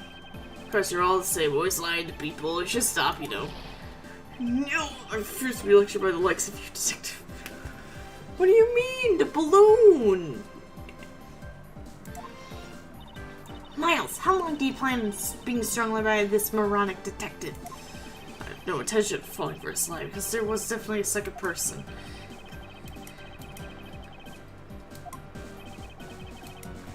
But what do you mean? How is the balloon not correct? Is it the roll? Hey, you showed that to me not 2 seconds ago, pal. I think you're under the mistake given purchase that I bought this pack of rolls. What if you didn't buy it? Wait, if you did, that means you must have stolen it, you thief! What? I would never do such a thing. All you liars are the same. You started on thieves. You're under arrest, pal. I believe you meant to assert that all thieves start out as liars. And in that case, what does that say about you, detective? This particular Swiss roll was dropped by a certain someone. Oh. There were 2 rolls in this package. You ate one of them, but you then gave the other one to a certain other person, didn't you? No, wait, pal. You've got it all wrong. I ate both of them. I was like, num. Oh, she's gonna kick me again. What the fuck? Did I, like, ninja, grab her? It would appear that we've caught you at last, you feral-ass child. Hey, don't you dare do anything bad to that girl. It would appear that they do know each other after all. See, this just proves that how I write Gumshoe liking kids is 100% accurate. He's chill with Apollo. He loves Pearly. And he hangs out with Kay. Perfect. Give me the doggy. Oh, it's a Lillipop? Oh, I want him.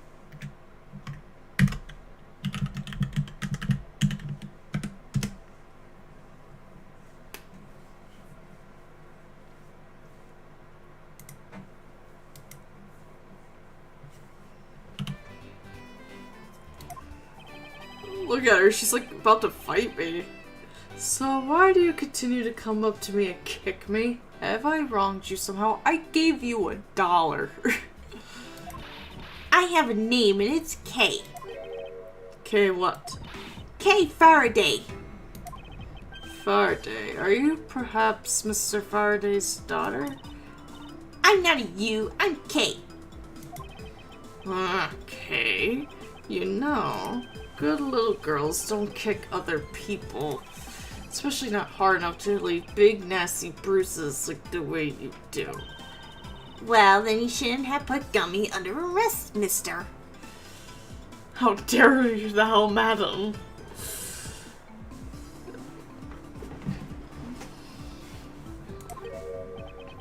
Gummy? I guess that she's talking about Detective Gumshoe. What a cute nickname you've given him. I call him Scruffy. Gummy didn't do anything wrong. Okay.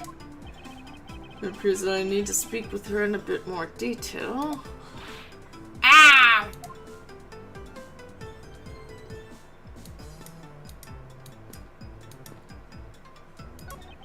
It appears that we've caught you red-handed eating a Swiss roll. Look, I'm sorry about lying to you, pal. And do you have nothing else to say? Sure do. It was so fluffy, and sweet, and big. And it was perfection, pal. And totally worth every penny of my bonus. I see. Well, good for you, detective. I can't believe it, but it's almost funny when a fool is this unbelievably foolish. Like, she's like, dude, what the fuck? Sorry, guys. I'm just running around. I gotta stretch my legs. Hey, Judge. Oh, dear. What is the matter, Your Honor? I claim to hand down a fair verdict, but I unfairly cast suspicion on the big fella. If this had been a trial just now, I would have destroyed his life. I am the guilty one. We all make mistakes, Your Honor. To err is human, to forgive is divine. As they say. Although, if you were to make a mistake during trial, then I would be quite unforgivable. It would be quite unforgivable. Goddamn, Francisca. Alright, small child. Now then, Kay. Hey! She's like a stray cat. Or if I should feed her something. Here, take your own. Okay, I promise to give this to you if you calm down. Oh, a Swiss roll. Gimme. It really belongs to you, though, doesn't it? Yeah, I was saving it for Daddy. Oh, well, he's kinda dead. Oh, my. Your father, he's... don't you say another word, pal. She doesn't know yet. Thanks for watching out for me, Gummy. But I already know about Daddy. I overheard the guards talking. About how he's not here anymore. I'm sorry I couldn't protect him. Okay. I'm not gonna cry. I'm not gonna Aww. cry. It's alright. Let it all out. Your father just passed away. After all, I myself was also involved in a case at this courthouse when I was a young child. Alright. Hold up, guys. Gotta put up the music. Let me get it.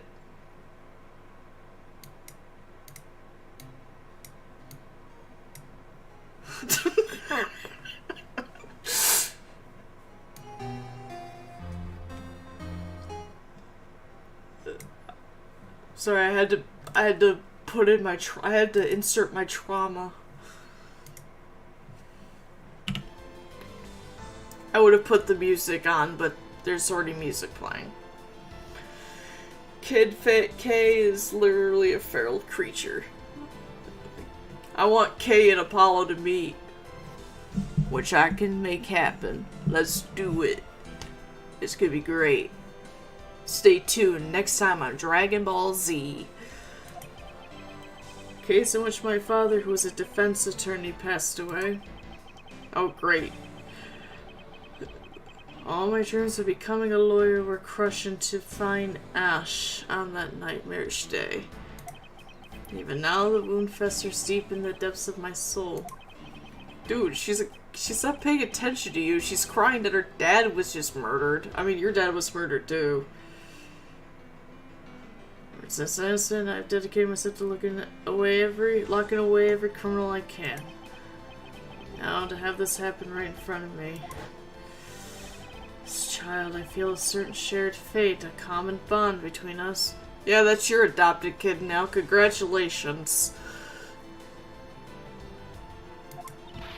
Miles Edgeworth, what sort of gentleman are you?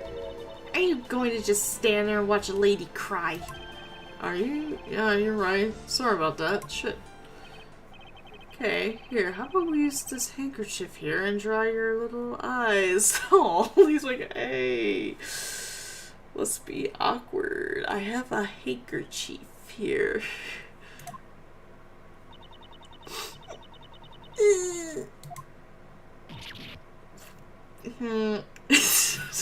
Jesus Christ. It's dead. No! Don't blow your nose on that. Feel better now. Thanks. Is he still wearing it? Fucking crying. Okay, are you going to be alright? Yep, I'm already alright. Somehow I highly doubt that, but I'm not going to push it. I promised Daddy I'd never cry in front of strangers. And you're a good kid, aren't you, Kay? You always keep your promises, right? That's right. Even if I can't see Daddy anymore, I'm still going to keep all my promises. You're a very brave girl, Kay. You're a very good child for keeping the promises you made to your papa. I'll even testify that you didn't cry, just for you. Aww. Look at that. She's gonna lie. She's gonna lie just for Kay. That's adorable. I love it. Edgeworth is becoming famous. He's adopted kids left and right. I know next game, Sebastian. He gets a son and a daughter. Just like Phoenix.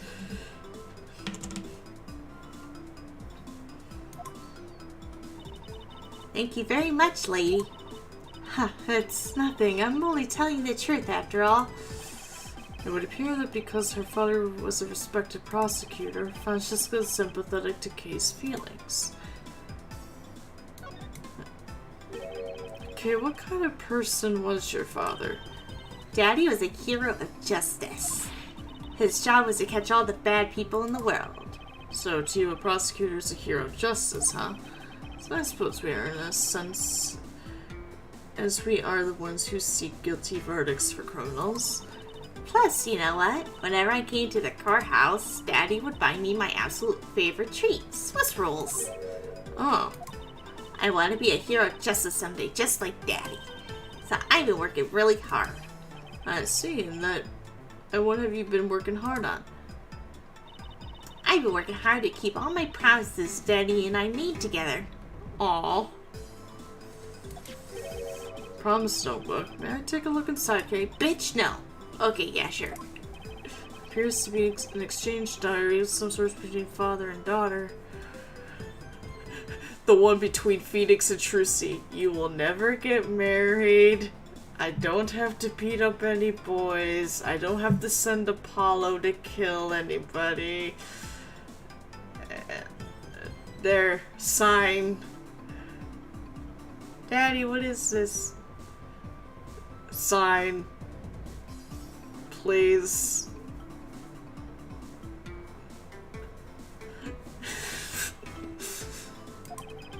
Mr. Faraday's writing conveys a sense of the kind of man he was. So the notebook just might come in handy later. I'm gonna steal your shit.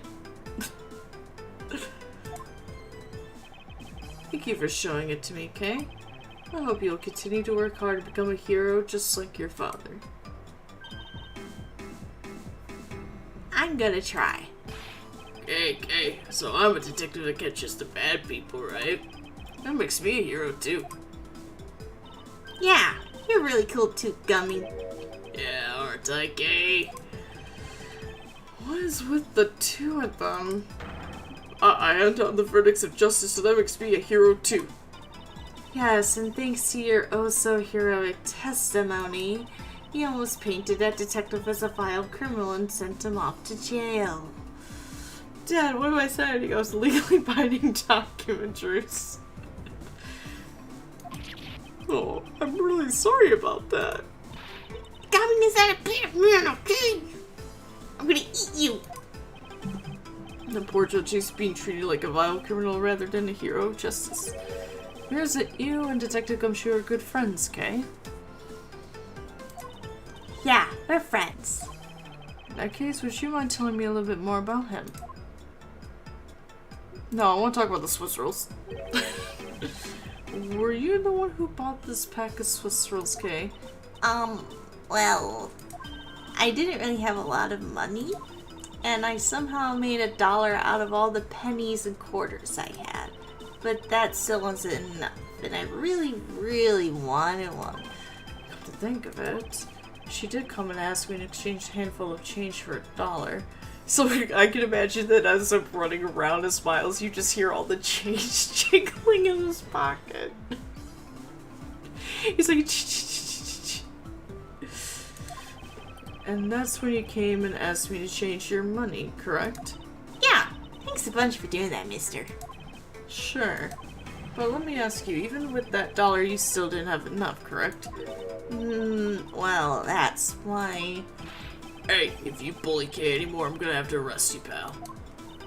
Need I remind you that you're the one are already under arrest? Yeah! Girl! So that's okay, it's going to be less than forthcoming with this question. So I take it that you ran into Detective Gumshoe earlier. Yep. I was on my way to see Daddy when I saw Gummy standing there. He was standing in the hallway staring really hard at the vending machine, so I said hi. And when was this? Before everything got crazy. How long were the two of you together? We only talked for a little while, and then we went on our own ways. That's right, pal. Kay and I only talked for a little while, that's it. No, which means we have now confirmed that Kay was in the hallway during the recess, isn't that right? You got me! I told you stop picking on Gummy, mister, or I'm gonna eat you. Very well done. I'll just have to speak with the good detective in private later, while I cut his salary. Again. Sorry about your roughly thing.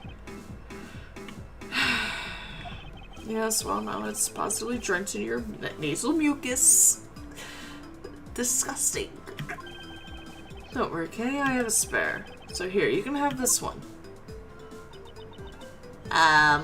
But Daddy said never take things from a stranger. Ah, it's one of the promises you made in your promise notebook, correct? Yeah, look, see, it's right there on this page. Page 1. It says, don't do drugs. No sex before marriage. I don't know what that is. And you're not gonna learn right now until you're a little older. And he said, don't take stuff from strangers. I love how I just make up shit. Oh, I could check. Never take things from a stranger. Oh, it's number 1. Never go anywhere with a stranger. Always greet people with a smile, even people you don't know. Never cry. Always try your hardest to learn about things you don't understand. Daddy's job is to make sure that everyone follows the rules. Okay, be a good girl and promise that you'll keep your promise to me. Okay, love your daddy. God damn, that is sad. I am now deceased in sadness.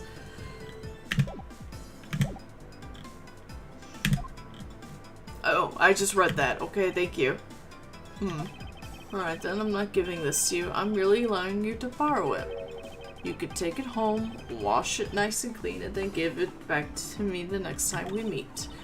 Okay, Daddy never said I can borrow things from strangers. Loophole. Good thing we're lawyers. Now then, Detective Gumshoe. Uh-oh. I believe it is now crystal clear that you were with little K in that hallway. I told you to stop being mean to Gummy. Miles Edgeworth, there is still something you have yet to resolve. I beg your damn pardon. You still haven't offered an explanation for why that man would lie to us. Well, oh damn. Gummy, don't tell me you lied for my sake. Dang, don't worry about it, okay? Everything's gonna be okay. Ah, so that's why. See, Gumshoe's willing to go to jail for children. That's how much of a badass he is. So what was Detective Gumshoe's motive for lying? If you can't explain that, then you can't call this a perfect investigation. His reason for lying is very simple. What? Here is what I believe to be the reason. From simple observation of the detective's actions and his interactions with Kang, it's obvious that the detective was lying for the young girl's sake. And this piece of evidence will show you exactly why. Oh shit.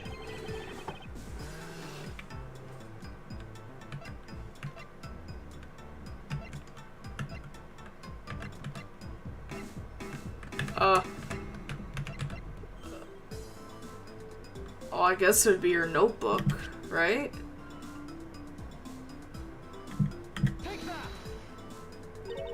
Mr. Faraday and Kay's promise notebook? How does this explain everything? Because it said don't talk to strangers, basically. If you could take a look at this page, it's clearly written that Kay should never take things from a stranger. When Detective Gumshoe heard about that promise, he tried to cover for Kay. What a foolishly foolish fool's fool of a foolish reason for a fool. Ah! God, me, you lied because of me, didn't you? Because I'm your friend, Kay, that's why. God, me. So long last, Detective Gumshoe, can you please tell me the whole goddamn truth now? Guess there's no beating you up out. Okay, I'll spill the goods. I'd be standing guard for a little while. I was getting really hungry and that snack vending machine was taunting my ass. But all the cash you had on you was $5 and that wasn't enough to buy anything, right? After all, the cheapest item in that machine is a $6 pack of Swiss rolls. Yeah, but then, like an angel from heaven, Kate showed up. She was like, "What up, bitch?" I was thinking about sharing a snack with Daddy. So I wanted to buy a Swiss roll. But I only had about $1 in coins. So we pooled my $5 and her $1 together. And bought a pack of Swiss rolls together. And then a friendship was born. But I was worried about breaking one of my promises. So when Gummy said, Mr. Faraday's one scary guy when he gets mad. But don't worry, you won't get in trouble if I don't tell, right? Besides, you are with me. So you didn't really get it from me, you know? he told me it'd be okay. And he gave me a whole roll to save and give back to Danny. Who knew that Scruffy could be so considerate? Indeed. I like how they look so similar. They're like brother and sister in right. Yeah, Gumshoe's theme. Detective, I take it that you then sat down on the bench and ate the rolls together. Yeah, we split the other roll and ate it right then. The sweet taste of that cake's chocolate. I'll never forget as long as I live, pal. Anyway. Okay, I believe this also belongs to you. Here, take your condom. What? Oh yeah, you're like 10, I'm sorry. Oh, that's from the balloon I popped. It's bad manners to leave garbage lying around, Kay. Oh, I'm sorry. Well, I guess I can't blame you for not throwing this piece away. It was sitting high up on a windowsill where you couldn't see it. So just this once, I forgive you. But that balloon, I wanted to surprise Gummy a little, so I popped it on purpose. Oh, what a little shit. And because of me, Gummy dropped his half of the Swiss roll. Well, you really got me there, pal. So I thought maybe I should give Gummy this other roll. And then I saw you picking on Gummy, mister. So you kicked me, is that it? You sure are a feisty one. I like you. We should hang out. I'm really sorry, mister. It's alright, I'm perfectly unharmed, except for that big-ass bruise you gave me in my ass, but that's fine. But about the Swiss roll, it would be alright with you if I held on to it till Detective Gumshoe is cleared of all charges and free to go. Yeah, sure. Just make sure you give it to Gummy afterwards, okay? Of course, I promise. Now then, I believe we have proven beyond the shadow of a doubt that Detective Gumshoe was in the hallway for the entire duration of his duty, which undeniably proves that Detective Gumshoe could not have committed the double murders. Oh, this bitch. Actually, it proved just the opposite, Edgeworth. You've just shown that Detective Gumshoe is the only one who could have committed the crime. What do you mean? It's quite rude to eavesdrop, Miss Yu.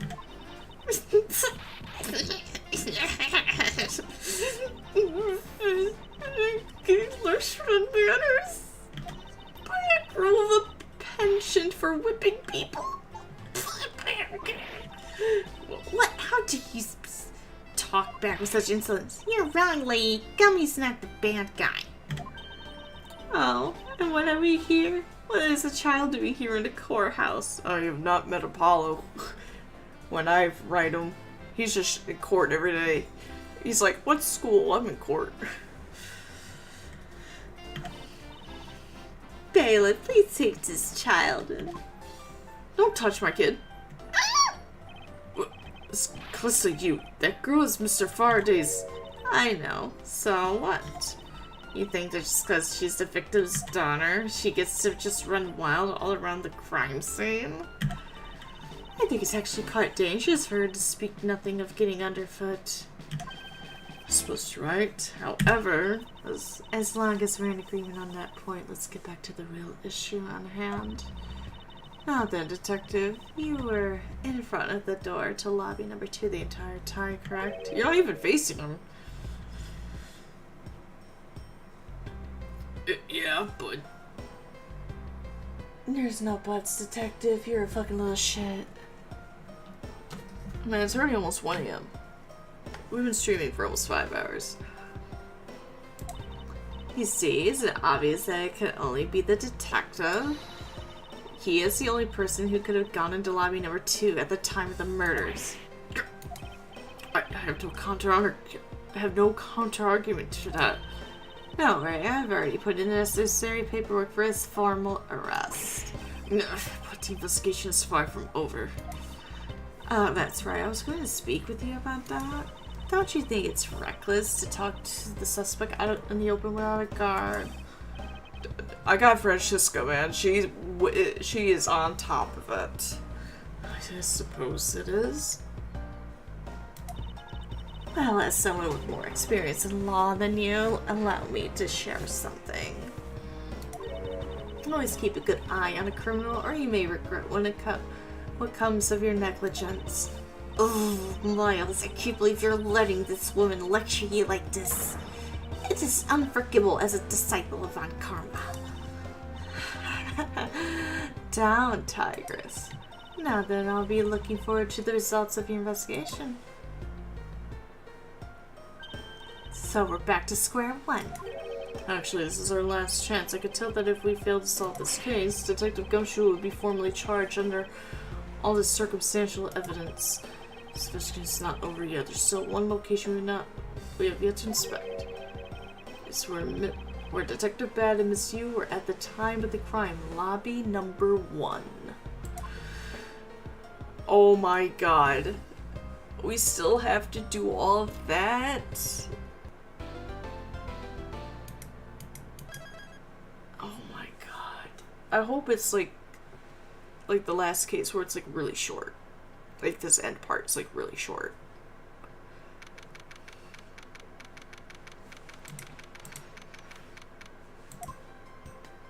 Hello, it is I. Oh, what is this incredibly overpowering sweet scent? Smells like flowers.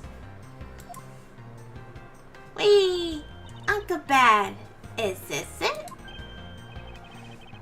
Is that Detective Bad and Kay over there? Looks like she managed to escape the bailiff. No, that's not quite it. Ah, too bad, but it's so pretty.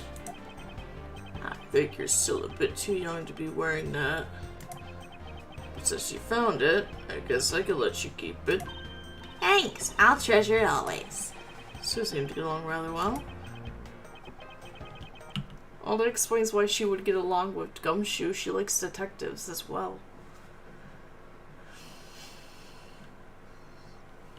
Oh yeah, I've got something else for you. Hey, thank you, Uncle Bad. I ate one of these with Gummy. Gummy? Oh, you mean Gumshoe. Gummy he was trying to be nice to me because I was gonna get in trouble. And then he got in trouble because he liked to protect me. Gummy. Aw. I know he didn't kill Daddy. Don't cry, Farty would be sad if he saw you crying. I'm not crying. Hello. Okay. Oh, it's the Misty from before and the lady too. Dude, Francesca's like, what, 2 years older than you?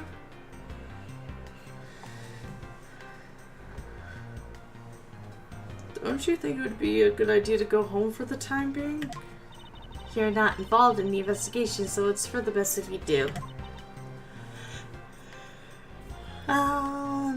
No, I ain't doing shit. Actually, I'm Uncle Bad's assistant. So I'm related to the investigation. Who's that so, Detective Bad? Yeah, I guess. She's been doing this to students too, I don't know. What? You were just scolding us like kids to not mess up the crime scene. And now you let this child run free? Why?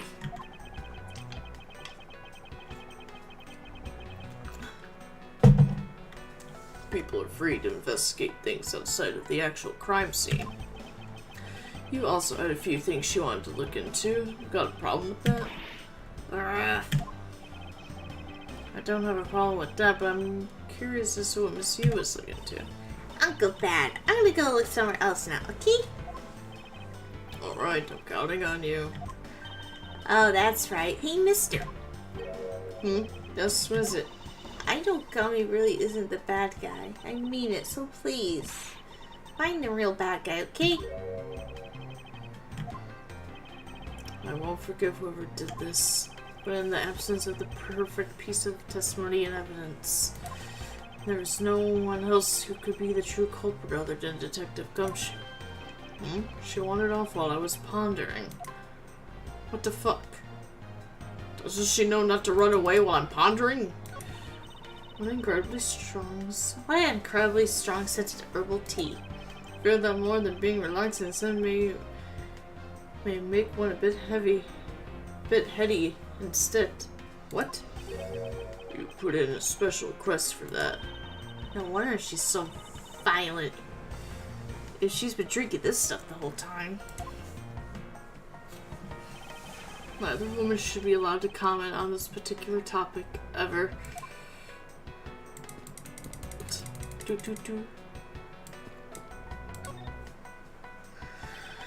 May not look like much, but I find that ordinary tables like this one are very useful.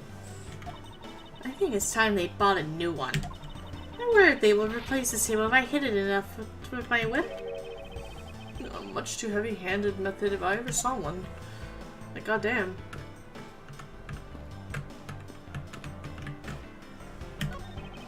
Salvage, and it's the same model as the one in defendant lobby number 2. Looks like the two rooms are basically the same in terms of layout and supplies.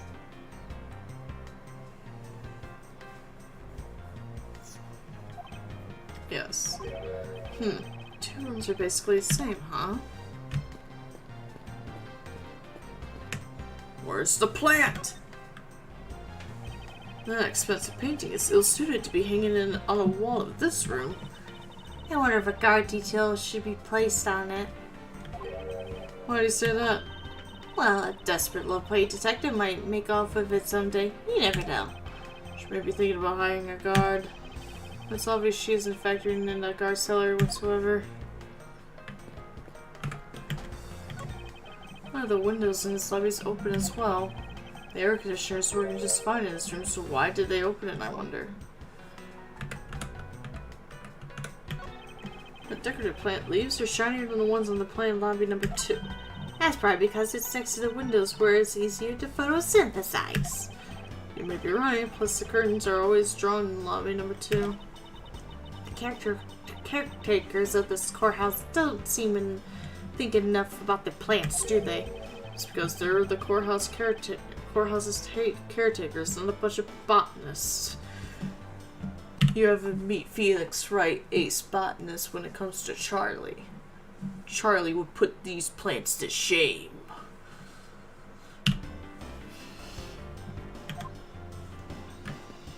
Alright, I guess we have to talk to him. Detective Bad, what exactly was Kay searching for? Nothing that concerns you, boy. Oh, and I suppose it has something to do with Kay? It does, because she's Faraday's daughter. Anyway, hurry up and get to the point. I don't have time to waste. Sounds like he'd rather be left alone. I have something I'd like to confirm with you once again. I don't have anything to say to you. Bitch. My hand is fingered in your head. Be that as it may, we still have questions that we need answers to. Now then, first of all, what is the overpowering smell that is permeating this room? Upon entering this room, I thought I was going to suffocate. It's that ultra-strong perfume you wears. She spilled some of it. I was having a bad time of it myself. That's why I'm, dying. I didn't think twice and opened the window, but that smell's still here. Perfume, huh? Some sweet scent in the air. It's perfume. Well, it's giving off quite a stench. I bet it's some cheap, no-name brand. She said it's a famous brand from overseas. How dare she! It's a knockoff. Yes, definitely a knockoff. No disrespect, but she forced some of those bottles on me.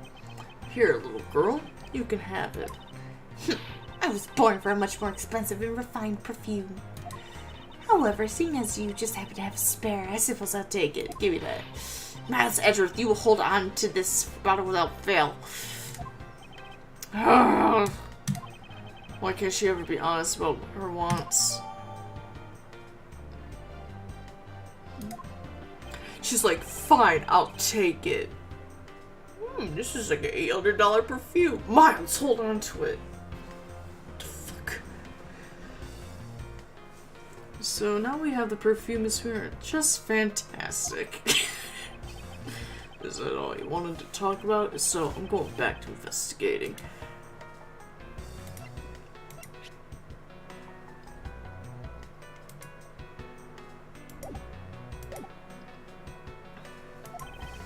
Actually, so I have a few other things I wish to inquire about. He's like, God damn it, that's my face right now. I just want to go to bed. So you were in this room the entire recess. Like I said, I made a call to the precinct to get that big lug down here. But other than that, I was waiting for the recess to end in here. At least your story's consistent. Earlier you stated that you were in this lobby with Miss Yu. Yeah, I ran into her in the hallway. She said she wanted to talk to me about something, so we came in here. Then what were you saying? You're saying is that until Detective Gumshoe's arrival, you and Miss Yu were in two different locations. Guess I... Interesting. Speaking of that lawyer, she seems to have a great dislike for you. Oof. Let's see, Miss Yu is the sister of the victim of the KG8 incident. As I recall, Detective Bed was the lead detective on the case. I wonder if the reason for her to stay is simply because you failed to guard Cece, but because you were the lead detective on the case. You knew. I also know that today's trial involving the Kodopian embassy staff member is being referred to as the second KG8 incident. Now, the detective, I believe it's time you were honest with me. It told me the truth behind your relationship with Miss Yu and Mr. Faraday, and the KG8 incident. I'll put my gun away. If you already know that much, I guess it'd be alright to tell you. Alright. Now then, I'd like to ask you a few questions about the KG8 incident. It's not exactly a happy story, other than the people who were directly involved. You two will be the first to hear what I'm about to tell. The honest truth behind the KG8 incident. Now my ear's itchy. That's cool. Nice. Gasp. Faraday, you and I wasn't there. As you already know, we three were involved in the KG8 incident. Faraday and I were originally on the trail of a smuggling ring. You mean a smuggling case involving one of the Amano Group's secretaries? That was just a front. A facade. Yeah, but the case became tainted. All because the witness who was going to testify about the Amano Group's ties to smuggling ring CCU was killed. And what became of the secretary who was arrested? His name was Colin DeVore. To be honest, the guy didn't know a thing about the smuggling ring, but he confessed to knowing about it anyway.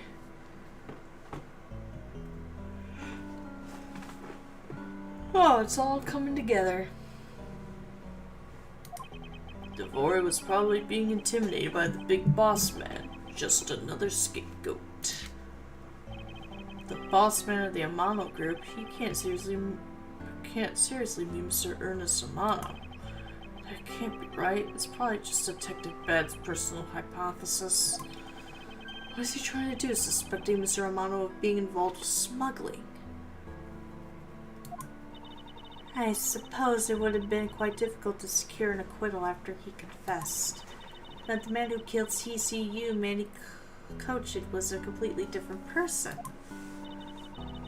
But since he's already been acquitted once for her murder, Mr. Faraday. How could you have let him go? If I remember correctly, I heard that Mr. Faraday had an important piece of evidence stolen from him. That wasn't Faraday's fault. It was mine. I wasn't vigilant enough. Faraday, Cece, I was supposed to protect them both. So you did mention that as well. Well, Detective Bad was supposed to guard her sister. But even I was supposed to protect them. I fell into their trap. What kind of trap? The holes in this jacket are a testament to that trap. What? You mean you were fired upon? You were shot at that many times in one gunfight? No. Only about half of these are from that case. But the reason I continue to wear this jacket is to remind myself of the lessons I learned from the KG8 incident. When you sister died, it was ready to die. You. Yes, me. Can't you tell I love, making that joke? That's my favorite inside joke I've been making in this entire session. I see. Could protect CCU, and the suspect was found now guilty. We had hit a brick wall, as far as the law was concerned. And that's when she came to the courtroom with the victim's sister. That's when I first met Calissa Yu. Alright. About when you first met Miss Yu. That was on the day the verdict of the KG8 incident was handed down, was it not? Yes, Faraday and I, we apologized to her from the bottom of our hearts. It was all we could do. But just saying you're sorry won't bring my sister back, she said. And then she gave me a hard slap across the face. Well, she certainly had a lot of self-control to stop at just a slap. I would have whipped you to high hell. If it were me, not even 100 lashes would have been punishment enough. I suppose not.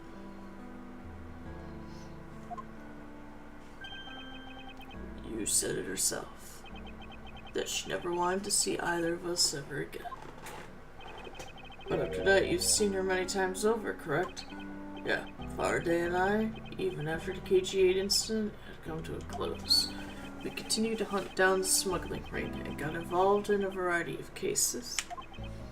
But it was no use. We cracked so many different cases. But the result was always the same. We couldn't find the real mastermind behind the ring. Is the ring really that big? It's more like a fucking hexagon at this point.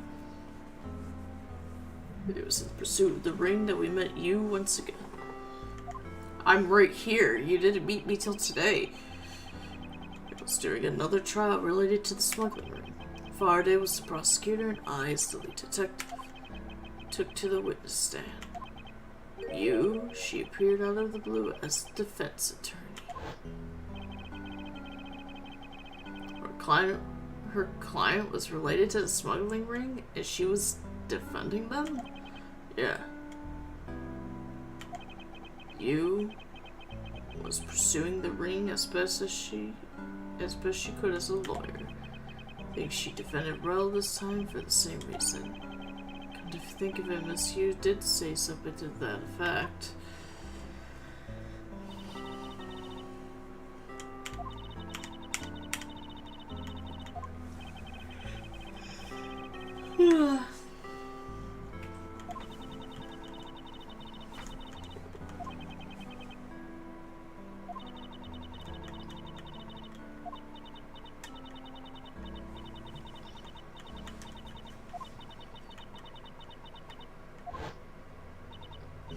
It doesn't matter what her reason is.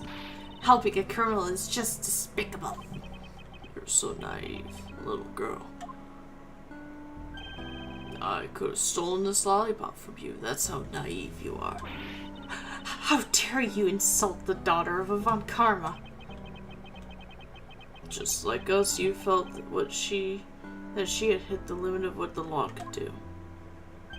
Why does it do that ding every time? I'm tired.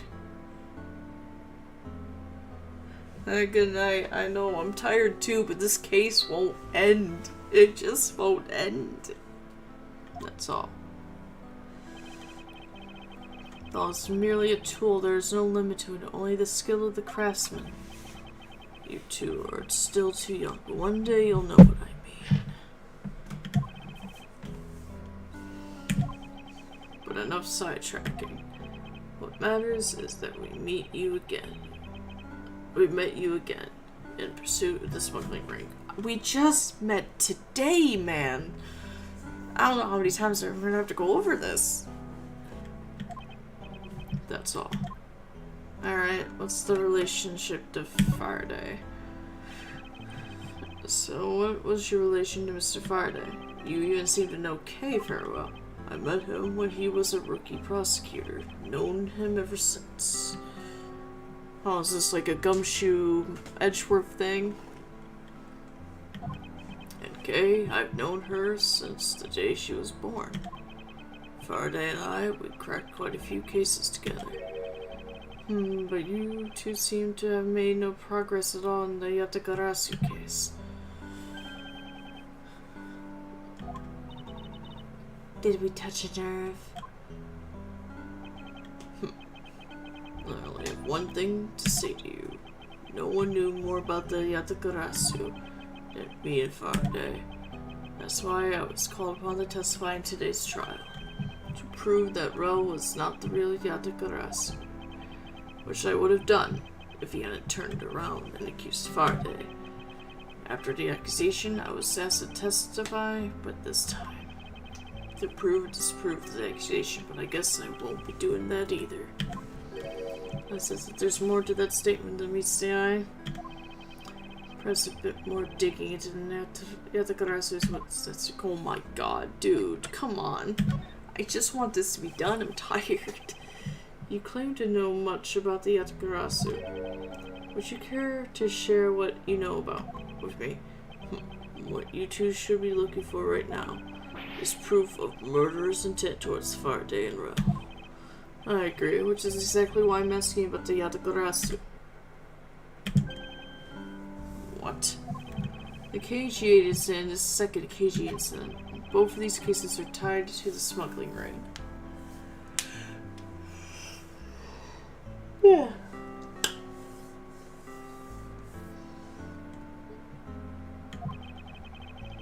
Both of these cases, the witness who was to testify about the ring was murdered. However, there's one point in which they differ. That is the presence or absence of the great thief, Yatagarasu. Mr. claimed to be the Yatagarasu, however, in the middle of the trial, he suddenly declared Mr. Faraday to be the real Yatagarasu. Then, during the recess, they were both killed. Don't you find that to be the least bit odd? Spiles, Edgeworth, stop beating around the bush, you just spit it out already. You know, I agree, dude. I believe that there must be some reason that the two men suspected of being the Yatagarasu were both killed at the same time. Or reason, huh? So, in order to catch Mr. Faraday and Mr. Rel's cold-blooded killer, I feel that I need to learn as much as I can about the Yatagarasu. If that will help you solve this case. You could go suck a dick. Then I'll tell you the reason why we've never caught the Yatagarasu. Oh, what was this an outburst for? You almost made me whip you by accident. Still accidentally whipped me anyways. There are three main reasons why the Yatagarasu will always be one step ahead. First, the Yatagarasu always knows the exact location of the target object. Second, the Yatagarasu always knows exactly who to disarm the security system. Third, the Yatagarasu doesn't leave a single shred of evidence behind, ever. I see. Those are the Yatagarasu's special tactics, or traits. Sounds like an incredibly elusive thief. Yatagarasu. has never been caught on tape, never tries to draw anyone's attention. I would never do something as low bro as commit murder. That's how I knew that Ro wasn't the real Yatagarasu right away. But you can't use that sort of logic on its own to prove that he wasn't. Listen, little girl. I'm not done talking yet. Ugh. What's different about this time was that evidence related to the smuggling ring was sent to the police, and the sender was none other than the one who infiltrated the Kodopian embassy, the Yatagarasu. The Yatagarasu sent the evidence. So now the Yatagarasu would always publicize any corrupt dealings through the mass media. But not this time. The evidence this time was something only Faraday and I, and a select few others knew about. In that case, how can you be so sure that it was the Yatagarasu who sent it? That's easy. A special card that only the Yatagarasu uses was attached.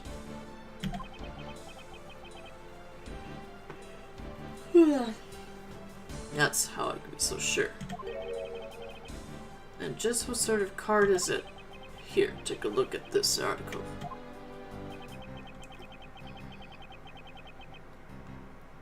Whenever the Yatagarasu wants to publicize something, a white card is sent along with the stolen information. But when we questioned Rel about what was sent along with the white card, Rel had no idea what it was. Ah, that's how Detective Bad knew that Mr. Rel was a phony. Thank you very much. I have a much better understanding of the Yatagarasu now.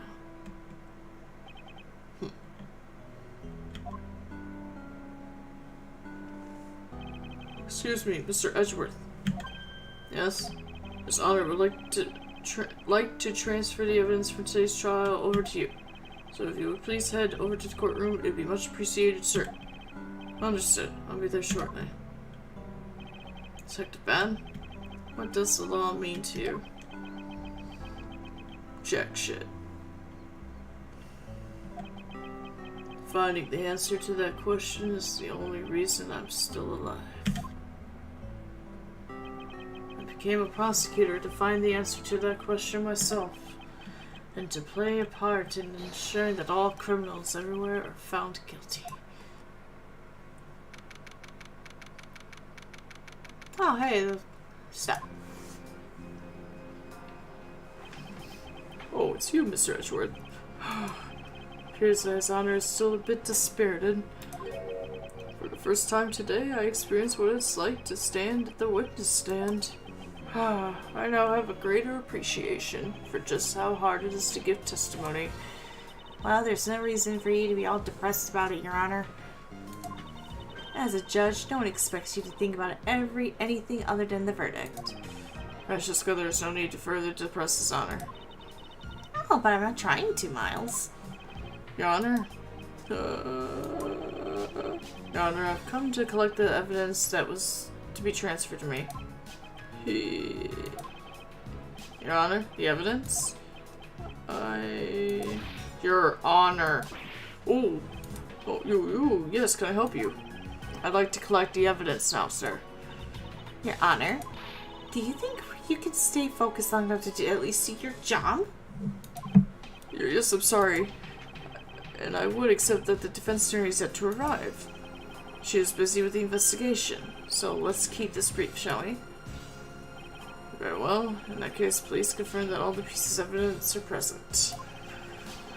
Furthermore, the evidence that was used in the murders of Mr. Faraday and Mr. Rel are also included, so please go ahead and use them in your investigation into the case. Understood, Your Honor. That were used in the murder of the two men. This could be a very good chance for you to find new leads regarding their case. Maybe even something that will finally lead me to the truth. Place all the evidence over on the prosecutor's bench for you. I see. Thank you very much. I'll go and confirm that they are all accounted for.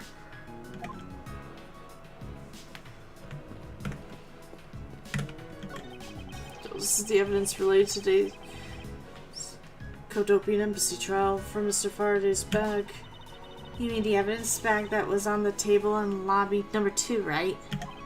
Yes, finally, we can now take a look at the evidence itself and not just the data about them.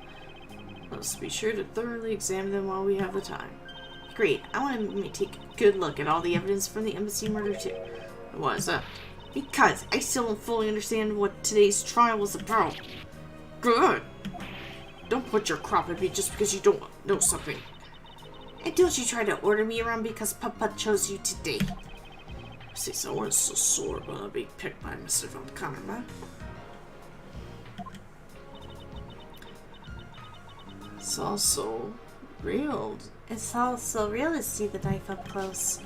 So we have the knife, the gun, an envelope, and what's this organizer doing here? Oh, that's right, I completely forgot to tell you about what, Your Honor. We found Mr. Faraday's personal organizer inside the evidence bag with his. Dr. Bed requested it be passed along to you. He said it would help with the investigation.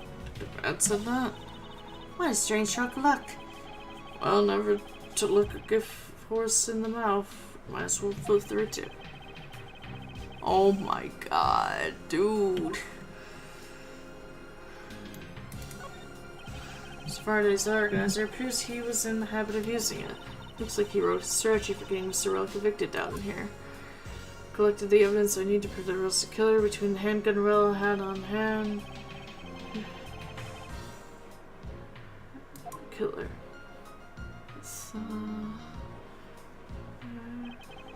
It also appeared that he had proved that Mr. Rell was not the other Karasu.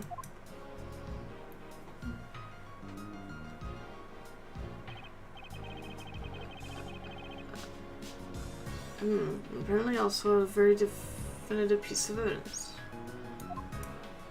It's been long, but I hope this will finally bring it to an end. Mr. Farr was well prepared to discredit any claim Mr. Rell may have made about being the real Yatakarasu. And he had a way to prove that Mr. Rell was the guilty party in the embassy murder. This one was a clue straight from Mr. Faraday. To take my time, we could give it a thorough read later. Oh my god, there's still more shit. Look, there's the picture stuck between these pages here. Appears to be a key. And a rather ornate one at that. Just look at the design on the handle. Craftsmanship is superb. This be the Yatakarasu's key Mr. Faraday mentioned in his organizer. The Yatakarasu's key? Detective Bed said something earlier.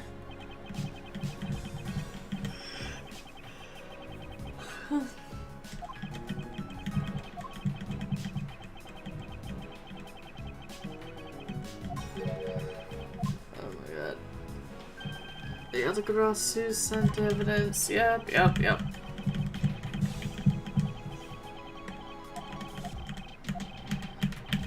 I'm like, Mr. Faraday must have been trying to keep the secret key safe. as the prosecutor on both the Karasu and the smuggling ring cases, that's what was expected.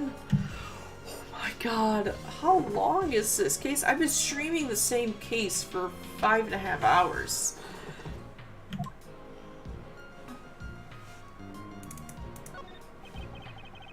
Going through these documents before the trial started. Well, it wasn't even afforded the opportunity to skim it. Suppose I should explain to you then.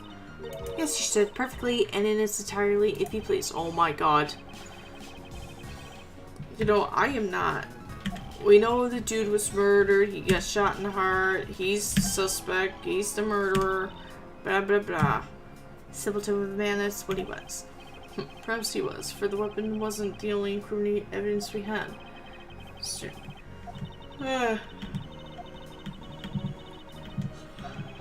tired.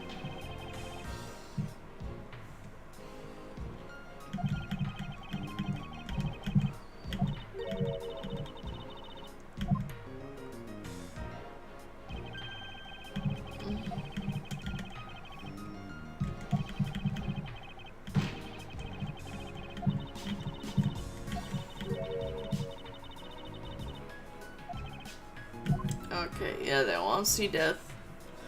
Oh my god. gun. It was originally used to kill a Cordopian embassy staff member. The crime was reported. Responding police found Mr. Russell holding it, which led to his immediate arrest.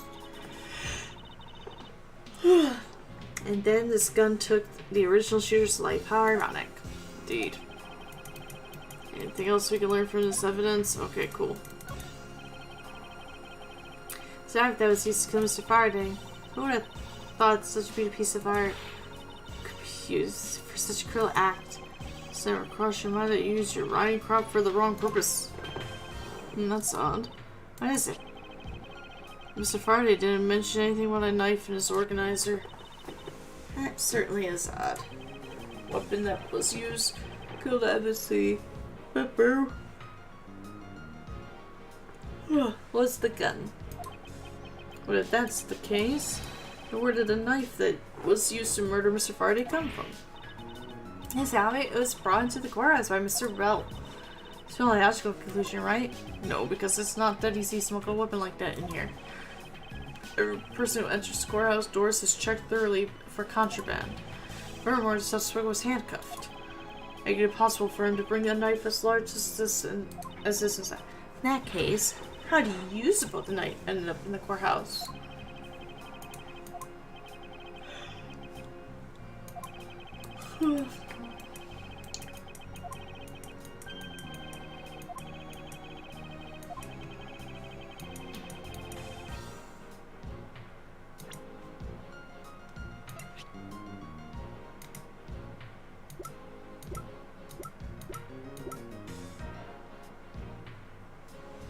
I don't know, is it similar to the key? It kinda looks similar.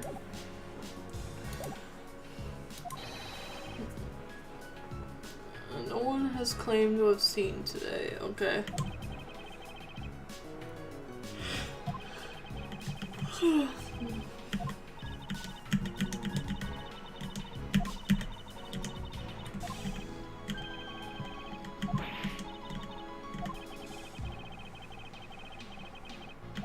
Hiding is there, and the knife was brought into the courthouse.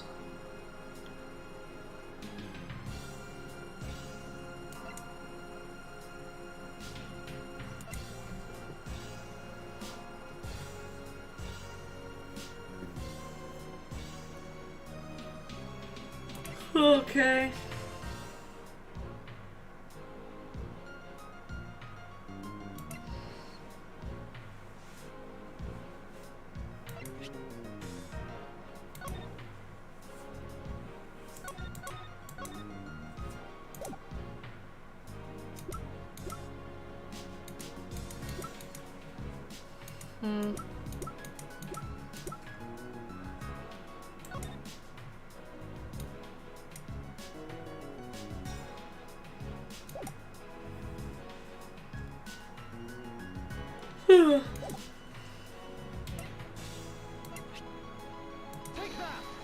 Oh.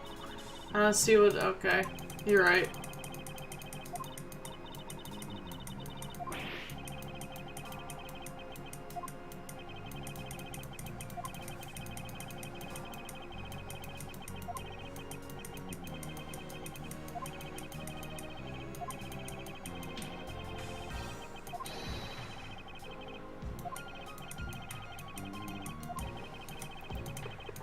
Oh, maybe it is the key.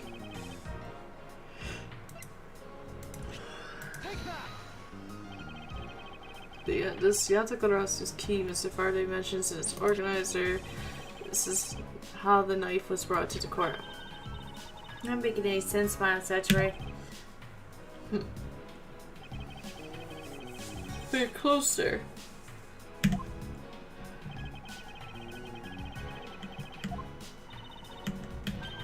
They do remind me of the knife.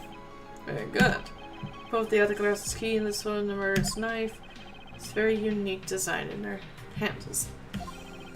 More, even though Mr. Faraday mentions the Yatakarasu's key, the only sub-object we found at the crime scene was the knife. You don't seriously mean to say? Or is it you finally caught up? And yes, I do mean to say that these two pieces are in fact the one and the same. It's impossible. Even if that is what you believe, we should still investigate the possibility. Okay. Oh, my Lanta.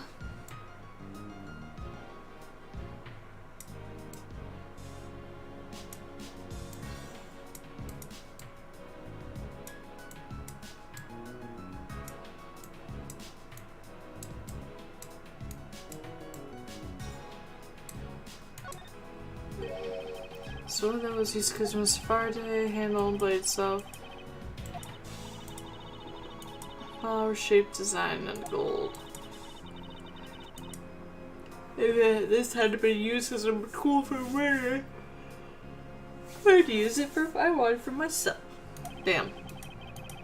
Embellishments. Too much this isn't mine to give.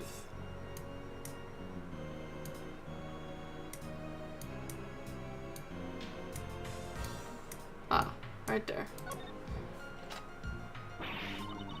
I can't believe it turned into a key. To think there was such a trick to this thing. So the weapon used to kill Mr. Friday is actually the key. The Atakarasa skull.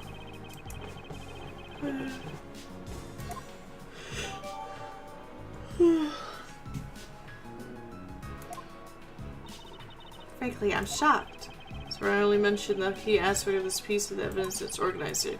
Also, that even he had no idea the key was inside the blade. Then only someone who knew about the key to knife trick could have killed Mr. Faraday. Huh.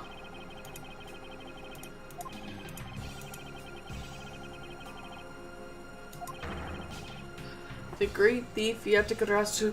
The Yatakarasu killed them.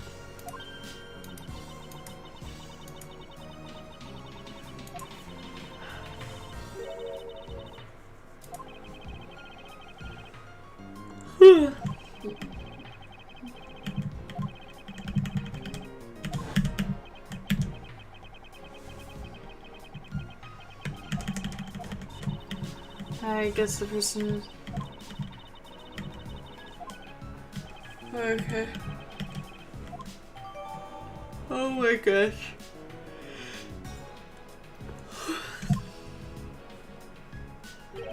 That's on. We're short one piece of evidence. The piece that's missing is the surveillance video that was played in court. Surveillance video? How could a piece of evidence just disappear?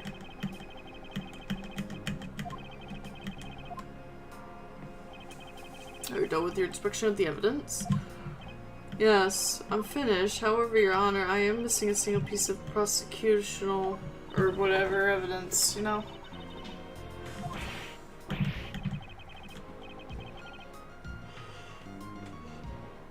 No, I dare not lick my duties.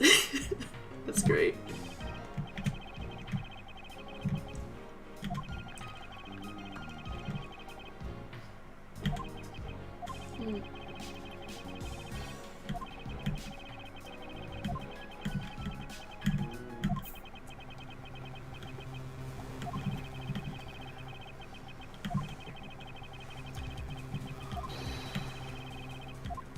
Oh my god.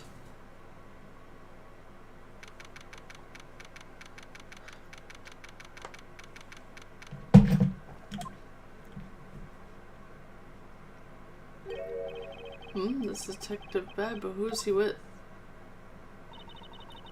Never seen an officer before. Oh no, is it Lang? So did you find it? No, not yet. I've looked everywhere. See, well then, please continue with the search. Understood. I'll continue the search. It is Lang! So you're the one running the show? Prosecutors like you shouldn't even be allowed at crime scenes. How dare you? Just who do you think you are? Bye, bitch. So it is Lang.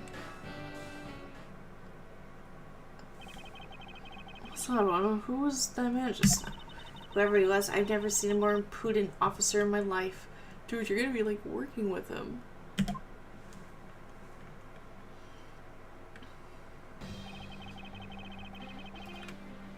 Do you know that we're standing here? I know you're standing right behind me. What do you want? Kids. You son of a bitch. Alright, I am tired. I cannot play anymore. I've been streaming for almost 6 hours. I'm fucking tired. We're done. Merry Saturday to Sunday, miss. Good day, sirs and or ma'ams.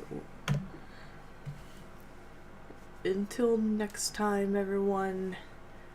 Oh, I'm fucking tired. Have yourselves a zombie-free day, because I cannot play anymore. Jesus Christ. Here, enjoy some, oh my god, who do we want? Let's get Gumshoe.